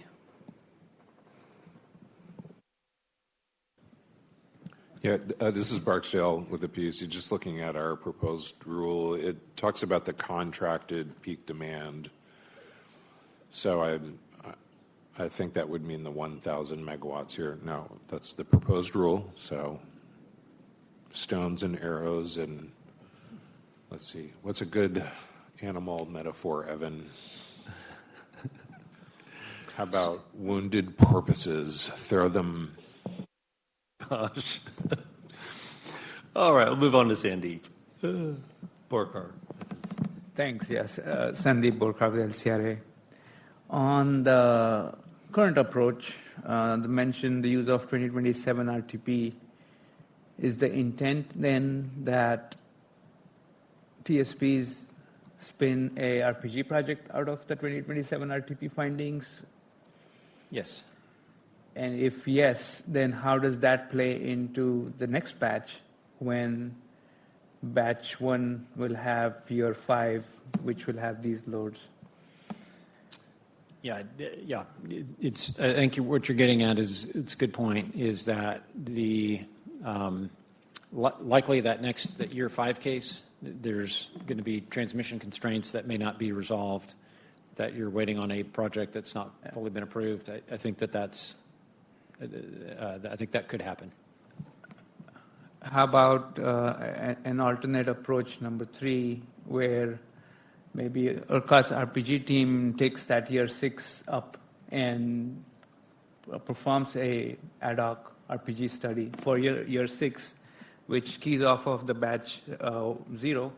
So then you'll have 2 parallel processes. One that will be a longer EIR. The other one will be a quick approval of years 1 through 5.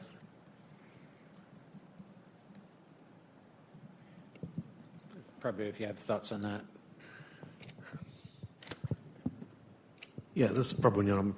So those are the things that we are considering. So when we talk about this longer-term batch process, we are considering the holistic transmission planning and see like how everything is going to fit, right, for the current RPG, RTP, and the batch process. So we don't have answers yet, but we hope to bring that back to discussion when we talk about batch, the batch process, not the batch 0. All right, Kent Winthrow. Thanks, Kent Winthrow with Customized Energy Solutions. On your alternative approach, I just want to confirm that's meant to, any unservable load is meant to roll over to subsequent batches. So they could potentially have another 100 approved in year 7, another 100 in year 8, and so on until they get up to their full 1,000 contracted amount? Is that the way you're envisioning it, at least? Yes. Perfect. Thanks. All right. Shannon. Jeff, I wanted to follow up on something you said a while ago. First of all, thanks for bringing us this. This is something good to try to work through what's hard to argue it isn't a meaningful issue. You mentioned that you'd like the 2027 RTP to be there to really try to work on this issue. One thing I was thinking is rather than waiting, I'm thinking of this on the fly here, but rather than waiting till then, for loads that are in year 6 that are already part of the 2026 RTP and have already made the commitments to make that happen, in year 6, if they're in that one, why do we need to wait a whole another year before we could start? You would be able to be planning for those and use it here. It would only apply as it applies to year 6, but then it addresses your stated concerns where you want the RTP to be looking at it. And that was the whole purpose of 58-480 is for the PUC to give us a process on that and then allow people to go either comply or not. And y'all been clear it didn't have anything to do with the first years of this. But to me, that's really consistent with the plain reading of that effective date section and addresses the issue you were outlining a while ago. So I'd lay that out for consideration. Okay, thanks. All right, Broth. So this year 6, is it driven by the physical constraints of building the necessary transmission by year 6, or I'm trying to wrap my head around on why? I think what we think that we heard from TSPs is the concern with this is, there may be physical constraints, there may be supply chain constraints that mean that past performance is no guarantee of future, whatever that phrase is, right? So it's just because we've always been able to do it doesn't mean that in this time of unprecedented growth that we will continue to be able to do that. Thank you. Yeah, I think that's in batch workshop 1 or something, I asked the same question. Thank you so much. Appreciate it. Yep. All right, Harsh. Jeff, similar question, just trying to understand what we're trying to solve for. So I understand this graph jumps from 600 to 1,000, and you're saying that there might be transmission that you may not have time to solve for. But what if year 5 looks same as year 6? Then what happens in terms of the amount of load? I'm not sure I'm understanding the question. So here on this graph, we are saying that year 5 load is 600 and it jumps to 1,000 in year 6, and you want TSPs to figure out how to serve 400. But I'm saying in an example where year 5 total load you're studying is same as year 6, what happens? Would ERCOT then solve for year 5? So we would. This assumes that they asked for 1,000 megawatts in year 5. Right. I don't know if that was clear in the example, but we would only allocate what we thought we could reliably serve given TSP feedback on how soon they could get the transmission upgrades in. So if we went to TSPs and say, hey, they're asking for 1,000 megawatts in year 5, we see these transmission constraints, and you tell us, hey, we can get this transformer in, and that'll solve it. That'll solve part of the problem, and we can get them to 600 because we can get a transformer in year 5, but it's going to take a new line, and we don't have time within the batch 0 process to figure out what that new line is. And so at that point, we would only allocate up to the 600 megawatts because that's all that we would have identified transmission upgrades to solve. So is it to say then that you will not identify greenfield transmission again? Because I thought we had talked about that at some point, and we had come to agreement that you will identify greenfield transmission. Yeah, I think it's possible. In this example, we're assuming, this is just an example, we're assuming that we weren't able to identify that for year 5. But if we work together and you say, yeah, I can build this new transmission line, and we think that we can get it in place by year 5, then I think, we would take that into account in the study. Okay, so if TSP can commit to year 5 upgrades, any upgrade that may be greenfield, you will approve that or you will propose that in year 5? Yes. Okay, that's helpful. Just going back to the comment Sandeep made, which is to have ERCOT do a separate study, if that's what it has to be, I think that's a much better idea than ATSP trying to solve for this issue. Because if you think about it, there may be many projects, not just one project, right, that might be in this same bucket. And thinking about TSPs collaborating, putting together an RPG together, and that takes months, and then EIR will take another 6 months minimum. So you're already 1 year beyond the end of batch 0. So then the question is what happens in batch 1, and how does that get into batch, how does that RPG get into the batch 1? It just complicates the whole process. So just something to consider. Yeah, okay. Yeah, we'll take that back. I think what is, and this is not me saying no, I'm just communicating what is coming in my mind is that study, there's a lot of overlap with RTP. So we just have to think about what's most efficient there in doing those studies. Yeah, then it could be that the RPG serves as that ad hoc study. RTP. Maybe, yeah. All right, Wayman.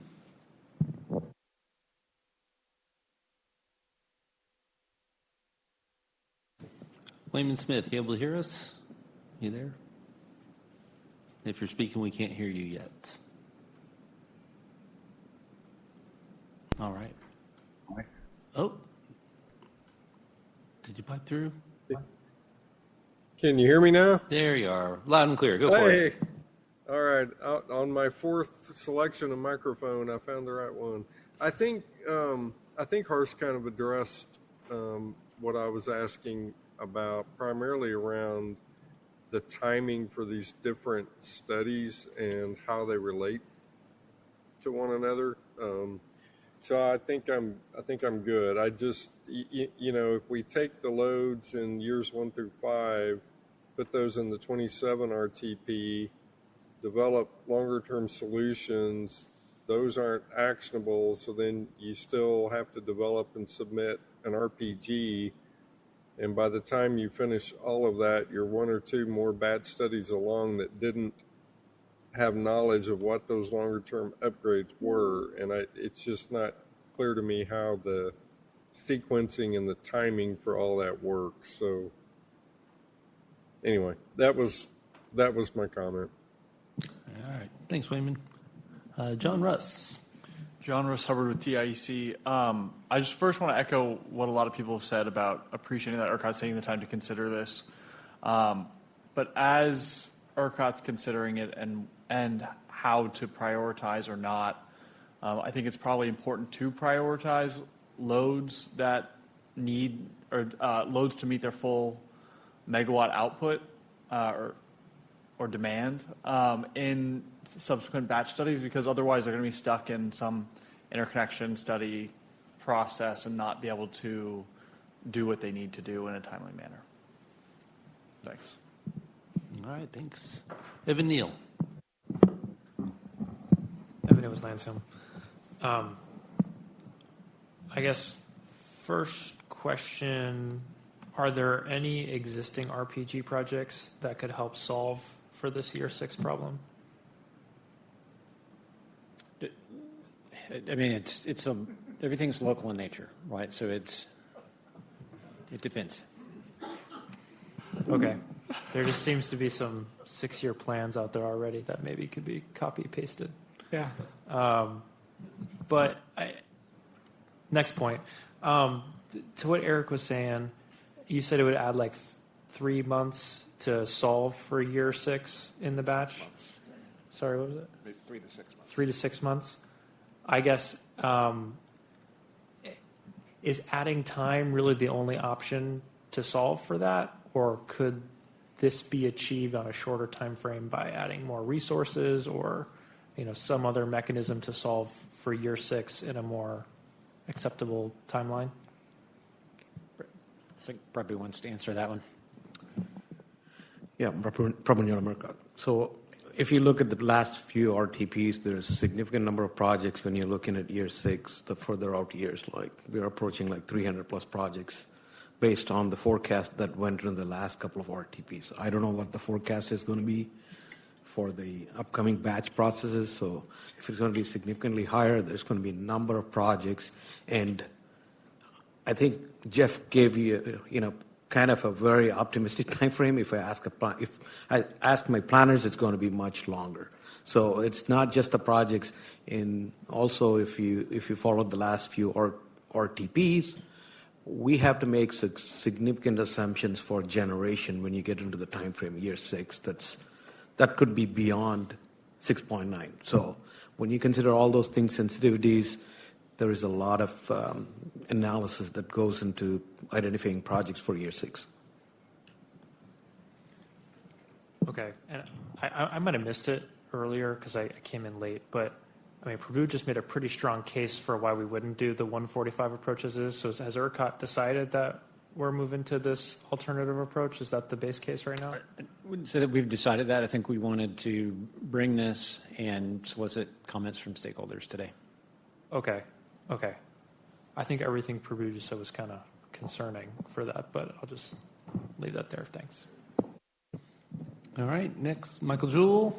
Yeah, thank you very much. And I think it's really helpful to have this discussion right now to kind of figure out how these pieces fit together.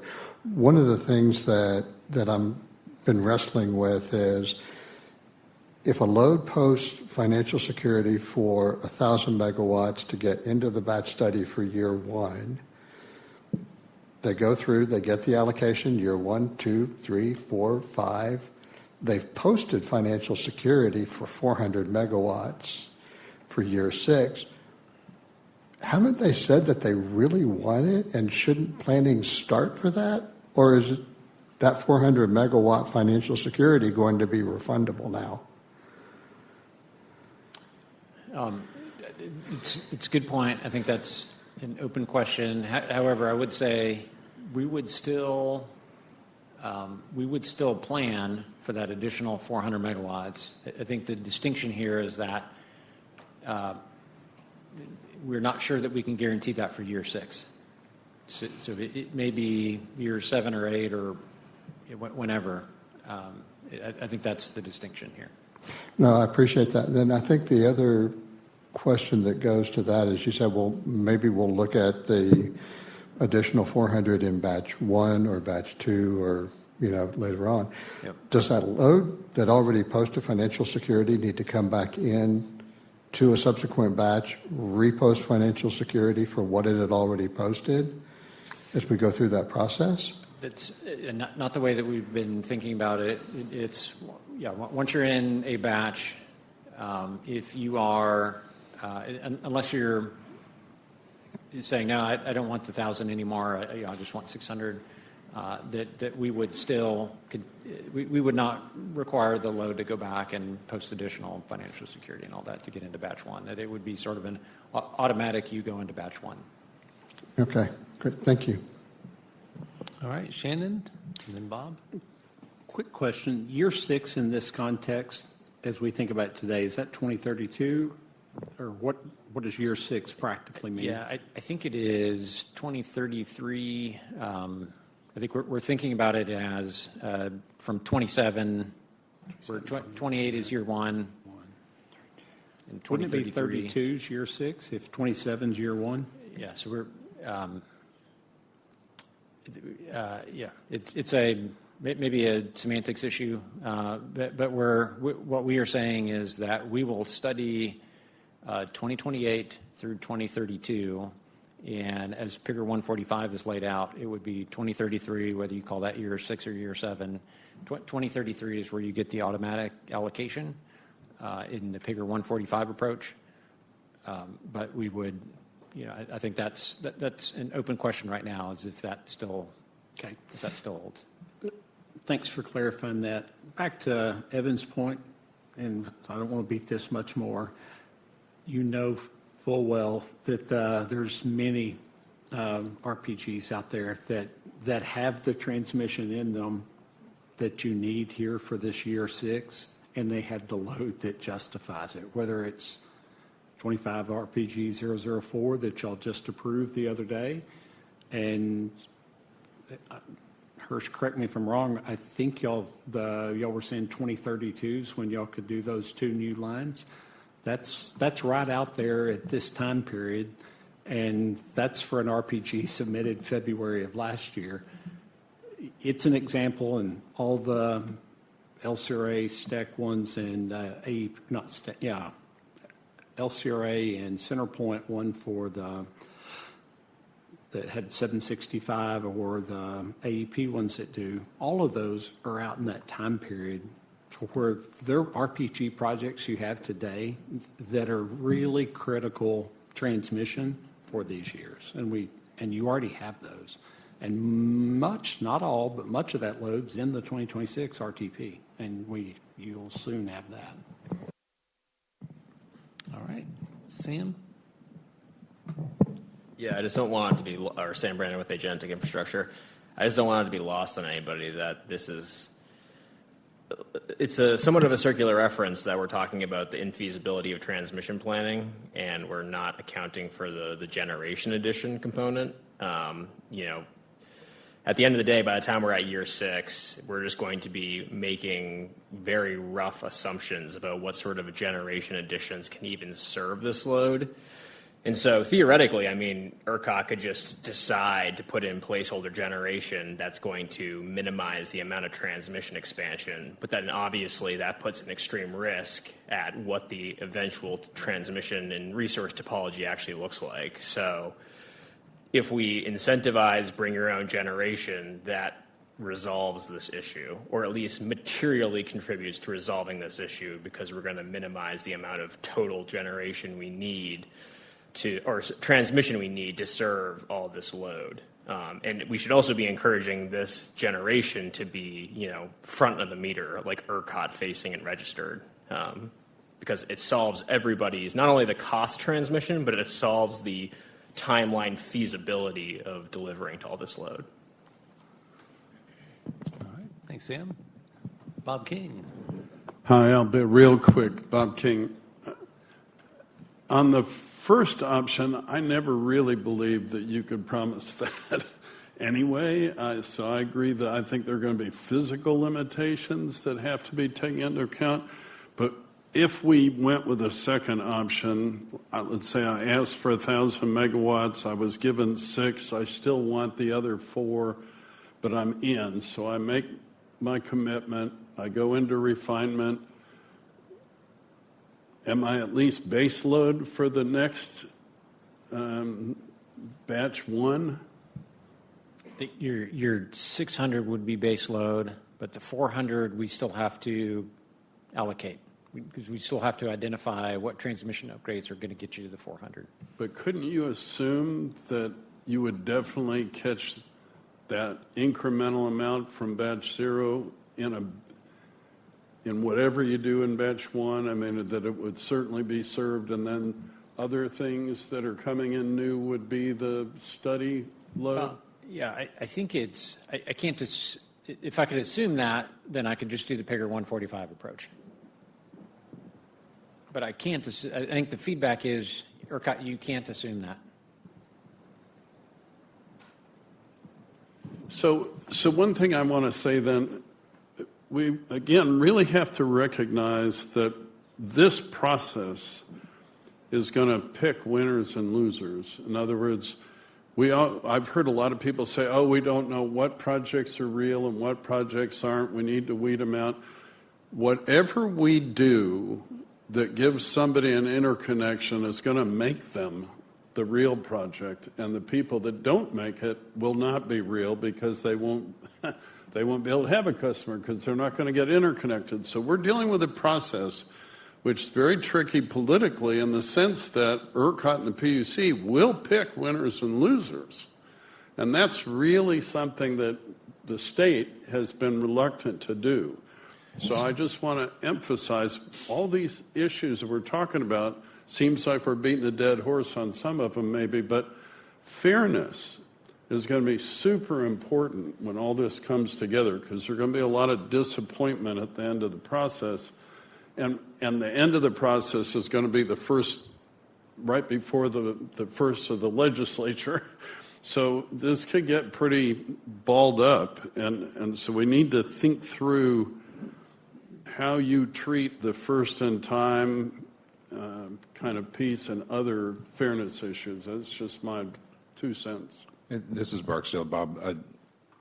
I need to dispel this notion that the PUC or ERCOT is picking winners and losers, because we're not going to go around the table and say yes, yes, no, no, yes, yes, no, no. What we're doing is we're establishing, the objective is to establish independent criteria that is objective and is reasonable, which then results in a list of winners and losers. But I'm not going developer by developer, TSP by TSP, and saying you're in, you're out. That's not what ERCOT's doing. I understand and so the let's difference. let's make that extraordinarily clear to everybody who's listening that what we're doing is establishing independent, objective criteria by which we can start advancing forward the projects that are seeking to interconnect, seeking to move forward those projects that are real as much as we can tell them today, and give a pathway for those more speculative projects to get into the pipeline so that if their projects become more real, that they have greater transparency and certainty on how they'll get through the process. Yeah, I'm just trying to make a distinction about this idea that some are speculative and some are real.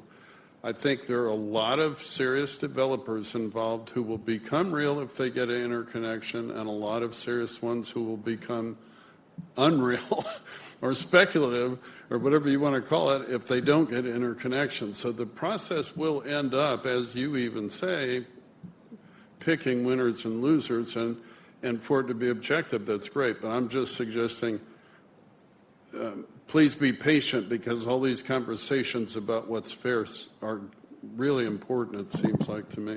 100% they're important, and that's why I've been sitting in this room for every single workshop, and why you've got the heavy hitters on ERCOT staff here listening to all these comments and trying to absorb and adapt and create a set of independent objective criteria. The other thing that I would say is that there are lots of developers who have projects in mind that are quite real, and they've thrown maybe more speculative projects across the whiteboard to see which ones are going to stick and which ones aren't. And so if somebody's got, 10 requests in the queue and they think that they can get 2 of them built, maybe eeny, meeny, miny, mo, based on all the different factors that go into developing that project, I don't know how to pick which are the 2 that are the real ones. And so what we're trying to do is establish those stepping stones to get through a pathway so that the developer has the opportunity to say, these are the 2 that I know that I can get done. These are the 2 that I'm going to advance forward. And this doesn't stop in 26. There's batch future, right? And so, okay, so maybe you don't get into batch 0. Does 9 months kill your project? If it does, what does that mean in terms of the relative maturity of that project compared to the other 300 requests that ERCOT is trying to filter through right now? All right, next, Wayman. Yes, thank you. So I wanted to make sure I understand the alternative approach.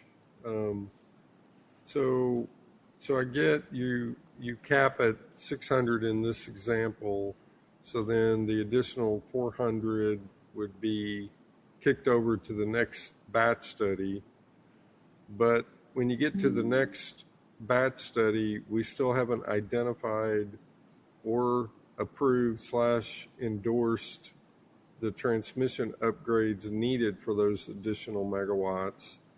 And so those upgrades are still year 6, year 7, right? Because we haven't moved forward with anything. So how does that, what am I missing here?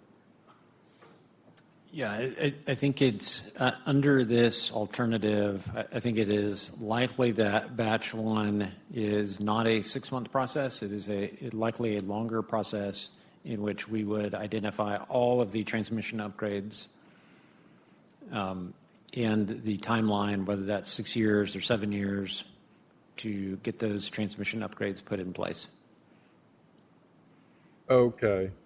So we basically, whatever we can serve through year 5 in batch 0 gets identified, and then we extend the study horizon for batch 1 and address longer term. So we kind of defer that larger plan to meet all the year 6 loads. We kind of defer that until the next batch study. Right. Okay. Thank you.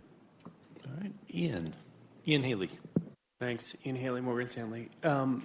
Is the hesitation more the added time or the physical limitation, the potential physical limitations?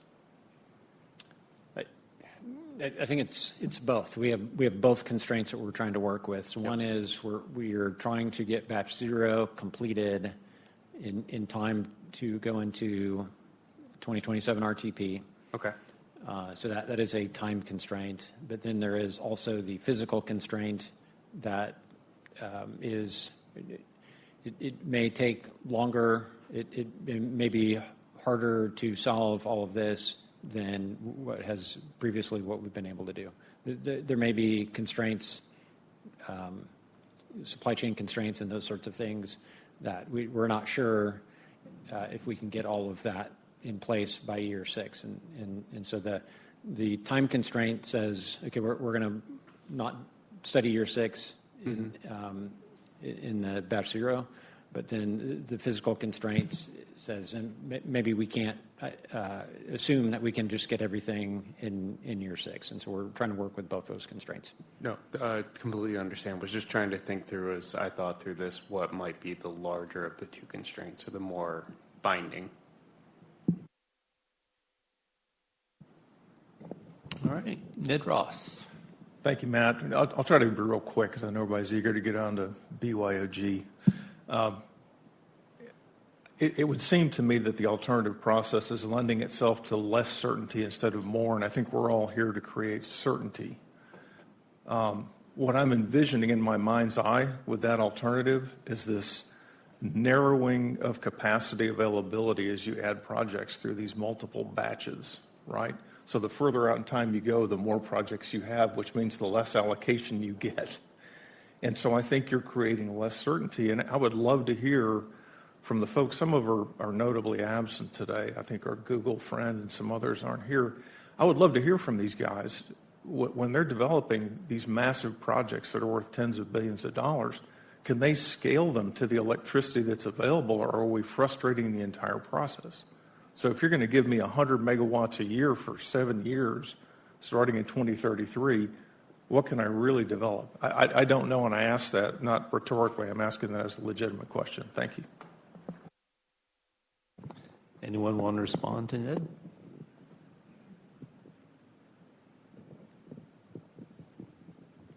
All right, good question.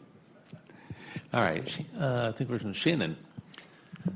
Jeff, you were talking about a while ago that batch 1 might need to be extended to deal with this year 6 issue.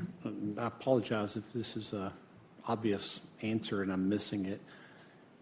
Why will it only be batch 1? Why wouldn't this always be a continuing problem? And wouldn't it actually be easier to somehow address it in batch 0 and make it the one that ran longer if it is just somehow a unique one-time problem? That way all subsequent batches run on the same cadence. Yeah, I think it is an ongoing batch issue. We could just extend batch 0. That could be an alternative approach. I think that batch 0, as it's laid out now, aligns nicely with other processes and timing of when we get information. Not to say that we couldn't change those, but yeah, it's It's an alternative. All right. Q is clear. All right, how about some BYOG? So let me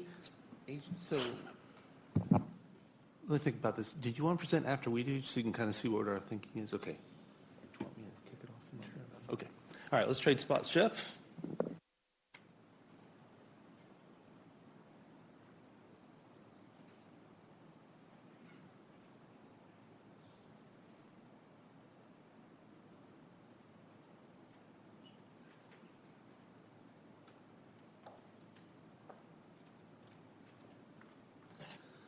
All right, so let's see, there's one other person we were hoping to have in here. Real quick.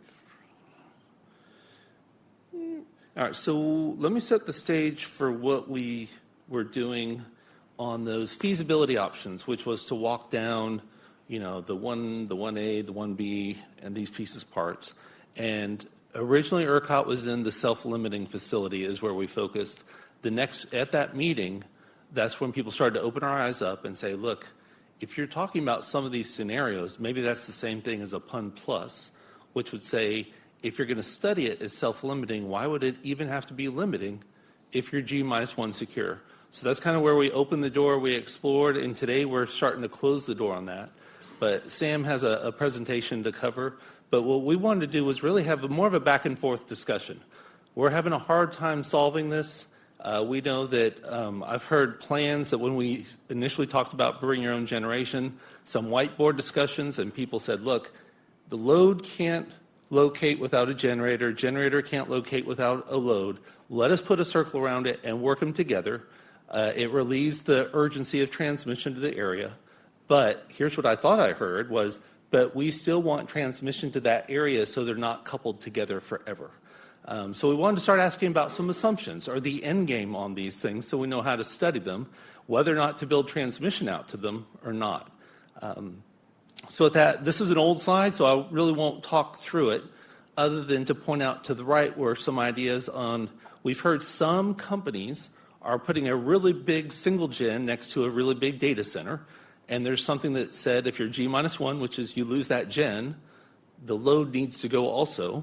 But then we also have these scenarios where you have a load that may be 1,000 megawatts that may have 5 250 megawatt units. And you could lose Gen 5 and still be, a net neutral still at 1,000 megawatts. So I won't go through all these again.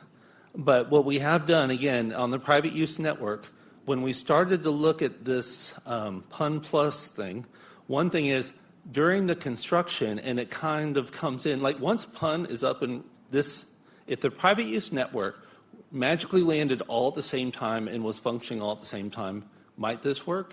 It might. But do you need a self-limiting construct to even get to that point, to where everything is stabilized and balanced with all this equipment to meet the load? So from a risk management perspective, it could feel better from ERCOT to say, let's call it a self-limiting facility, so no matter what's going on behind the fence with construction, we're just worried about some sort of net effect.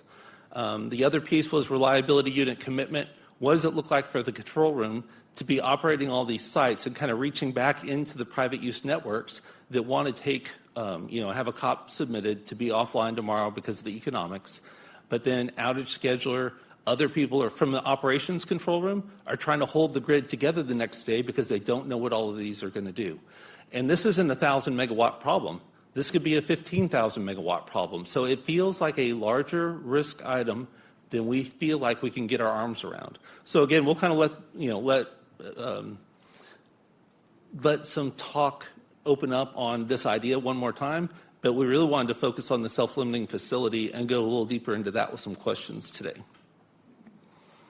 And so if you can, let's just make this kind of an interactive piece, and we'll start to walk through it. So I guess the first question that ERCOT wants to ask is, how should the self-limiting facilities be modeled across the batch study and the transmission planning, especially if those processes are integrated? Gosh, how am I going to manage the queue? Do you want me to take that, Matt? What's that? I said, do you want me to watch the queue? Well, it's not just that. I mean, Janice can watch the queue. I'm trying to figure out do we go, oh boy, it's embarrassing to think out loud here. Do we go topic by topic on these questions? Or is it just or we just throw all this out there into the field to play and let's just talk? Let me walk through all the questions, and maybe that'll help us shape it. So number one is, how do we plan for this?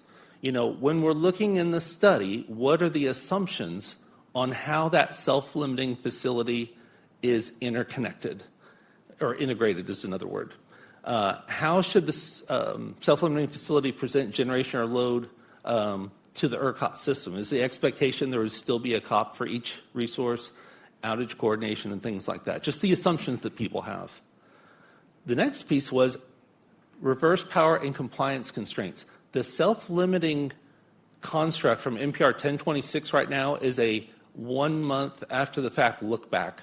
We can't do that with a 1,000 megawatt facility and say, well, we hope it was, not exceeding its limit. If stuff happens and the gen trips off at that facility, should we be using a reverse power relay? We've talked about before. Do we even know that we could have a reverse power relay if there is a base load? So we talked about, what if we have a self-limiting facility, but they have a base load assigned to it of 100 megawatts? Do we want to let them consume 100 megawatts, or has that now become kind of this other contingency or a RAS that we may do around it, or should it just be a net zero site? So again, ERCOT can see a better line of sight to a net zero type facility than balancing around on the other sides of this. Are there viable alternatives? For example, a reverse power relay with limits, or is zero, that net zero, kind of the only feasible option? Okay, so that was the compliance, holding it in check so we don't break equipment. Next one is the implications of the self-limiting facility design. Should self-limiting facilities be limited to a 0 megawatt withdrawal to avoid RAS or compliance complexity? Should there be a maximum load and generation size based on the transmission network? For example, could you have a 1,000 megawatt facility on a 100 megawatt, 138 kW line? So in other words, you see the problem. This is big stuff on small lines. How much do we want to protect that system? And then open validation points. Is the 0 withdrawal construct acceptable from a TSP and operational perspective? And how should deliverability and injection limits be defined for those self-limiting facilities? So we'll just start to work through the queue, and I can see it from up here. So as long as, Janice, you're putting them in, we'll take them as they come in. So Bill Barnes, you're first.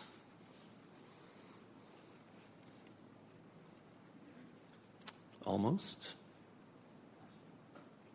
Hold on, we're switching microphones here. All right, thank you.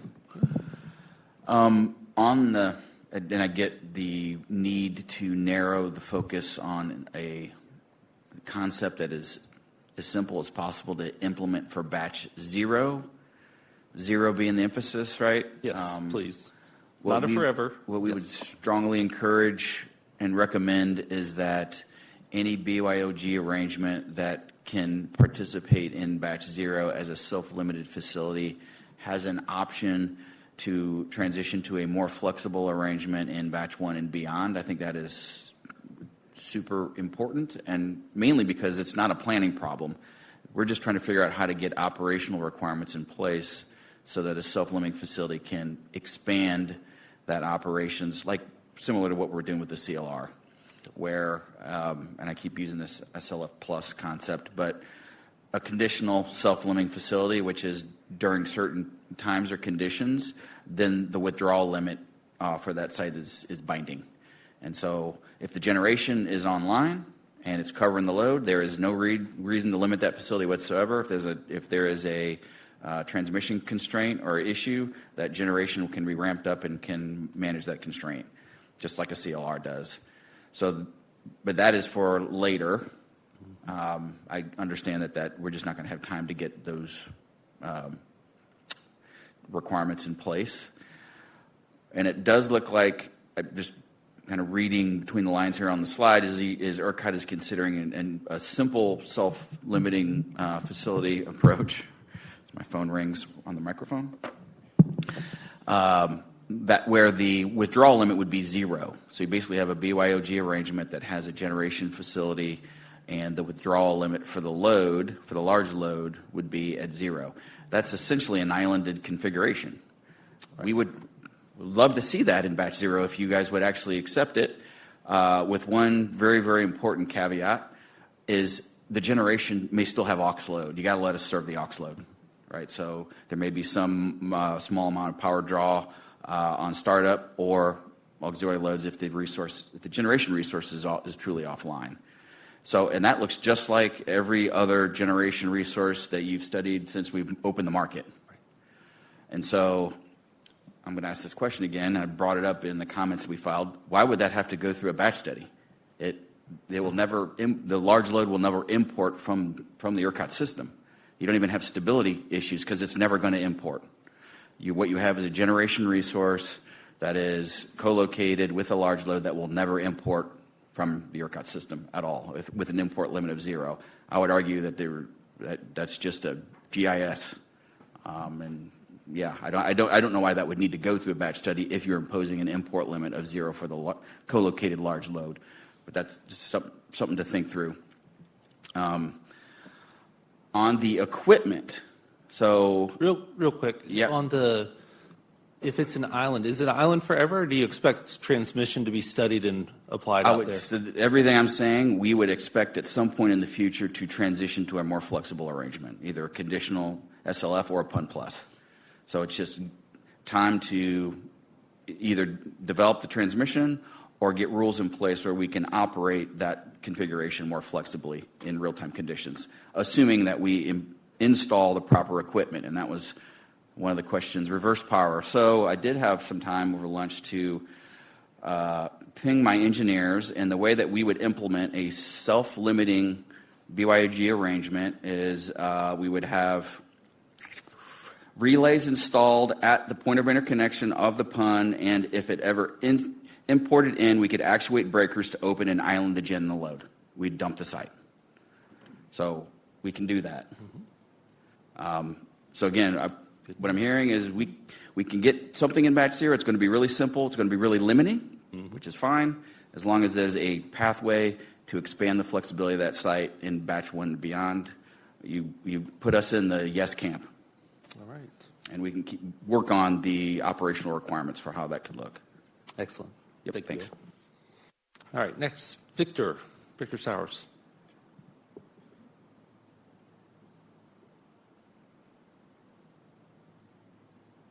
And Victor, if you're talking, we can't hear you yet. Yes, thank you. Can you speak up a little bit more? Can barely hear you. Can you hear me right now? That's better. Thank you. Go ahead. Yes, Victor Sowers, TKONG Capital. So for us, we're looking at on self-limiting, which most likely be the case, that as we build out infrastructure, I'm making it simple, everybody. It's like 50 megawatt segments modules. So we are going to have energy storage to protect our gen equipment and our processing equipment, chips per se. I'm simplifying it. But as we go forward and we are self-limited to, I'll make it simple again, 100 megawatt, then that says we still have our original load of 1,000 of megawatt when the transmission gets done. But also as we go forward, are we locked in if, an example, we do netted network, which might be a better deal going forward after we go through the batch process in the future. But same thing, we want the flexibility, but the certainty without harming the ERCOT process, but also gives that, you know what, I have your generation, I got your energy storage, we're in 50 megawatt segments going forward. This is what we're limited to, and this is what we're going to generate. Like I'm going to have 400 megawatt of gen on site. So, and another 400 of equipment coming in 50 megawatt segments. So we have a lot of assets to help out because we're looking at in the future when we're going to have, if we had a simple play of waiting for wire and the generation somewhere, I don't know if ERCOT is able to say, you know what, if it's 45 gigawatt and we reduce the LRs 85%, are we going to have enough power in Texas? Or are you going to rely on us to be the future power plants? So again, that's a little uncertainty thing going 8 years forward. Where's the power coming from? But regardless, we know we can generate between that time when it's indecisive. So self-limited, fine, as long as we can be sure, which is a certainty, that's been brought up in this conversation today, that the 1,000 megawatt load is yes when we get wired to you. So I'm simplifying, but that's how we look at it. Trying to help you guys say this is our capacity and capability in multi-fronts. Give us some configuration, gives a degree of certainty. Because if you just give me 100 megawatt, but the full load request is approved when we get wired to you, I can take that to my investors. That's easy. Gives you an idea. All right, thank you for the feedback. Sam. So I think it's a two-part question here. So for this zero net draw SLF scenario, so for any of these situations that people might be planning, the idea is that if you have a gigawatt data center, you're going to be self-serving with behind-the-meter gas. And if you plan to do that, you're not just building one for one. You're probably, at least 25%, probably more like 50% oversizing your gas capacity to your load. And so my first question is, for that behind-the-meter generation capacity, is that going to show up in the steady state model for the batch process? So we'll show what we're bringing to the table, yes. So you can see what we're capable of doing to help the decision-making process. But if it says that we are able to get in batch zero approval for X amount to be able to get our full amount later on, yes. All right, so Sam, I think you wanted that ERCOT to speak to that? Yeah. Yeah, go ahead. This is A.G. Springer, ERCOT. So today it would not be included in the model unless the generator had met 6.9 paragraph 1 of the planning guide. One of the reasons that we are looking at this as a potential option is, I think it's not on this slide, but one of the pieces that would come along with that is an ability for ERCOT to add this generation, because it is linked to this load project, into the batch zero study earlier than in its development cycle. How much earlier, right, I think is still open for discussion, but that linkage then would have to proceed forward into operations, that load can't come on until that generation is there, because otherwise you couldn't have a self-limiting facility, if that makes sense. So sorry, we're getting toward the end of the day. That was a long-winded answer to basically say yes, but we need this change to allow us to put it in earlier as development cycle. Okay, no, that's super helpful. And so in that scenario where there's a gigawatt of load, and let's just assume actually it's 4 250 megawatt units of gas, does your SLF become your G-1? So it would be 750 megawatts of consumption? The way that self-limiting facility works today for generation is that it is defined by the interconnecting entity, what they want their limits to be. And I think our desire would be for that to continue forward if we expand this concept to include load, is that, I think that's one of the challenges with PUN Plus as we've started to dig deeper into it, is there's too many open questions around things like when the resource takes outages and what capacity is shown in the COP and what's available to RUC, things like that. With a self-limiting facility, there's a defined limit for injection and withdrawal, and it becomes much more incumbent on the resource entity to maintain that, or the QSE to ensure that limit is respected. Yeah, I guess my point is that if you're not going to amend the SLF limit to reflect the G-1, then you're discriminating against generation resources that just so happen to be co-located with load, compared to if you had a, again, unaffiliated generator next door that just happened to be 6.9 qualified, then all of a sudden you'd be able to serve that 750 megawatt G-1 service to that load. That might have been a clumsy way to say it, but I think that there's a bit of cognitive dissonance going on between like the notion of combining these concepts of load and generation versus what would just happen if they were otherwise unaffiliated. And we're ultimately creating a balkanized grid if that's kind of the, everybody has to serve just themselves type scenario. When in reality, we should be encouraging these people to register all these as front of the meter resources for the benefit of the system. So, yeah. I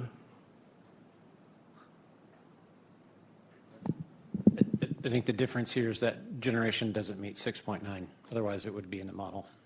But we're trying to give credit for that generation. It doesn't meet 6.9. So certainly by the time it's built, it will be 6.9 qualified.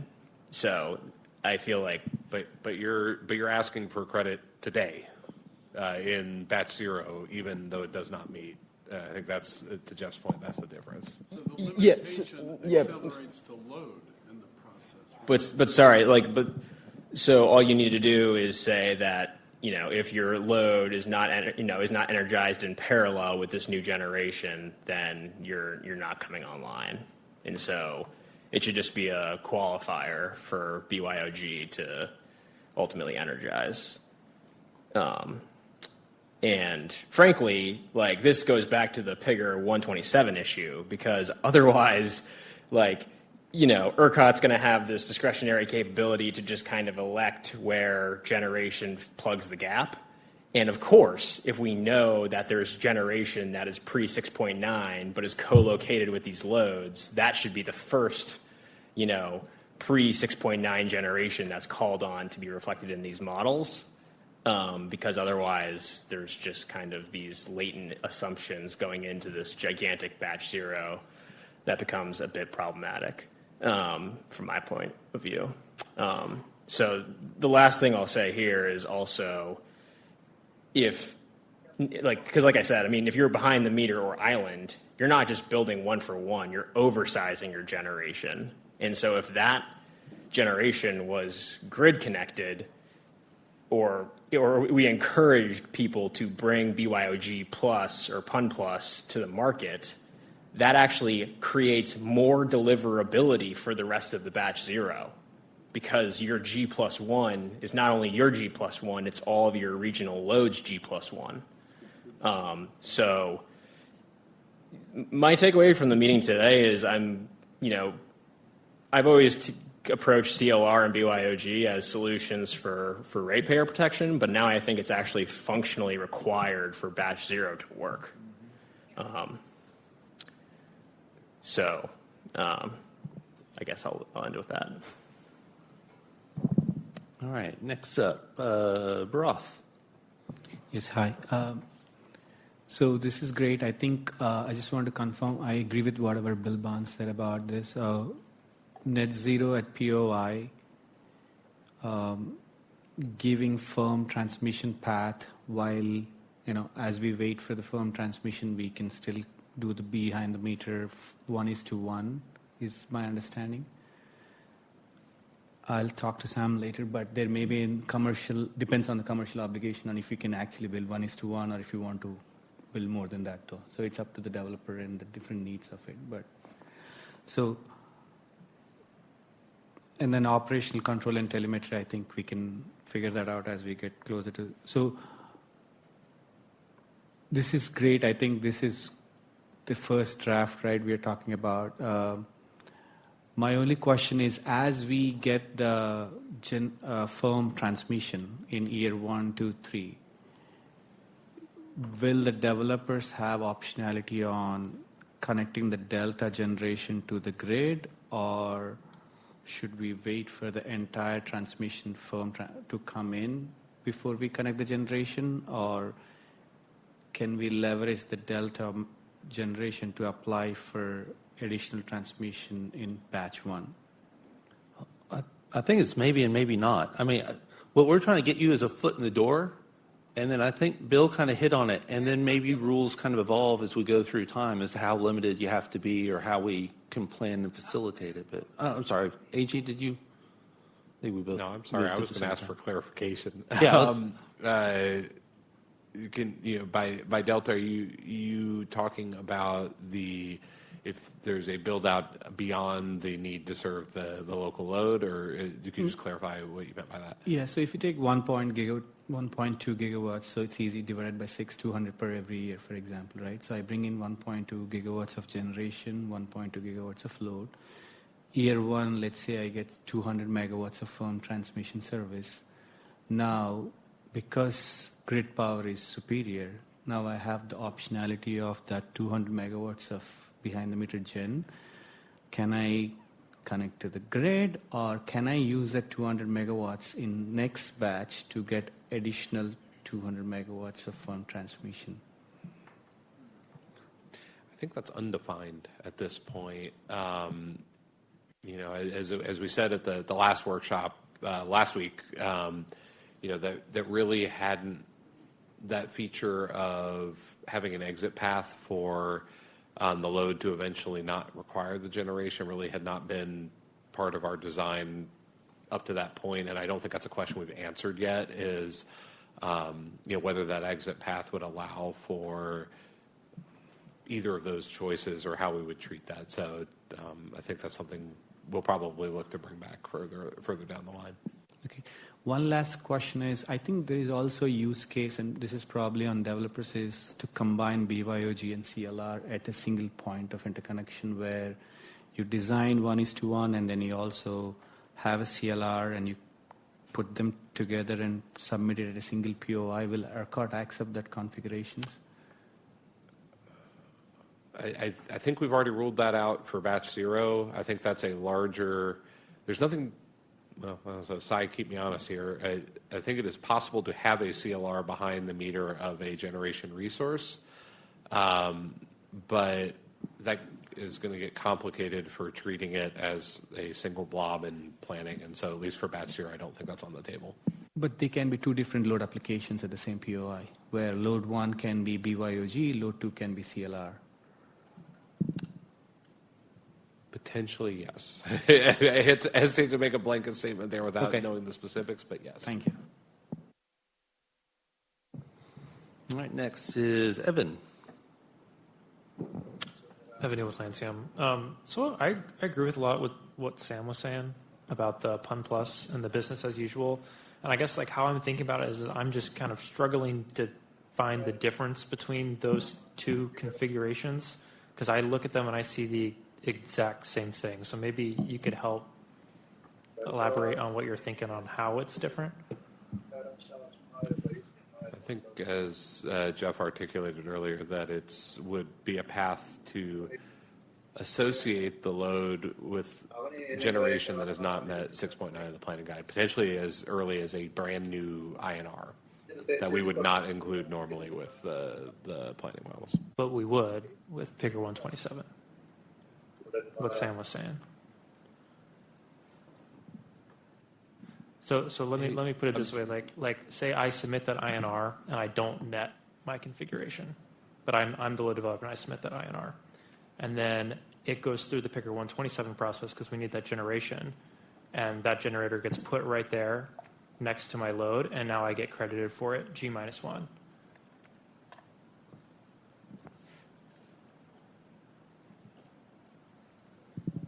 I guess I don't know if we can make a blanket statement that is what would happen. Okay, I guess we can talk about this more. That's what the workshops are for, but I agree. I think Sam's right here.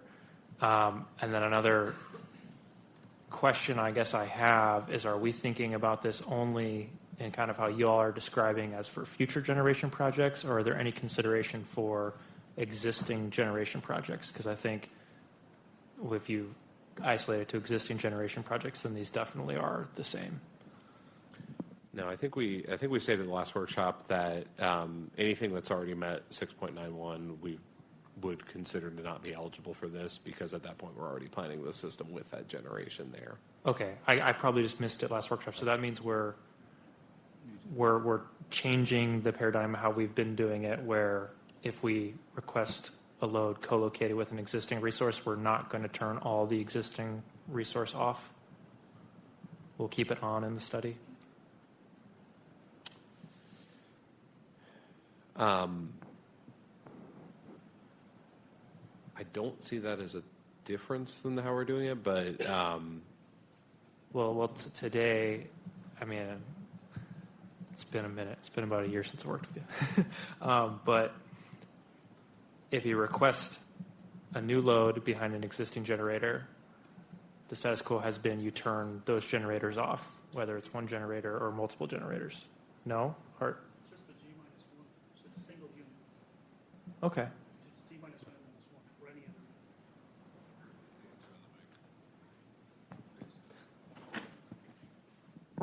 other. Yeah, I don't think you turn off the whole plant. Essentially, all you have to do is G-1 plus N-1, which you do for any other load, whether behind the meter or not. Okay. Well, I stand corrected. Thanks, Harsh. All right, Shannon? Conceptually, I agree with most all the comments that Bill made and several others here, but in my mind, I've been thinking about this self-limited. Is it self-limiting initially to get there quickly, but to become more flexible, bring your own generation, much like a PUN is, or PUN Plus. I'm not sure what the difference between PUN and PUN Plus is. Just because there's so much economy or economic benefit of getting this stuff to where it's dispatchable and becomes like it was no different than if it was an independent generator and an independent load that showed up at the same node. So conceptually, that's how I'm thinking about it. Running through your questions, how should I'm going to call it A, B, C, and D, here for first blue box is A. So if A2, how should single self-limiting facilities present generation and load to their ERCOT systems, COPS, outage coordination, et cetera?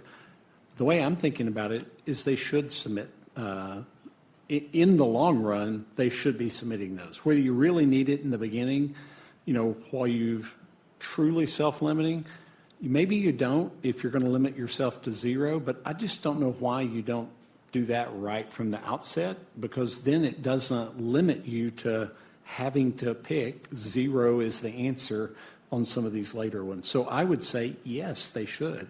They should be represented by QSE, and they should be doing all of those things. Both COP, outage coordination. The second category here, can the reverse power above 0 megawatts be supported?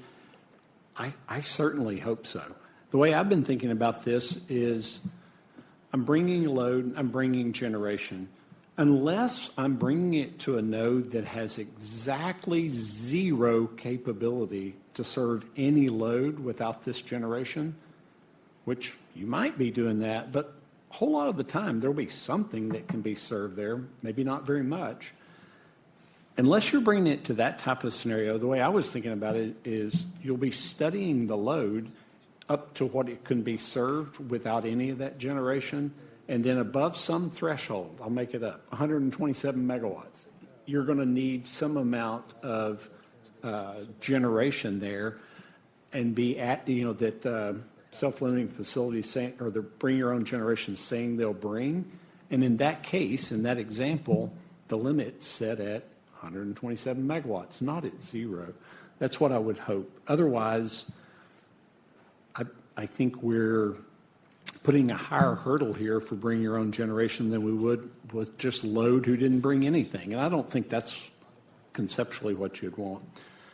Third question in that second category, are there viable alternatives so you're not calling it a RAS? I asked this as an open question a little bit to Jeff in our last meeting, and you may not have had time to look at it. I certainly haven't either. But I recalled back that 20 plus years ago when Ellis Rankin was in charge of operations at Oncor, he had ran through ROS, and I don't know if this still exists or not. So again, it's an open question. The concept of when it's all occurring at the same substation, so there's no remote monitoring, no anything, all of your sensing can be at the station where the action's being taken, that it's not classified as a RAS. If that still exists, then I think here there are viable alternatives. It's that. As long as you stick within that category, it's not defined as a RAS. If that's still the case, then it allows something more than just reverse power relays. Next category, your implications for SLF design. Should SLF be limited to zero withdrawal? Again, no, for the reasons I just stated. And then lastly, in that third category, should there be a maximum load and generation size based on transmission network? And you gave a pretty big extreme example. The thing I was thinking there is in your current Figure 115 process, one of the studies that gets done is on an N minus, there's the 125% limit. So on an N-1-1, making sure you're not over 125% of the branch rating, so you don't run the risk of tripping even the lowest of low settings for overcurrent relays. To me, I think that one's pretty darn conservative, and could be higher. But today you already do that. Why don't you apply that same logic here? And as long as it doesn't take you on an N-1 basis or N-1, G-1 above 125% of the limiting branch, then it's fine. But if it's taking you to 270% or something like that, where it's going to trip in no time, then that's just too big. And you already have a criteria you're using for that. Thanks for framing all these up. That's how I was thinking about it. All right, thanks. Appreciate the feedback. All right, Ian. Matt, couple thoughts. One is if they are going to, okay, so back up. I love Bill's idea, yes. If they are self-limiting, never exporting, never importing, except for the station load, boom, done, easy, rubber stamp. Okay. I think, though, if they were to do that, they need to in some way affirm that they're going to be that, because there will be a day where something on that generator breaks, and it may be an owner or two down the line that doesn't realize that the site is registered in that way, and they are very upset that for the next 6 months they cannot run their site. So I think it really needs to be selected and signed or something like that if they're going to do it that way. Yep. Tight. Agreed. And then my thought is there is a lot of benefit to the grid to run transmission that can handle the full output of full gen or full load to that site for the future, for the benefit of all the grid. So it may be that my preference would be that they have to select that they do not want that transmission run. And if not, it is assumed that transmission will be run. Now, the timeline on that, et cetera, I'm very open. If that's a batch 1 or batch 2, I leave that up to ERCOT, but just some thoughts around that. It's good. I will go back a slide. It's kind of ironic that,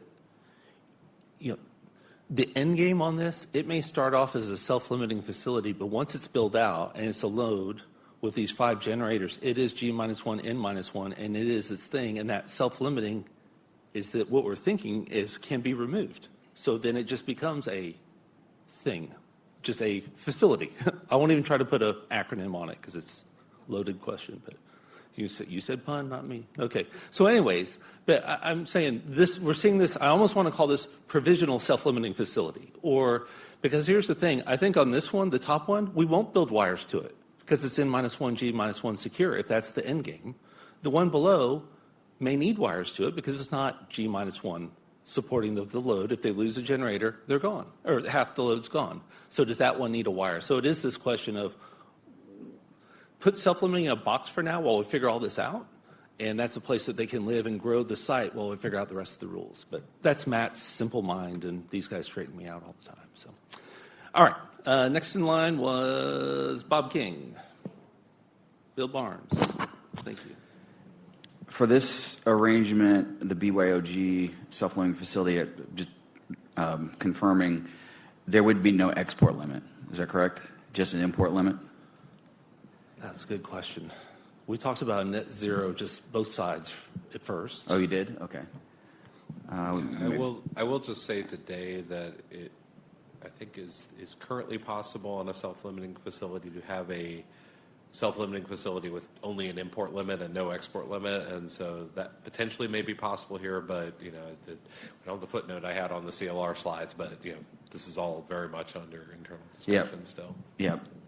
And just to kind of restate what Sam, Evan left, and Shannon agree with the points that they made about how a SLF is not really an efficient configuration if it's permanent. Completely agree with all their comments if it's permanent, but that's not what I understand we're talking about here, is it's temporary in nature.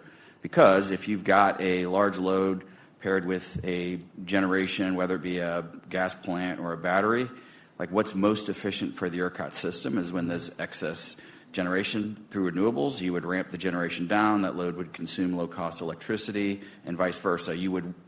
Everyone should want a maximum flexibility in terms of how that site's operated, but what we're trying to figure out now is what you can actually get done, model, and put into batch zero, which it sounds like the constraint is really the linking the two for the first time, which has never happened, and I understand why that's a concern. I just want to give a very specific example on what I hope we are all kind of paddling towards, which would be hypothetical situation. You've got a 1,000 megawatt load, 1,000 megawatt generator, and in batch zero, because we don't have time to get all the rules in place for how we would operate that, we may impose a self-limit on that of an import of zero. So that means that site can operate in island mode, where there's a generation resource that really looks to the ERCOT system like any other generator. If it's a CCGT, you got aux load. There's no import above that limit for the large load. And then after batch zero, we figure out we call it conditional SLF, conditional self-limiting facility, where it can operate more flexibly until the transmission is built where the entire load can be served, and then it looks like just a normal PUN. What would be a conditional self-limiting facility? A few ideas. One, ERCOT can impose an operational requirement where the generation has to be online at LSL.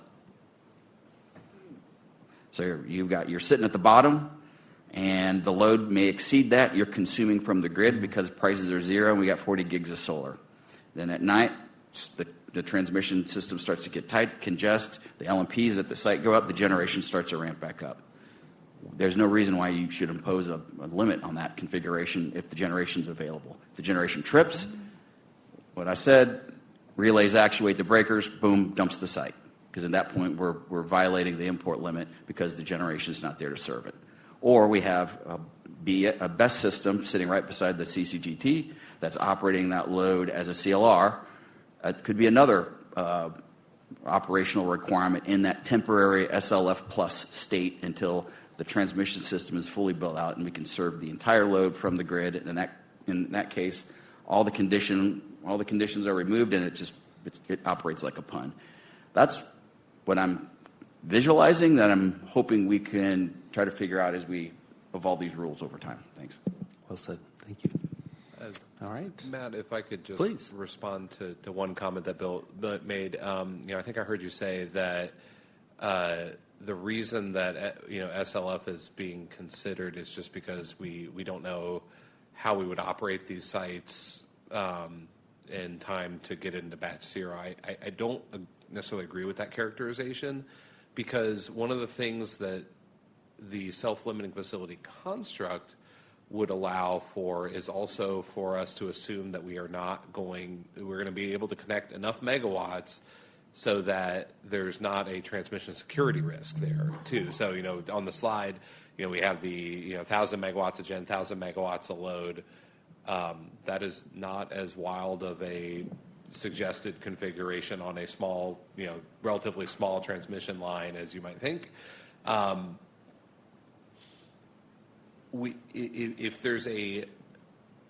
If we are to assume that the loss of generation or the site is not going to consume enough to violate the limits on that interconnection point and the lines there has to be a binding construct that requires that limit to be maintained. And so the point I'm trying to make is it's not just about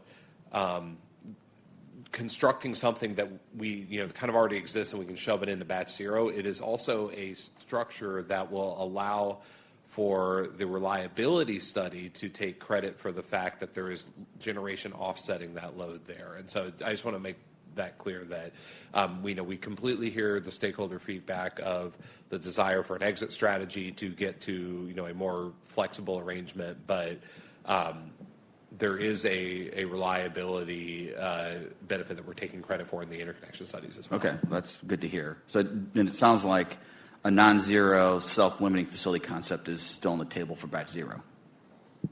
Conceptually, yes. As we start to work through the details, as Matt said, the doors may close further. Okay. Yeah. Thanks. All right, Bob King. Thanks. Bob King for Tracked again. So I just wanted to say as general feedback, we like the PUN plus, I think, because of the flexibility issue. So Bill's already said a lot of what I would say. I guess I was thinking of it more as hopefully non-zero, self-limiting, but that it could be self-limiting on signal from SCED in the same way that the CLR would be. In other words, you've got a different situation where you have generation that's actually a resource as opposed to invisible behind the meter. You've got synchronized generation and load. So it is different, but you could, again, with the SCED signal, limit it under specific conditions. That would allow more flexibility right away. If that's not possible, then I'm with Bill. Let's do that as soon as we can. And on the RAS, I agree with what Shannon said. The FERC or NERC rules at this point define a RAS as centrally controlled. So if it's being controlled at the site by the load, that's my understanding. That's not a remedial action scheme.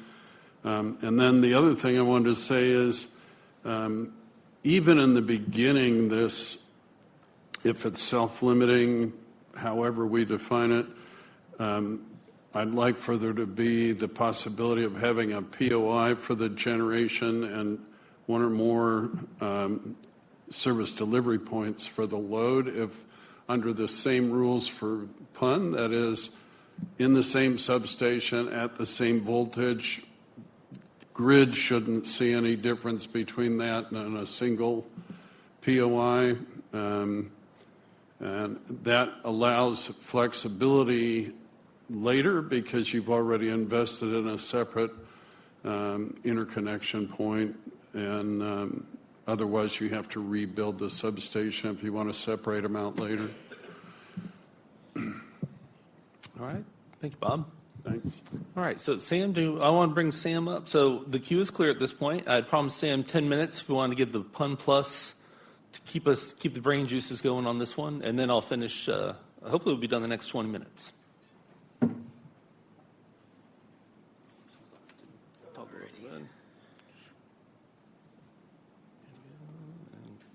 Up, down, yeah. Thank you. I'm intimately aware of the fact that I'm holding up people from leaving. So, okay. So, I mean, this has already come up a couple of times implicitly in the conversations we're having. So, I figured it might just be a good summary, if nothing else, for folks. So, for, I guess, really brief summary, this PUN plus concept, which as you'll see in a moment, I have a problem with the whole term PUN plus, is really G+1 configuration co-located with the load. So as long as you have, as long as you're able to lose your single largest generator and still serve your load, then that satisfies the existing planning criteria as set forth under NERC TPL. And so that should allow you to have full firm service from day one because you're oversizing generation in parallel with the load that you're commissioning at the same time. And so that is different from the controllable load where you are privately managing as available transmission service and you're willing to curtail your load either by actual curtailment of the load or you're switching over to unsynchronized generation that ERCOT can't see. And so if you happen to have a co-located generator or energy storage resource that's part of behind the same POI, that is not part of your CLR, but you can co-locate a generator or an energy storage resource to help manage that contingency, or the constraint, I mean. And so hopefully this is just helpful kind of summary of the two state of affairs because I think folks get a little bit twisted around the axle about what these actually mean. Okay, so on PUN plus, the thing that is frustrating about the conversation is that there was this notion of, rucking the generation unit, it's not possible, so that we can't get this done. But that is really getting hooked on this definition of a private use network where, private use networks historically are to get a settlement and metering benefit. It's not a planning benefit. It's not even really an operation benefit. And so the point is that you can have co-located but separately registered and metered resources that completely absolves this whole RUC issue that would be an issue with a traditional uppercase PUN. And so we really shouldn't be calling PUN plus. It should be BYOG plus because the whole point is that you're bringing your G+1 secure. So if you suffer a G-1 outage, you're still able to serve your load. It has nothing to do with what the historical use of a private use network is. And so with that in mind, I jokingly call this the unnetted network. But really this is just what's already allowed in ERCOT today is having behind one POI, having separately metered generation, load, and energy storage. And the energy storage plays a big role here in this exact concept because if you're in a PUN with a battery, you would lose your WSL treatment, which is generally perceived to be what also gets you your connect and manage treatment in your study. And so under a unnetted network configuration, you can have the PUN plus benefit without any sort of rucking issue, and this is already largely feasible today. I actually don't see any reason why it's not immediately feasible today.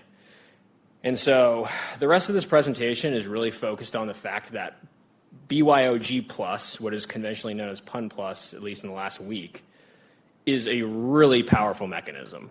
I think that people are kind of losing that in how dense these conversations are, but BYOG plus resolves transmission security and resource adequacy issues, and if you are G+1, there is a positive sum outcome to the study. So really, BYOG plus resources should be allowed into batch zero on the election of being a BYOG plus because other loads will get more delivery because you are pursuing your load this way.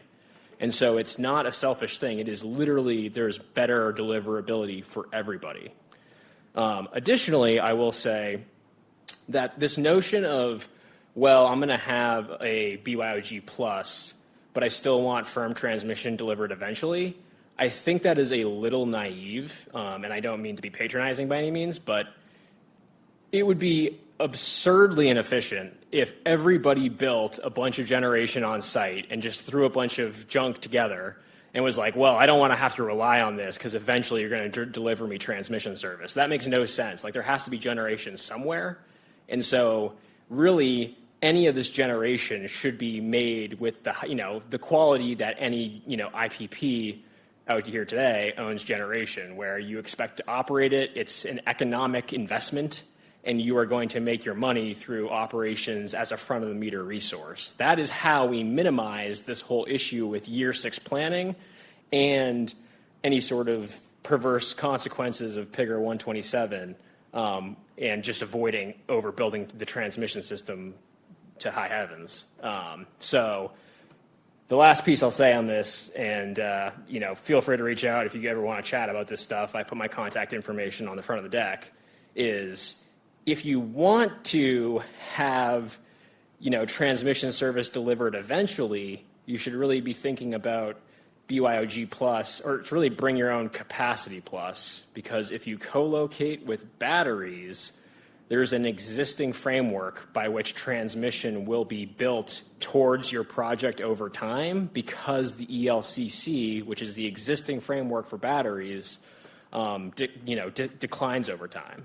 And so, one, to do BYOG plus, really SLF too, it's discriminatory against capacity resources like batteries, where any sort of, the whole concept originally is to make it so it's fair to otherwise unaffiliated generation and load just going through the traditional load interconnection process. So if a battery is past Planning Guide 6.9, it's going to show up in your load steady state case. And so all we're saying is you should just be able to, tie these together earlier, and you're not going to come online until your battery is online. But then, just like how it would be if it was a standalone battery, once it's past 6.9, you're going to see that capacity benefit in your delivery to the load. And so the point is that this capacity benefit that shows up in the steady state is declining over time because of ELCC. So after your initial service delivery date, the steady state models will already see this eventual need to deliver more transmission to your location over time. And so, yeah, overall, BYOG plus really is the mechanism that we should be using for both SLF and non-SLF co-located generation, and it should be including storage. There's really, I can't think of any technical reason why this isn't completely feasible with existing rules today, aside from just tying together your generation and your load. And so, yeah, I think that lastly, or just to summarize, these concepts makes all of this work better for everybody, and it creates a very strong incentive for solving the resource adequacy part by having people bring capacity resources and make sure that they're front of the meter facing, so they're not just benefiting their own load, they're benefiting the whole market. Because, I don't think, you're not going to build a bunch of junk behind the scenes and then just throw it away after. That would be very inefficient for the entire market. So that's all I got. Any questions for Sam? Yeah, go ahead, Bill.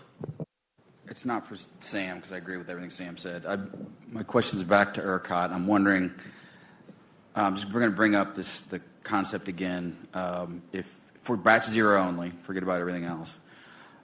If you have the option to elect to be a self-limiting facility with a zero interconnection allowance, would ERCOT entertain the notion that that site does not have to go through a batch study? And you would eventually, if you were going to take any amount of interconnection from the system above zero, that you would be put into a batch at some point? You're saying no, like forever? No, I'm saying you're at we're going to zero. We have a completed generation interconnection suite of studies, FIS and everything. We're going to energize the generator. We're going to bring the data center online. It's going to have a zero import restriction, and then we'll have the combined site or the load side, whatever you guys would want to see in a later batch, and we're operating it until that gets approved, and then you start to lift the restrictions later.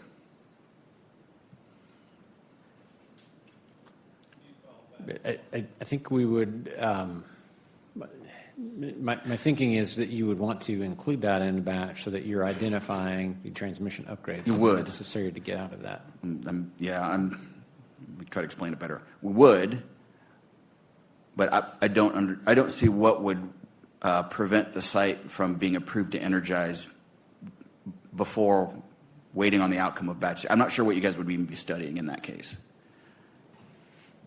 So yeah, ideally sites in batch 0, but we've completed the GIS. It's ready to go. We've got through all 3 parts of commissioning. The data center is built and it's sitting there with a 0 import restriction on it.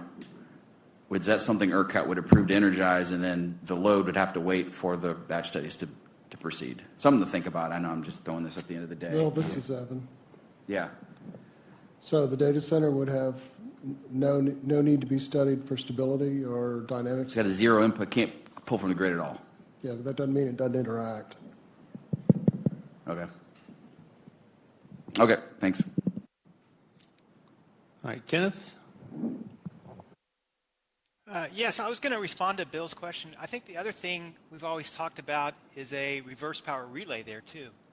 So it's not just a promise. There's also this relay there that will prevent you from withdrawing from the grid. And then at a higher level, I guess what I keep hearing is, we can do this self-limiting facility to get things going, and through time, you can transform by having the limits change into your favor. So at the beginning, you have both a withdrawal limit and an injection limit, and as time goes by and transmission is built, then those limits change, and eventually you can free yourself of the limits. Love it. Thank you, Kenneth. Let's be free. Shannon. Shannon, go ahead. Again, trying to think about what Bill was just talking about, and maybe similar to what Kenneth was just talking about. In my mind, I'm thinking about this for concept of batch 0. Why isn't that for a paired, bring your own generation, why isn't it that the load is studied almost as if it's an allocation, and whatever amount can be served to it without its own gen, that's the amount it can pull from the network securely, and then for anything above that, it's got to have brought that amount of generation to make it happen. So in the example where we had the 5 200 and something megawatt generators, back in that example over there, wherever it is, maybe if we use it as an example, the one at the top right. In this case, we can all look at it and know it's secure if we assume that no amount of load could be served from the grid. But if you're running that load through as if it were allocated, the right answer might be, or the true answer might be, 125 megawatts could have been served from the grid securely. And then it's as if 125 becomes the baseline in this example that we've got instead of 0. And that's in year 1. In year 2 of the allocated, it might be 250 and so on and so forth, so that to get to these higher levels, in advance, this is also back to Bharat's point earlier, of how much gen do I need to be bringing to support a ramp that is very quickly bringing the transmission that comes with it, but it becomes your way privately of becoming more firm for more for some period of time. But let it be studied as if it's allocated, and for in the batch 0 or batch process, so that instead of just assuming 0, we get the right number for what the grid could have supported. Does that seem like that would work, or am I missing something there? That's actually the path we started down. When we originally had this up here was the idea last week. Gosh, it was only 3 business days ago, right? I mean, the stuff's going so fast, it's mind-blowing, which was we had put a 100-megawatt limit thinking that was the allocation. And then as we walked down the idea of its load to be served and whether or not the reverse power relay works, and we talked about RAS and control room awareness, that's when the complexity, said let's roll back to just a zero to see if we need to survive on that concept to move forward. So I don't think it's impossible. We just... To the degree that local limiting is not defined as a RAS, which was what I think the case is, and I can't say with certainty. Bob seems to think it is too. To the degree that's the case, I don't think we have to limit ourselves to zero. I reserve the right. I could be missing something, but that's what it seems like. All right, so we'll hit the queue. Let's see if we can wrap it up here. Broth and then Bill. Okay, same desire. Okay, Bill. Just responding to Evan. I'm back on the self-limiting facility, zero interconnection or zero import withdrawal limit. Excuse me. The need to go through a study. It's possible you could have the CCGT synchronously connected and the data center sits behind a DC interconnection. Then the load wouldn't touch the grid at all. I think there's just a lot more to talk about in terms of, we probably need a whole workshop on BYOG configurations and what all we could dream up for some other time in the future. But point is, for batch zero, we see the need to simplify.